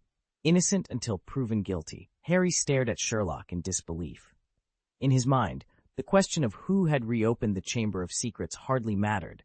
Once they knew a basilisk was on the loose, Dumbledore's mastery of Hogwarts' history and magic would surely reveal both the chamber's location and the person responsible. So when Dumbledore turned to Sherlock for his theory, Harry was unprepared for the answer. "Lord Voldemort," Sherlock announced calmly. Harry's spectacles nearly slipped off his nose. Dumbledore leaned forward, tapping his long fingers on the polished desk. "Sherlock," he said gently, "you must know that the Dark Lord we drove off last year has been in hiding ever since. My sources place him deep in the Albanian forests." Harry's heart pounded. Since Voldemort's disappearance after the failed attack on Harry as an infant, the Dark Lord had been only a whisper on the wind, pure legend to most of the wizarding world. Yet Sherlock's face betrayed no shock. "Headmaster," Sherlock replied, "you're quite right about that Voldemort, but the one I mean is someone else entirely." For a long moment, Dumbledore and Harry exchanged searching looks, each surprised but for very different reasons. Dumbledore's keen eyes narrowed as he considered Sherlock's words, while Harry gripped the edge of the desk, bracing himself for whatever new danger the detective's claim might unleash. Harry stared at Sherlock in disbelief. "Sherlock, are you saying there's more than one Lord Voldemort?" He shook his head as if to dispel the absurdity of the thought. Sherlock gave a soft chuckle and nodded. "In a manner of speaking, yes." Harry drew in a sharp breath. At that moment, Dumbledore sighed, peering over his half-moon spectacles with an expression that grew even more inscrutable. "It seems the answer has come to you already," he said. "I still don't understand," Harry admitted, running a hand through his hair. Sherlock fixed Dumbledore with an unflinching stare. "You could have told me outright last time, but you chose to let me puzzle it out. Is it a Hogwarts headmaster's pastime to make everything more difficult than necessary, or was it meant to test my deductive abilities?" Dumbledore's eyes twinkled behind his glasses. "Patience, Mr. Holmes. All will be revealed in due time." Completely lost, Harry glanced between them. "Professor, Sherlock, what are you two talking about?" His voice brimmed with genuine confusion. "It's very simple, really," Sherlock Holmes said, stepping forward. "Tom Riddle, the exceptional student who received the Special Services to the School Award 50 years ago, is the Dark Lord, Lord Voldemort. He's the one whose name the entire wizarding world trembles to speak." A collective gasp rippled through the headmaster's office. Harry's heart pounded. He realized one of those words was part of his own name. But the others? He turned to the portrait-lined walls. Every framed face, former headmasters and headmistresses alike, had swung around to stare at Sherlock, eyes wide in astonishment. At last, Professor Dumbledore spoke, voice calm but insistent. "How did you deduce it?" "Elementary, Headmaster." Sherlock produced his wand from his coat pocket. In one smooth gesture, he drew 3 lines in the air. Glittering letters appeared suspended before them. Tom Marvolo Riddle. With another precise flick, the letters dissolved and reformed themselves into a second phrase. "I am Lord Voldemort." "It's nothing more than an anagram," Sherlock explained, lowering his wand. "Far simpler than the Mirror of Erasid's riddles." Harry stared at the words, heart hammering in his chest. The chilling visage that had haunted his dreams these past nights surged back into his mind, Voldemort's pale, serpentine face, and the cold cruelty behind those red eyes. The revelation struck him like a curse. The boy whose name he shared was the very worst villain in the wizarding world. Harry's heart pounded as the image took shape in his mind. Scarlet eyes burning like coals, a face without a nose, lips twisted into a grotesque smile, stuck, somehow, to the back of another man's head. Even though Harry trusted Sherlock with his life, he couldn't reconcile that hideous visage with the polite, clean-cut student he'd always known. The gulf between them was unthinkable. Sherlock caught Harry's stunned expression and slowly lowered his wand. His eyes never left Harry's. "Now, before you protest," Sherlock said calmly, "this is merely one piece of evidence. Voldemort's early life is murky. There are so few reliable records. But you yourself told me you brought him from the orphanage to Hogwarts. You watched him get sorted into Slytherin and grow into an outstanding student. And remember your reluctance to discuss the Chamber of Secrets 50 years ago. You blamed Hagrid, but you omitted another reason.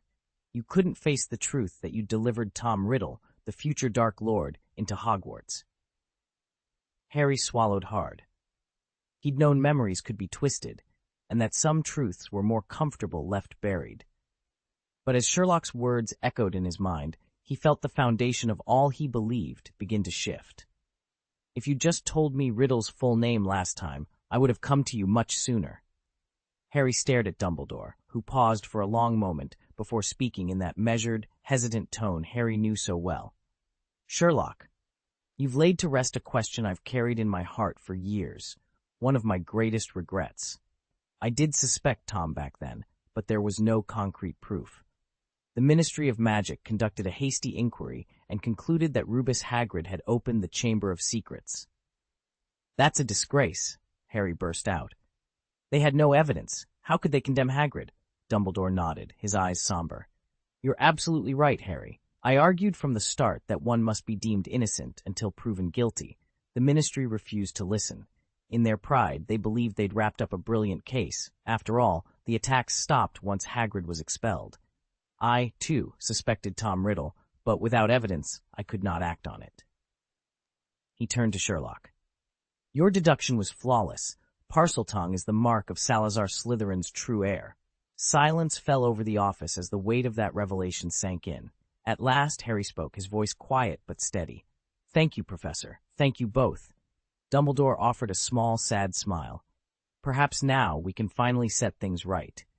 When the evidence at hand is insufficient to establish guilt or innocence, the accused must be presumed innocent, Sherlock said softly. Condemning someone on mere suspicion and hearsay, without any solid proof, would be the greatest injustice of all. Dumbledore and Harry nodded in unison. Unfortunately, the Ministry of Magic saw things differently. They argued that Tom Riddle checked every box for the crime: motive, means, and opportunity. As the heir of Slytherin, fluent in Parseltongue, an ardent champion of blood purity, and a sworn enemy of Muggles, he fit their profile perfectly. If Hogwarts were forced to close, he'd be sent back to the orphanage, an outcome he dreaded. According to Ministry logic, he needed both a scapegoat to halt the attacks and a way to divert suspicion. By accusing Hagrid, they reasoned, Riddle forced everyone to believe the gentle half-giant had opened the Chamber of Secrets. Frankly, Sherlock continued with a half-smile, Tom Riddle from 50 years ago was even more cunning than the Dark Lord we faced last year. I sometimes wonder whether all those murders he committed didn't warp his mind, or worse, curse him into half-wittedness. At Sherlock's sharp remark, Dumbledore and the portraits of Hogwarts's former headmasters fell into an uneasy silence. That was the Dark Lord, the most powerful dark wizard in history, personally responsible for hundreds of deaths and long feared throughout the wizarding world. He once ruled it outright. Even now, few dare utter his name. And yet here you stand, a second-year student, treating him as if he were no more than a bedtime story. Sherlock Holmes met Dumbledore's gaze without a flicker of fear. Tom Riddle did open the Chamber of Secrets 50 years ago, he said coolly, but that proves nothing about who's done it this time. The headmaster settled into his armchair, his fingers lightly tapping the carved wood. Precisely, he acknowledged. Last year, Voldemort did possess Professor Quirrell to infiltrate Hogwarts, but after you and Harry vanquished him, he fled. My informants trace him to a remote hideaway in Albania. He has neither the means nor the opportunity to return here. A flash of impatience crossed Sherlock's face. Headmaster, he said, voice sharp, how much longer must I endure these tests? Harry started. He'd come to recognize that tone. The only time Sherlock grew rude was when his logic was interrupted. Dumbledore's ancient eyes were gentle but firm. You seem to forget that Harry almost didn't make it back to school this term. Sherlock's expression shifted. Ah, yes, Lucius Malfoy's dark arts artifact, smuggled past the wards and hidden within these very walls. A glaring lapse in Hogwarts's defenses. Yet another piece of the puzzle. He turned to Harry. Combine that oversight with the late-night screams in the corridors, the trail of petrified victims, and the fragments of that old, torn diary. Once you lay out every clue in sequence, the answer becomes inescapable. The chamber fell silent. Sherlock's words hung in the air like a gauntlet thrown down before Dumbledore himself. Now the real question remained, would they all see the truth so plainly? Chapter 7. The Second Awakening. 50 years ago, a young Tom Riddle, long before he claimed the name Lord Voldemort, discovered the legendary Chamber of Secrets beneath Hogwarts. In a single night, he unleashed the basilisk, silenced the roosters in the surrounding countryside to mask its slithering approach, and petrified terrified students. In the end, it was only the bravery of one young hero and the wisdom of Hogwarts staff that sealed the chamber once more. Now, half a century later, the chamber has been opened again. Once more, students are falling under the basilisk's deadly gaze. No rooster crows at dawn, their throats mysteriously slit to ensure no warning cry will betray the monster's march. Panic ripples through the castle corridors and the surrounding Hogsmeade Valley. Whispers drift from common rooms to classrooms. How was this allowed to happen again? Who could wield the power or the obsession necessary to release the serpent a second time? Amid the growing fear, the Malfoy family stirs an even darker plot. Lucius Malfoy, heir to Voldemort's shadowy legacy, arrives at Hogwarts before the new term officially begins. In his possession is a relic of powerful dark magic, a slender, rune-carved box rumored to have been Tom Riddle's personal tool for controlling the basilisk. Lucius intends to smuggle it through the castle gates and hand it to his son Draco, setting in motion a chain of events that could render the school defenseless.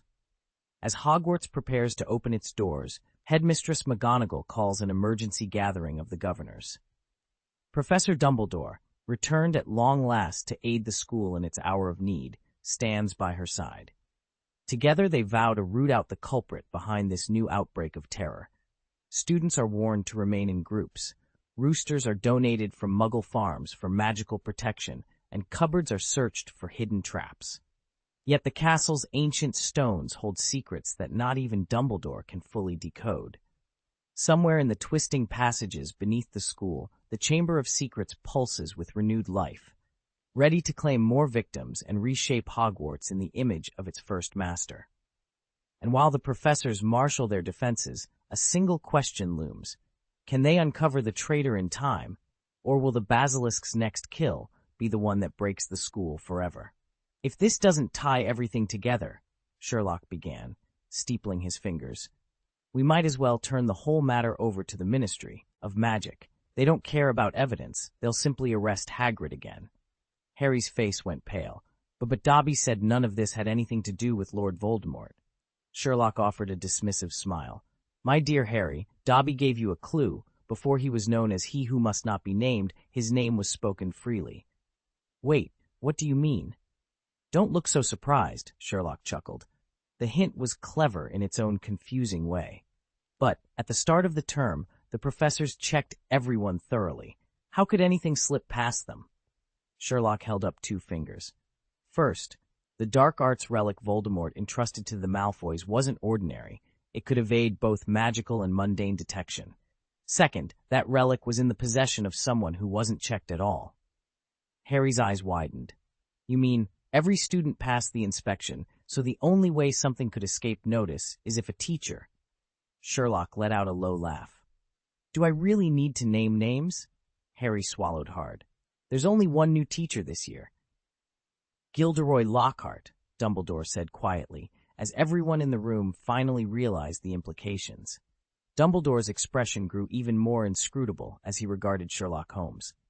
You asked me before the Christmas holidays about Gilderoy Lockhart. Had you already come to a conclusion back then? Sherlock gave a faint nod. I said at the time that Lockhart's defining trait is contradiction.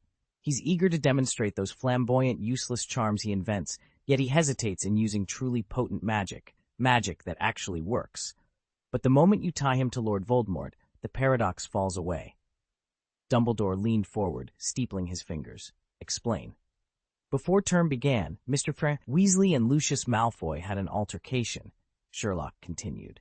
Hermione and I both suspected that Malfoy intended to take advantage of the melee to slip a dark arts artifact into one of the Weasley children's possession. My first thought was Ginny. She was young and easily overlooked, but her behavior afterward cleared her entirely. Then I realized that Gilderoy Lockhart also met the criteria. He was present when Malfoy confronted Mr. Weasley. In the confusion, it would have been remarkably simple for Lucius to pass the cursed object to Lockhart, who could then smuggle it into Hogwarts under the pretense of being a harmless and utterly inept defense against the dark arts professor. Dumbledore's eyes shone with sudden clarity. Clever, Mr. Holmes. Very clever indeed. Chapter 239, Lord Voldemort's Wish Fulfilled.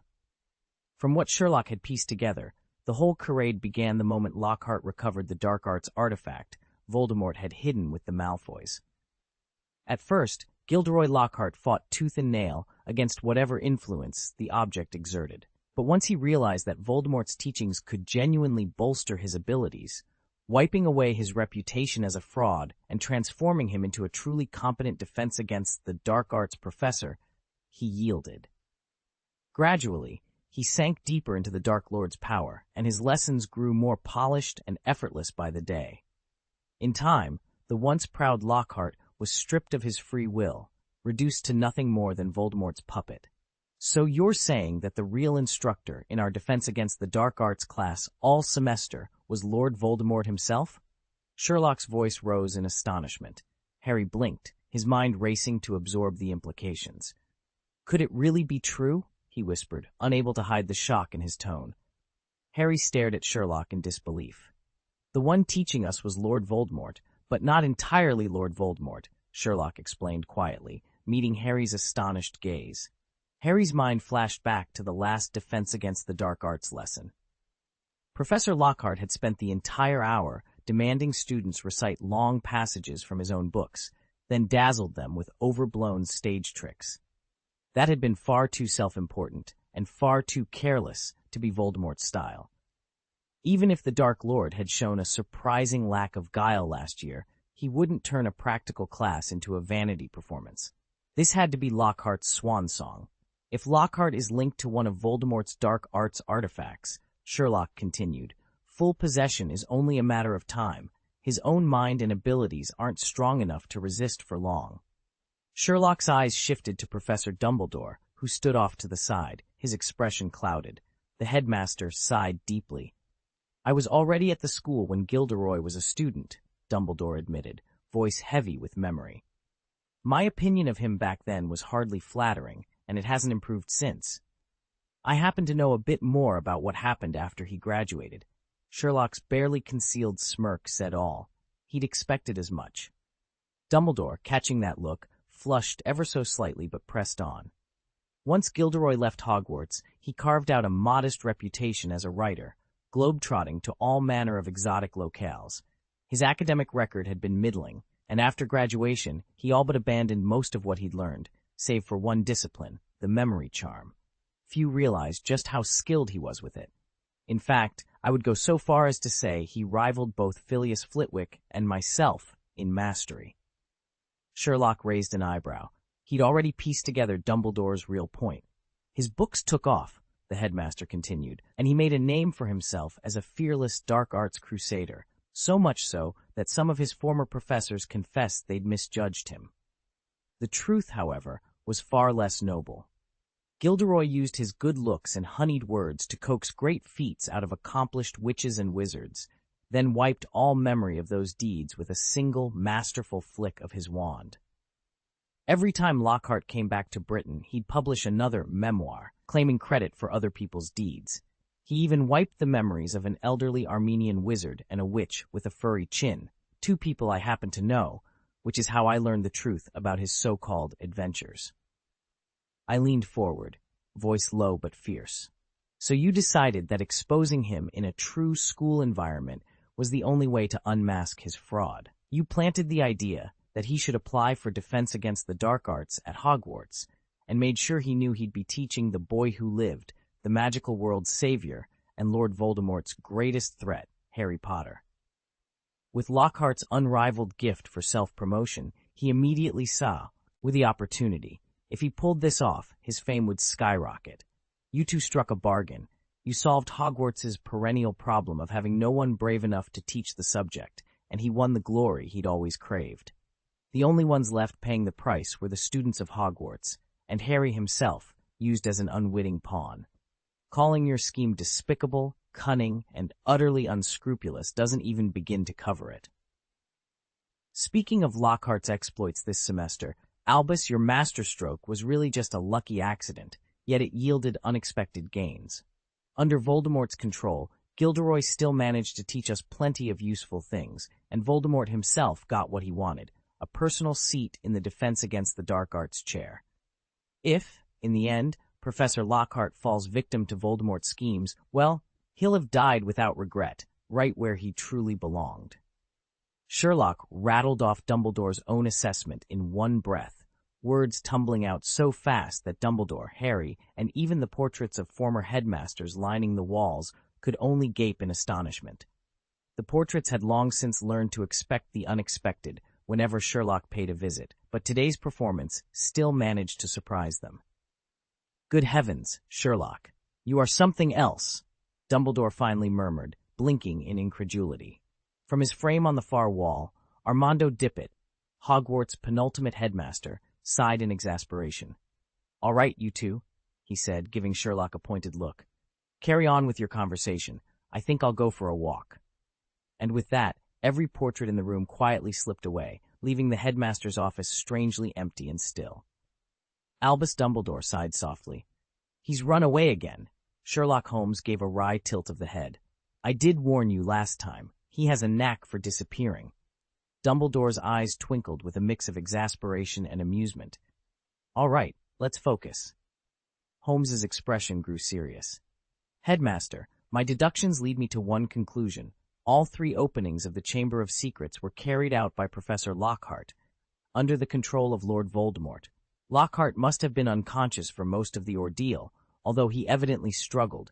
That explains why he never personally carved the warning on the wall the first time. Dumbledore's face tightened. So someone else was involved? Precisely. Sherlock leaned forward. Initially, I suspected Ginny Weasley, but her handwriting didn't match the wall inscriptions. Since Halloween, I've been examining every student who could have written those words. I eliminated dozens of candidates until only one remained. Dumbledore nodded. Pansy Parkinson, the Slytherin girl who follows Draco Malfoy everywhere. Holmes allowed himself a small smile. Exactly. Professor Lockhart's confinement and Voldemort's possession provided the mechanism, but it was Pansy's hand that scrawled the threats in the shadows. Dumbledore steepled his fingers. Remarkable work, Sherlock. Now we must warn the school and protect Pansy, however reluctantly she may accept it. I've already obtained Pansy's handwriting from Gemma, Sherlock announced, straightening his cloak. I don't expect any more surprises. Harry's eyes lit up. So that's why you had Ron track down Prefect Farley. Dumbledore turned to Sherlock, a pleased smile tugging at the corners of his mouth. Sherlock, just when I think you've done all you can, you still manage to astonish me. I'll be sure to remind Severus to keep an eye on Miss Pansy. Sherlock inclined his head in acknowledgement. Thank you for the praise, Headmaster. Had you given me these details from the start, you would have felt only relief, not surprise. Actually, Dumbledore said, shifting his gaze between Sherlock and Harry, even if you hadn't come to me first, I would have sought you out. He paused, his expression growing serious. Allow me, then, to explain those moments when I seemed to step back, those delicate balances between restriction on the notara, trust. Sherlock, you piece together the truth from the smallest details. Harry, you have faced darkness since infancy. Maybe it's best to begin with what I call the dual mirrors of constraint and faith. Harry nodded, and Sherlock leaned back, folding his arms. I'm all ears. Light danced off Dumbledore's half-moon spectacles as he began. 50 years ago, in the midst of turmoil, I genuinely had no knowledge of the basilisk's existence. Back then, although I had long harbored suspicions about Tom Riddle, I possessed no proof, until Harry revealed himself a Parselmouth, and those scattered, half-forgotten memories finally snapped into place. Even so, I refused to evade responsibility. As headmaster, any harm that befalls my students is my fault alone. When the petrifications began anew, I hesitated, caught between doubt and legend, and failed to consider the basilisk in my inquiry. This was the arrogance of pure empiricism. I fancied I'd unraveled every secret Tom had hidden within these walls, certain that time would erode any ancient evil. I forgot that darkness can lie in wait for decades, biding its moment to slip through even the smallest crack. Dumbledore paused, fingertips tapping the tabletop in a soft, steady rhythm. His voice dropped to a near whisper. Sherlock, you once reminded me that when you've eliminated the impossible, whatever remains, however unlikely, must be the truth. In my eagerness to do just that, I dismissed the one possibility I shouldn't have, that Slytherin's monster could indeed strike Hogwarts in broad daylight, bringing our peace to a bloody halt. Sherlock Holmes stood in the dimly lit headmaster's study, his gaze as unyielding as ever. All the talk of trusting the younger generation can't change one simple truth, he said quietly. When danger strikes, it is our duty as adults to shield the children, not to send them into battle with swords drawn. I intend to atone for my mistake. Now tell me, what must I do? Dumbledore's eyes widened at the rare earnestness in Sherlock's voice. He opened his mouth, hesitated, then managed a wry smile. Sherlock, I admit I erred, but must it be so drastic? Disappear entirely? Harry Potter stepped forward, anxiety etched across his face. Sherlock. You misunderstand, Sherlock interrupted gently, lifting a hand to stay Harry's protest. This isn't about an apology to the school, at least not yet. What I need is for you, Albus, to leave Hogwarts for a time. Dumbledore frowned in confusion. You're asking me to abandon the castle? Exactly, Sherlock replied, his tone matter-of-fact. Just as last year, when we still couldn't explain how Voldemort manipulated Lockhart. Your absence will draw Voldemort's attention away, force him to lower his guard. For a long moment, the three of them stood in silence, candlelight dancing over determined faces. Somewhere beyond those ancient walls, the fate of the school and the wizarding world waited for Dumbledore's next move. Sherlock leaned forward, his sharp gaze fixed on Dumbledore. Frankly, if you were to step aside now, I'm certain the Board of Governors would give you a standing ovation. Dumbledore regarded him quietly. I understand your point, but you're overestimating the Malfoys' clout. There are plenty on the board who still support me. Even better, Sherlock said with a thin smile. Use this moment to clear out those who oppose you. The headmaster raised an eyebrow. A tactical withdrawal, then? Retreat now to strike later? Exactly. Sherlock nodded. I'll unearth the Chamber of Secrets before long. Once we've got that creature contained, there'll be no question of my success. But this time, Professor, I need you to act decisively. No more waiting on the sidelines like you did last year. We don't have to prove the charm works. We already know it does. Consider it done, Dumbledore promised, his voice calm but resolute. Sherlock allowed himself a brief, satisfied smile. And rest assured, Headmaster, Hogwarts will run smoothly without you at the helm. Professor McGonagall is more than capable of serving as acting headmistress. Your absence won't upset the daily rhythm of the school. A faint, knowing smile crossed Dumbledore's lips. He seemed both amused and grateful, a rare, gentle acknowledgement that all was well under control. Chapter 240, The Rooster Crows, Announcing the Dawn. Harry and Sherlock stepped out of the headmaster's office into the cool, pre-dawn air. Despite the sky's slow brightening, Harry still felt as if he were trapped in a half-remembered dream. 50 years ago, Lord Voldemort had opened the Chamber of Secrets and framed Hagrid, costing his beloved friend her position at Hogwarts. Now, half a century later, Voldemort had struck again, this time twisting dear Professor Lockhart with dark arts to reopen the chamber and nearly kill Cho Chang. Recalling Cho's terrified expression, Harry's hands curled into fists so tight his knuckles ached. He ground his teeth, voice low and breathless. Damn you, Voldemort. Our debt just keeps growing. Harry hesitated for a moment, then asked, Sherlock, you said we'll soon discover where the Chamber of Secrets lies. Is that true? Indeed. In fact, I already have a preliminary theory. Sherlock's brow creased in thought. And if I'm right, I'll have to revise my opinion of our older classmate Tom quite a bit. Harry frowned. Why's that? We'll talk about it when the time comes, Sherlock replied with a half-smile, patting Harry's shoulder. In the meantime, don't worry, the mandrakes will reach maturity soon, and those who've been petrified will make a full recovery. Sherlock, how did I know? Sherlock laughed. My friend, you practically wore your concern for Miss Zhang right on your face. Even Ron could read it. Harry felt himself flush. After that conversation, Hogwarts sprang into action. The castle buzzed with renovations designed to eliminate every hiding spot. Massive silver mirrors appeared in corridor corners, above classroom doorways, along restroom walls, anywhere a student might vanish from sight. And to ensure no one ventured out unprepared, every witch and wizard received a small, portable mirror embroidered with their house crest. Overnight, enormous metal roosters, complete with moving beaks and realistic feather etchings, sprouted up at every major gathering spot in Hogwarts. They guarded the entrances to the 4 house common rooms, flanked the library doors, lined the entrance to the kitchens, and even watched over the corridors students traversed daily. From many of the portrait frames along the hallways, painted hens and cocks would animate at random, flapping and crowing before veering off to perch on nearby posts. Even the once sturdy suits of armor standing sentinel in the corridors had been replaced with gleaming rooster effigies. Whispers spread that Professor Minerva McGonagall, the Transfiguration Professor, was behind it all, preparing to bring those metal birds fully to life in a moment's notice. Of course, that was only rumor. Most found it hard to believe that McGonagall, with her famously no-nonsense demeanor, would waste time animating poultry sculptures. Still, the sudden appearance of so many giant roosters kept every common room buzzing.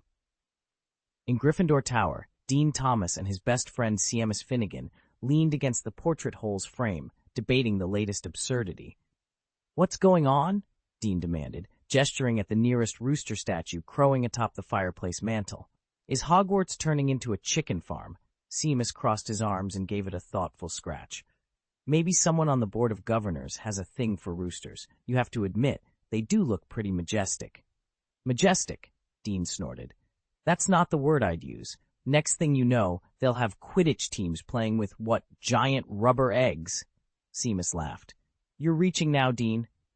"Don't blame me," Dean shot back. "You started all this with your theory about chickens and basketball." "Dean, what are you talking about? You made the comparison last week. You said our defense looked like a bunch of hens scurrying away from a fox." Seamus rolled his eyes but grinned. "Fair enough, but even I didn't predict full-scale rooster statues." All around them, students paused in their walks, some gawking, some snapping pictures at their enchanted pocket mirrors, most simply shaking their heads in bewilderment. Whether it was McGonagall's handiwork or a prank from finer hands than usual, one thing was certain. Hogwarts had never felt more alive, or more clucking strange. Younger students in the lower and middle years may have been merely puzzled by the new safety measures, but the seniors saw the warning signs immediately. Dozens of roosters, known to be the basilisk's only natural enemy, had been stationed around the grounds. Full-length mirrors lined every corridor, and each student carried a small handheld glass. On top of that, several pupils, a few portraits, even the school's resident ghosts and cats had been found petrified. The culprit was unmistakable. A basilisk. Its glance meant certain death, and only those who never looked directly into its eyes survived, albeit turned to stone until rescued. Hogwarts had deployed roosters to ward it off and mirrors to give potential victims a chance to spot it without risking a straight-on gaze. No secret can remain hidden forever. Once the older students pieced it together, word spread through the younger years like wildfire. Fear took root in every house and common room. At the center of the unfolding crisis stood Headmaster Albus Dumbledore, bearing an unbearable weight of responsibility. The Ministry of Magic, already skeptical of his independence, demanded immediate answers. Dissenting members of the school board pushed for drastic action, and above all, anxious parents clamored for their children's safety. Dumbledore now found himself besieged from every direction as he struggled to steer Hogwarts through its darkest hour. By now, the number of howlers Dumbledore received each day had outstripped even Lockhart's most ardent fan mail. He had anticipated this surge, of course. On the very first day, he let the initial letter erupt with a boisterous old geezer for everyone to hear. Then, drawing on his unparalleled magical skill, he silenced the howler so that only he could perceive its scolding. After that, the furious curses still crackled through the air, but only Dumbledore ever heard them. "Do you think he doesn't even read the things himself?" Ron said between bites of a chicken leg, watching sheet after sheet of scarlet parchment drift toward Dumbledore like the last leaves of autumn. Hermione frowned. "What nonsense, Ron. There's no way Professor Dumbledore would ignore those letters." Sherlock leaned back, studying the scene with cool detachment. "On the contrary, I suspect that's exactly what he's doing." Hermione turned to him, incredulous. "But, Sherlock—" He shrugged. "Honestly, I doubt he bothers to listen. Why waste time on spiteful letters when there are far more important matters to attend to?" Ron nodded thoughtfully. "He does have a point." Hermione huffed, but the spark had left her argument. Sherlock folded his arms. "All right then," he said. "Let's leave it at that." "I actually have a question," Ron said, leaning forward. Hermione shot him an exasperated look. "All right, Ronald, let's hear it." "I get why spiders are terrified of a basilisk," Ron began. "But why is the basilisk so afraid of roosters? It's gigantic. Surely one rooster couldn't harm it. It could swarm a chicken coop any day of the week, right?" Hermione sighed.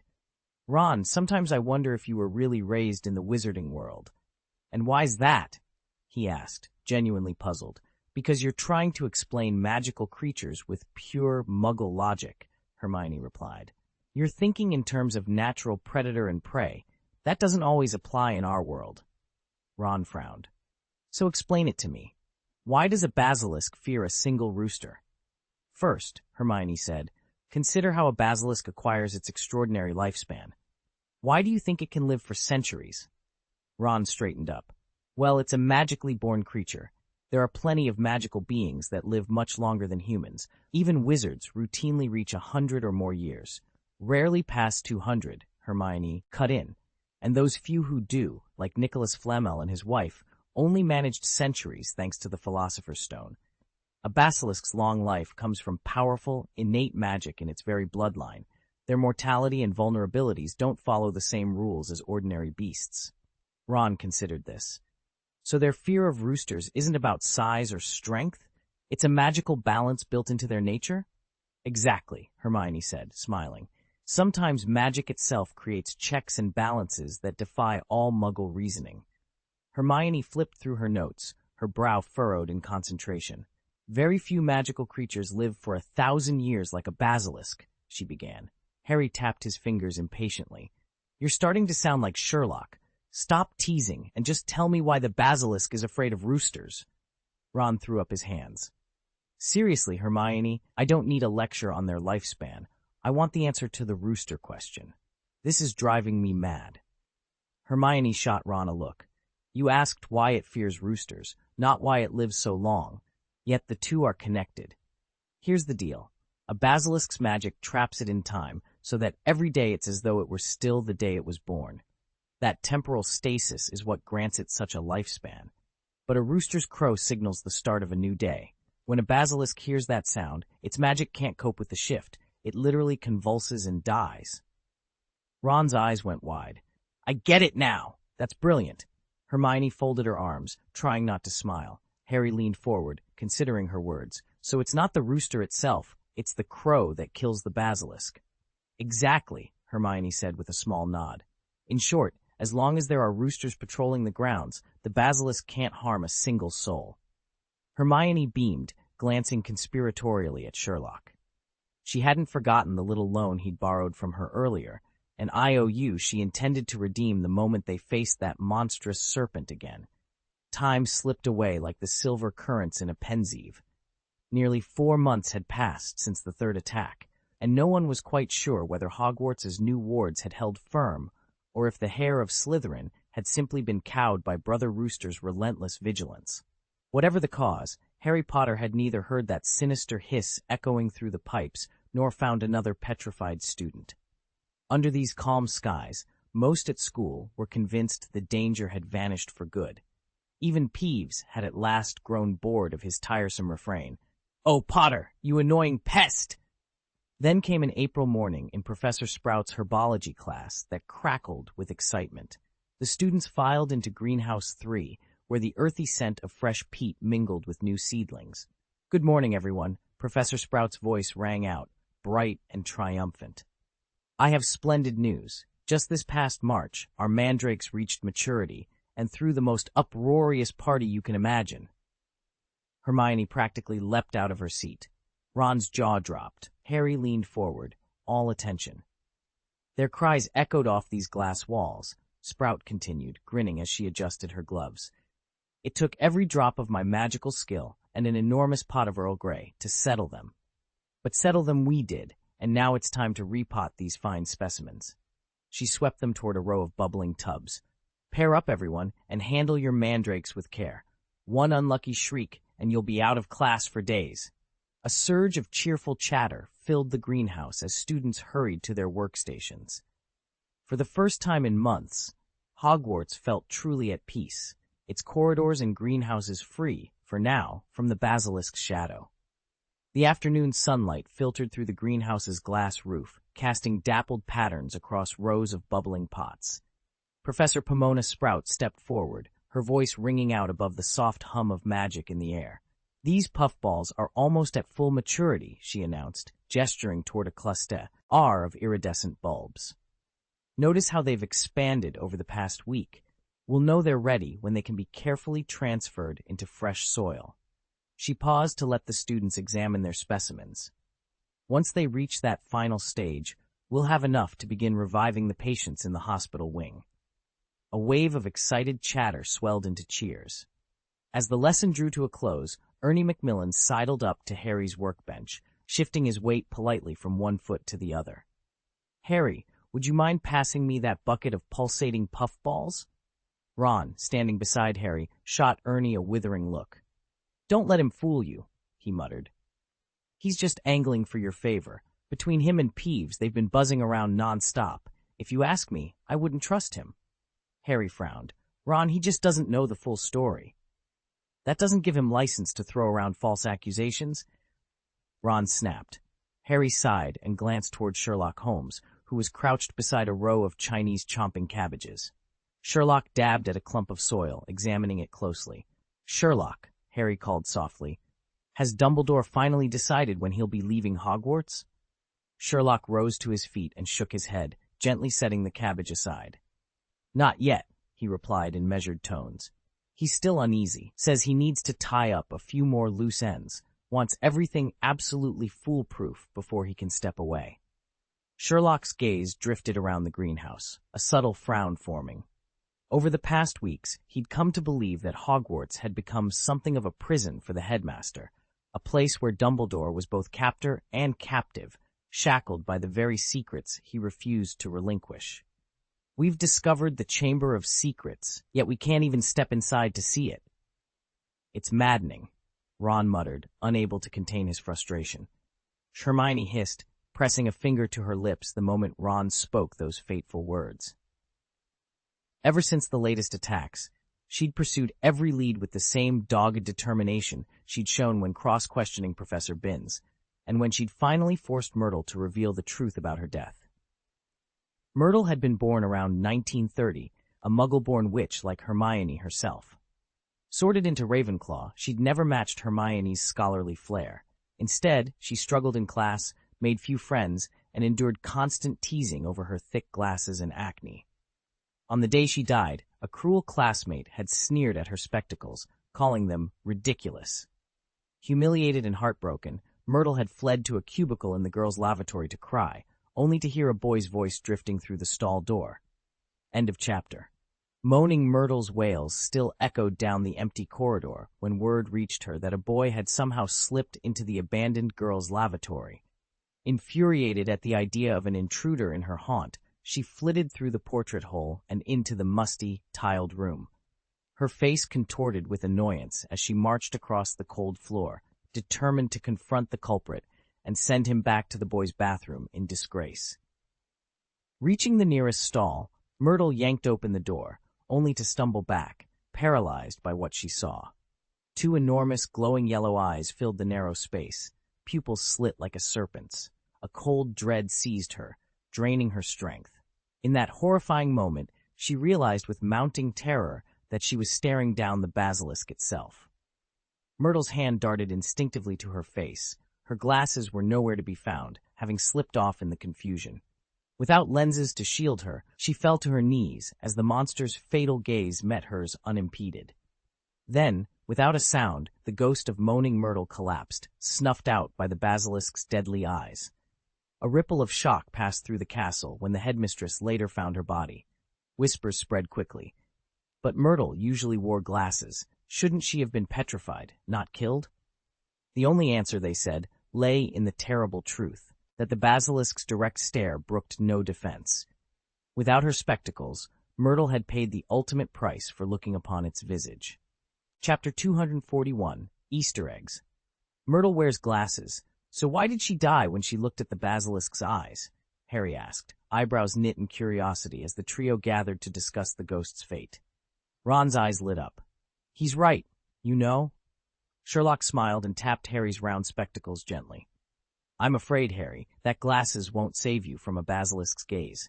From an optical standpoint, its deadly stare would pass right through your lenses. That's nothing like ordinary reflections or refractions you see in mirrors, cameras, water surfaces, or even in ghostly apparitions.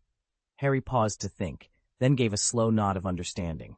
Ron, however, still looked half awake and entirely bewildered, his brow furrowed in concentration. With Myrtle's guidance, Hermione had finally uncovered the entrance to the Chamber of Secrets. The problem? It lay hidden in the very girls' bathroom where Myrtle now resided, a fittingly awkward location for such a dreadful secret. The four friends exchanged determined glances. It was time to face whatever lay behind that pale, peeling stall door. "Tom is unbelievably thorough," Sherlock said, genuine admiration in his voice. "He even managed to find a place like this." Harry, Hermione, and Ron exchanged uneasy looks. Earlier, Gemma had asked Ron to bring Pansy Parkinson's handwriting samples to Sherlock. On their own, none matched the scrawled message on the wall. But with so many pages to compare, Sherlock was able to confirm that Pansy was indeed the author. Now, every piece was in place. All they needed was the right moment. The plan was simple. Once Dumbledore staged his customary departure, they would slip into the Chamber of Secrets and unleash their scheme. Unbeknownst to them, Easter break had arrived. As before, most students chose to remain at Hogwarts rather than journey home. This year, however, the second years faced more than just mountains of holiday homework. Course selection for their third year loomed ahead. Hermione treated the decision with solemn seriousness. "What we pick now will shape our entire future," she reminded her friends. Her warning wasn't an exaggeration. Once they became third years, they'd no longer be underclassmen, and the subjects they chose would heavily influence their paths, both at Hogwarts and beyond. Harry would have been content just to scrape through potions, and Ron was already daydreaming about dropping Defense Against the Dark Arts altogether, until they discovered it wasn't possible. All first and second year courses remain compulsory through year 6. Only once you reach your 6th year can you consider specializing further, and even then, it depends entirely on each professor's standards. Take Professor McGonagall's Transfiguration class, for instance. She only admits students who earned an exceeds expectations, E, or outstanding, O, on their OWL exams.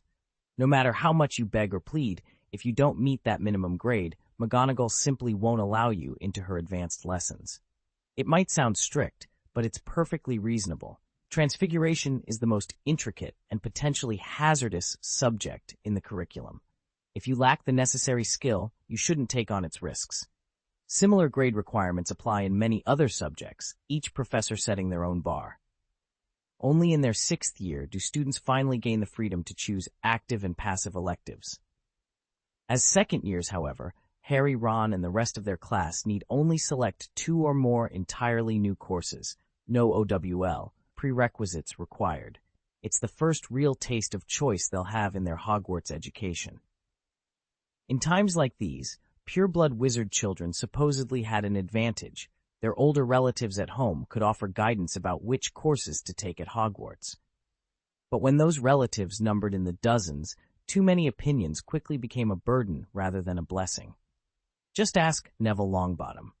As one of the famed Sacred 28 pure-blood families, the Longbottoms were showered with advice. Letters arrived daily from aunts, uncles, and cousins, each convinced that their own view was the only sensible one. Neville, however, was by nature shy and indecisive. The very courage his parents praised in him seemed to vanish under the weight of so many conflicting recommendations. Instead of helping, the avalanche of suggestions left him more confused than ever. One aunt wrote in stern, looping handwriting, "Studying Muggles is a complete disgrace. The Weasleys may tolerate Muggle-borns, but the Longbottoms must preserve our pure-blood heritage." A distant cousin, the daughter of a progressive Auror, fired back. "Preposterous. Muggle studies is the wave of the future. Wizards and Muggles are interacting more every day. Understanding their world will only make you stronger." Uncle Quentin, ever the stickler for tradition, insisted, "Ancient runes is the very heart of magical history and pure-blood culture. It's your duty to carry on our family's work decoding ancient scripts." And then there was Aunt Augusta, who brusquely dismissed ancient runes as a useless waste of time. So there he sat, overwhelmed by advice that clashed at every turn. Neville knew he needed to choose soon, but how could he pick a path when every branch seemed to lead in a different direction? It's better to learn something practical than to study a bunch of dead languages, Professor Flitwick announced, tapping his quill impatiently. Neville Longbottom, seated among the murmuring students, felt his heart pound. He rifled through the course catalog, cross-referencing suggestions his family had sent him. His grandmother insisted on ancient runes, while his grandfather urged him toward arithmancy. Would the latter be harder? He leaned over to Justin Finch Fletchley and whispered, "Do you think arithmancy is tougher than runes?" Justin shrugged. "I heard they both have their quirks. I'm sticking with arithmancy myself." Neville nodded, jotting down his choices. For all his nerves, he reminded himself he was doing better than he'd expected. At least he was thinking things through. Nearby, Dean Thomas grinned and closed his eyes. He tapped his wand at random across the list of electives and pointed. "There," he said cheerfully, "I'm taking that one." The others glanced at where the tip of his wand had landed, care of magical Cree things, and laughed. Where most students tapped courses they found too daunting to read, Dean treated the whole process like a game of chance. Harry Potter, watching Dean's carefree method, managed a wry smile. His relationship with the Dursleys had improved since last term, but he knew better than to seek career advice from Uncle Vernon and Aunt Petunia. They still looked at magic as some kind of trick. Thankfully, he could always turn to Sherlock Holmes and Hermione Granger for guidance, and perhaps, this year, find the perfect path forward. Harry barely had time to lift his quill before Percy Weasley, ever eager to dole out advice as a prefect, and the eldest sibling, stepped in. "Choosing your owls really comes down to what you want to do later on," Percy began, nodding with self-assurance. "It's never too early to plan for the future, so I'd recommend divination. You never know when a glimpse into what lies ahead might come in handy. And don't let anyone tell you Muggle studies is a waste of time. Every wizard should understand the non-magical world, especially if you think you'll work alongside Muggles. Take Dad, for example. Half his ministry work involves Muggle relations. Charlie, on the other hand, is mad for the outdoors, so he chose care of magical creatures. Ultimately, Harry, you've just got to play to your strengths." Harry chewed on Percy's words. His only real talent was Quidditch, and that wouldn't count toward any owl. He glanced around the table and noticed Hermione Granger wasn't taking a single piece of advice. She'd already signed up for every course on the list. Harry rushed over to Sherlock, a parchment clutched in his hand. "Sherlock, look at this. Percy's advice makes a lot of sense, little brother," Sherlock said matter-of-factly, as if he could read Harry's mind.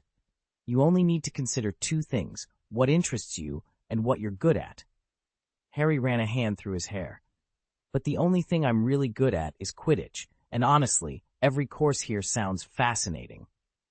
Standing there with Sherlock, Harry felt safe admitting his confusion, something he'd never dare say to Percy for fear of being teased. Sherlock tilted his head toward Hermione, who was busy comparing her own list of classes. "Then follow her lead," he suggested. "Sign up for everything." Harry's eyes went wide. "Sherlock, are you joking?" The detective grinned and pulled an Easter egg from his coat pocket. He rolled it until the painted smile faced Harry. "Just like this egg," he said, "you won't know what's inside until you crack it open. Rather than relying on other people's opinions, why not explore a bit of everything yourself?" Harry glanced over at Ron, whose simple shrug said more than words ever could. The school required every student to take at least 2 electives, and Harry had signed up for exactly 2. He felt a pull to follow Sherlock's lead, as he always did, yet he worried he lacked the raw talent both Sherlock and Hermione possessed. If he matched Ron's choices, at least he'd have someone to lean on when the work got tough. But on second thought, Ron's help wasn't always reliable. More often than not, Ron finished his assignments by copying Sherlock's answers and only dragged Hermione in when he risked getting caught. In the end, Harry decided to bite the bullet and enroll in every elective Sherlock chose. "All 3 of you are taking every course?" Ron gaped. "Are you all mad?" he exclaimed. "Do you intend to sit 12 OWLs in your 5th year?" "If it's necessary," Sherlock replied coolly. Ron was left speechless. Even calling it necessary didn't make the idea any more appealing or achievable to him. "Come on, Ron," Harry urged gently. "Sherlock said you can always drop some later. Why rule them out before you even try?" "That's not impossible," Ron said after a moment's thought. Then, under Harry's eager stare, he sighed and shook his head. "But let's be honest, I can't manage 5 electives. I shouldn't push myself. I'll cheer you 3 on, though." In the end, Sherlock, Harry, and Hermione enrolled in all 5 electives: Muggle Studies, Ancient Runes, Divination, Arithmancy, and Care of Magical Creatures, while Ron signed up only for divination and care of magical creatures. With Ron's good-natured support ringing in their ears, the four friends wrapped up their third-year course selections. No sooner had they finished than Easter break arrived, and with it the customary escalation of Quidditch practice. Under Captain Oliver Wood's direction, Gryffindor training sessions moved from once every 3 days to every other day, and by mid-holiday the team was meeting each evening after dinner. Between drills on the pitch and a mountain of homework, Harry had virtually no time for anything else over the break. Training was gradually becoming second nature to Harry, or at least he wasn't getting soaked nearly as often. They say that seeing an object can remind you of a person, and for Harry, that object was the very charm Cho Chang had taught him, the waterproof, fireproof charm. Thanks to her lesson, he could stay perfectly dry during practice, no matter how fierce the rain. Every time the spell held, he found himself thinking of Cho, still trapped in her petrified state, and felt his hatred for Voldemort flare anew. Fortunately, there was hope on the horizon. The mandrakes were almost mature, and once they were ready, Harry would have the cure he needed to free Cho. He couldn't wait to thank her in person, and perhaps, if she was well enough, even see her cheering at the final Gryffindor versus Ravenclaw Quidditch match. The thought of flying side by side with Cho filled him with excitement. But just as the Easter holidays drew to a close, grim news arrived, shattering that hopeful calm.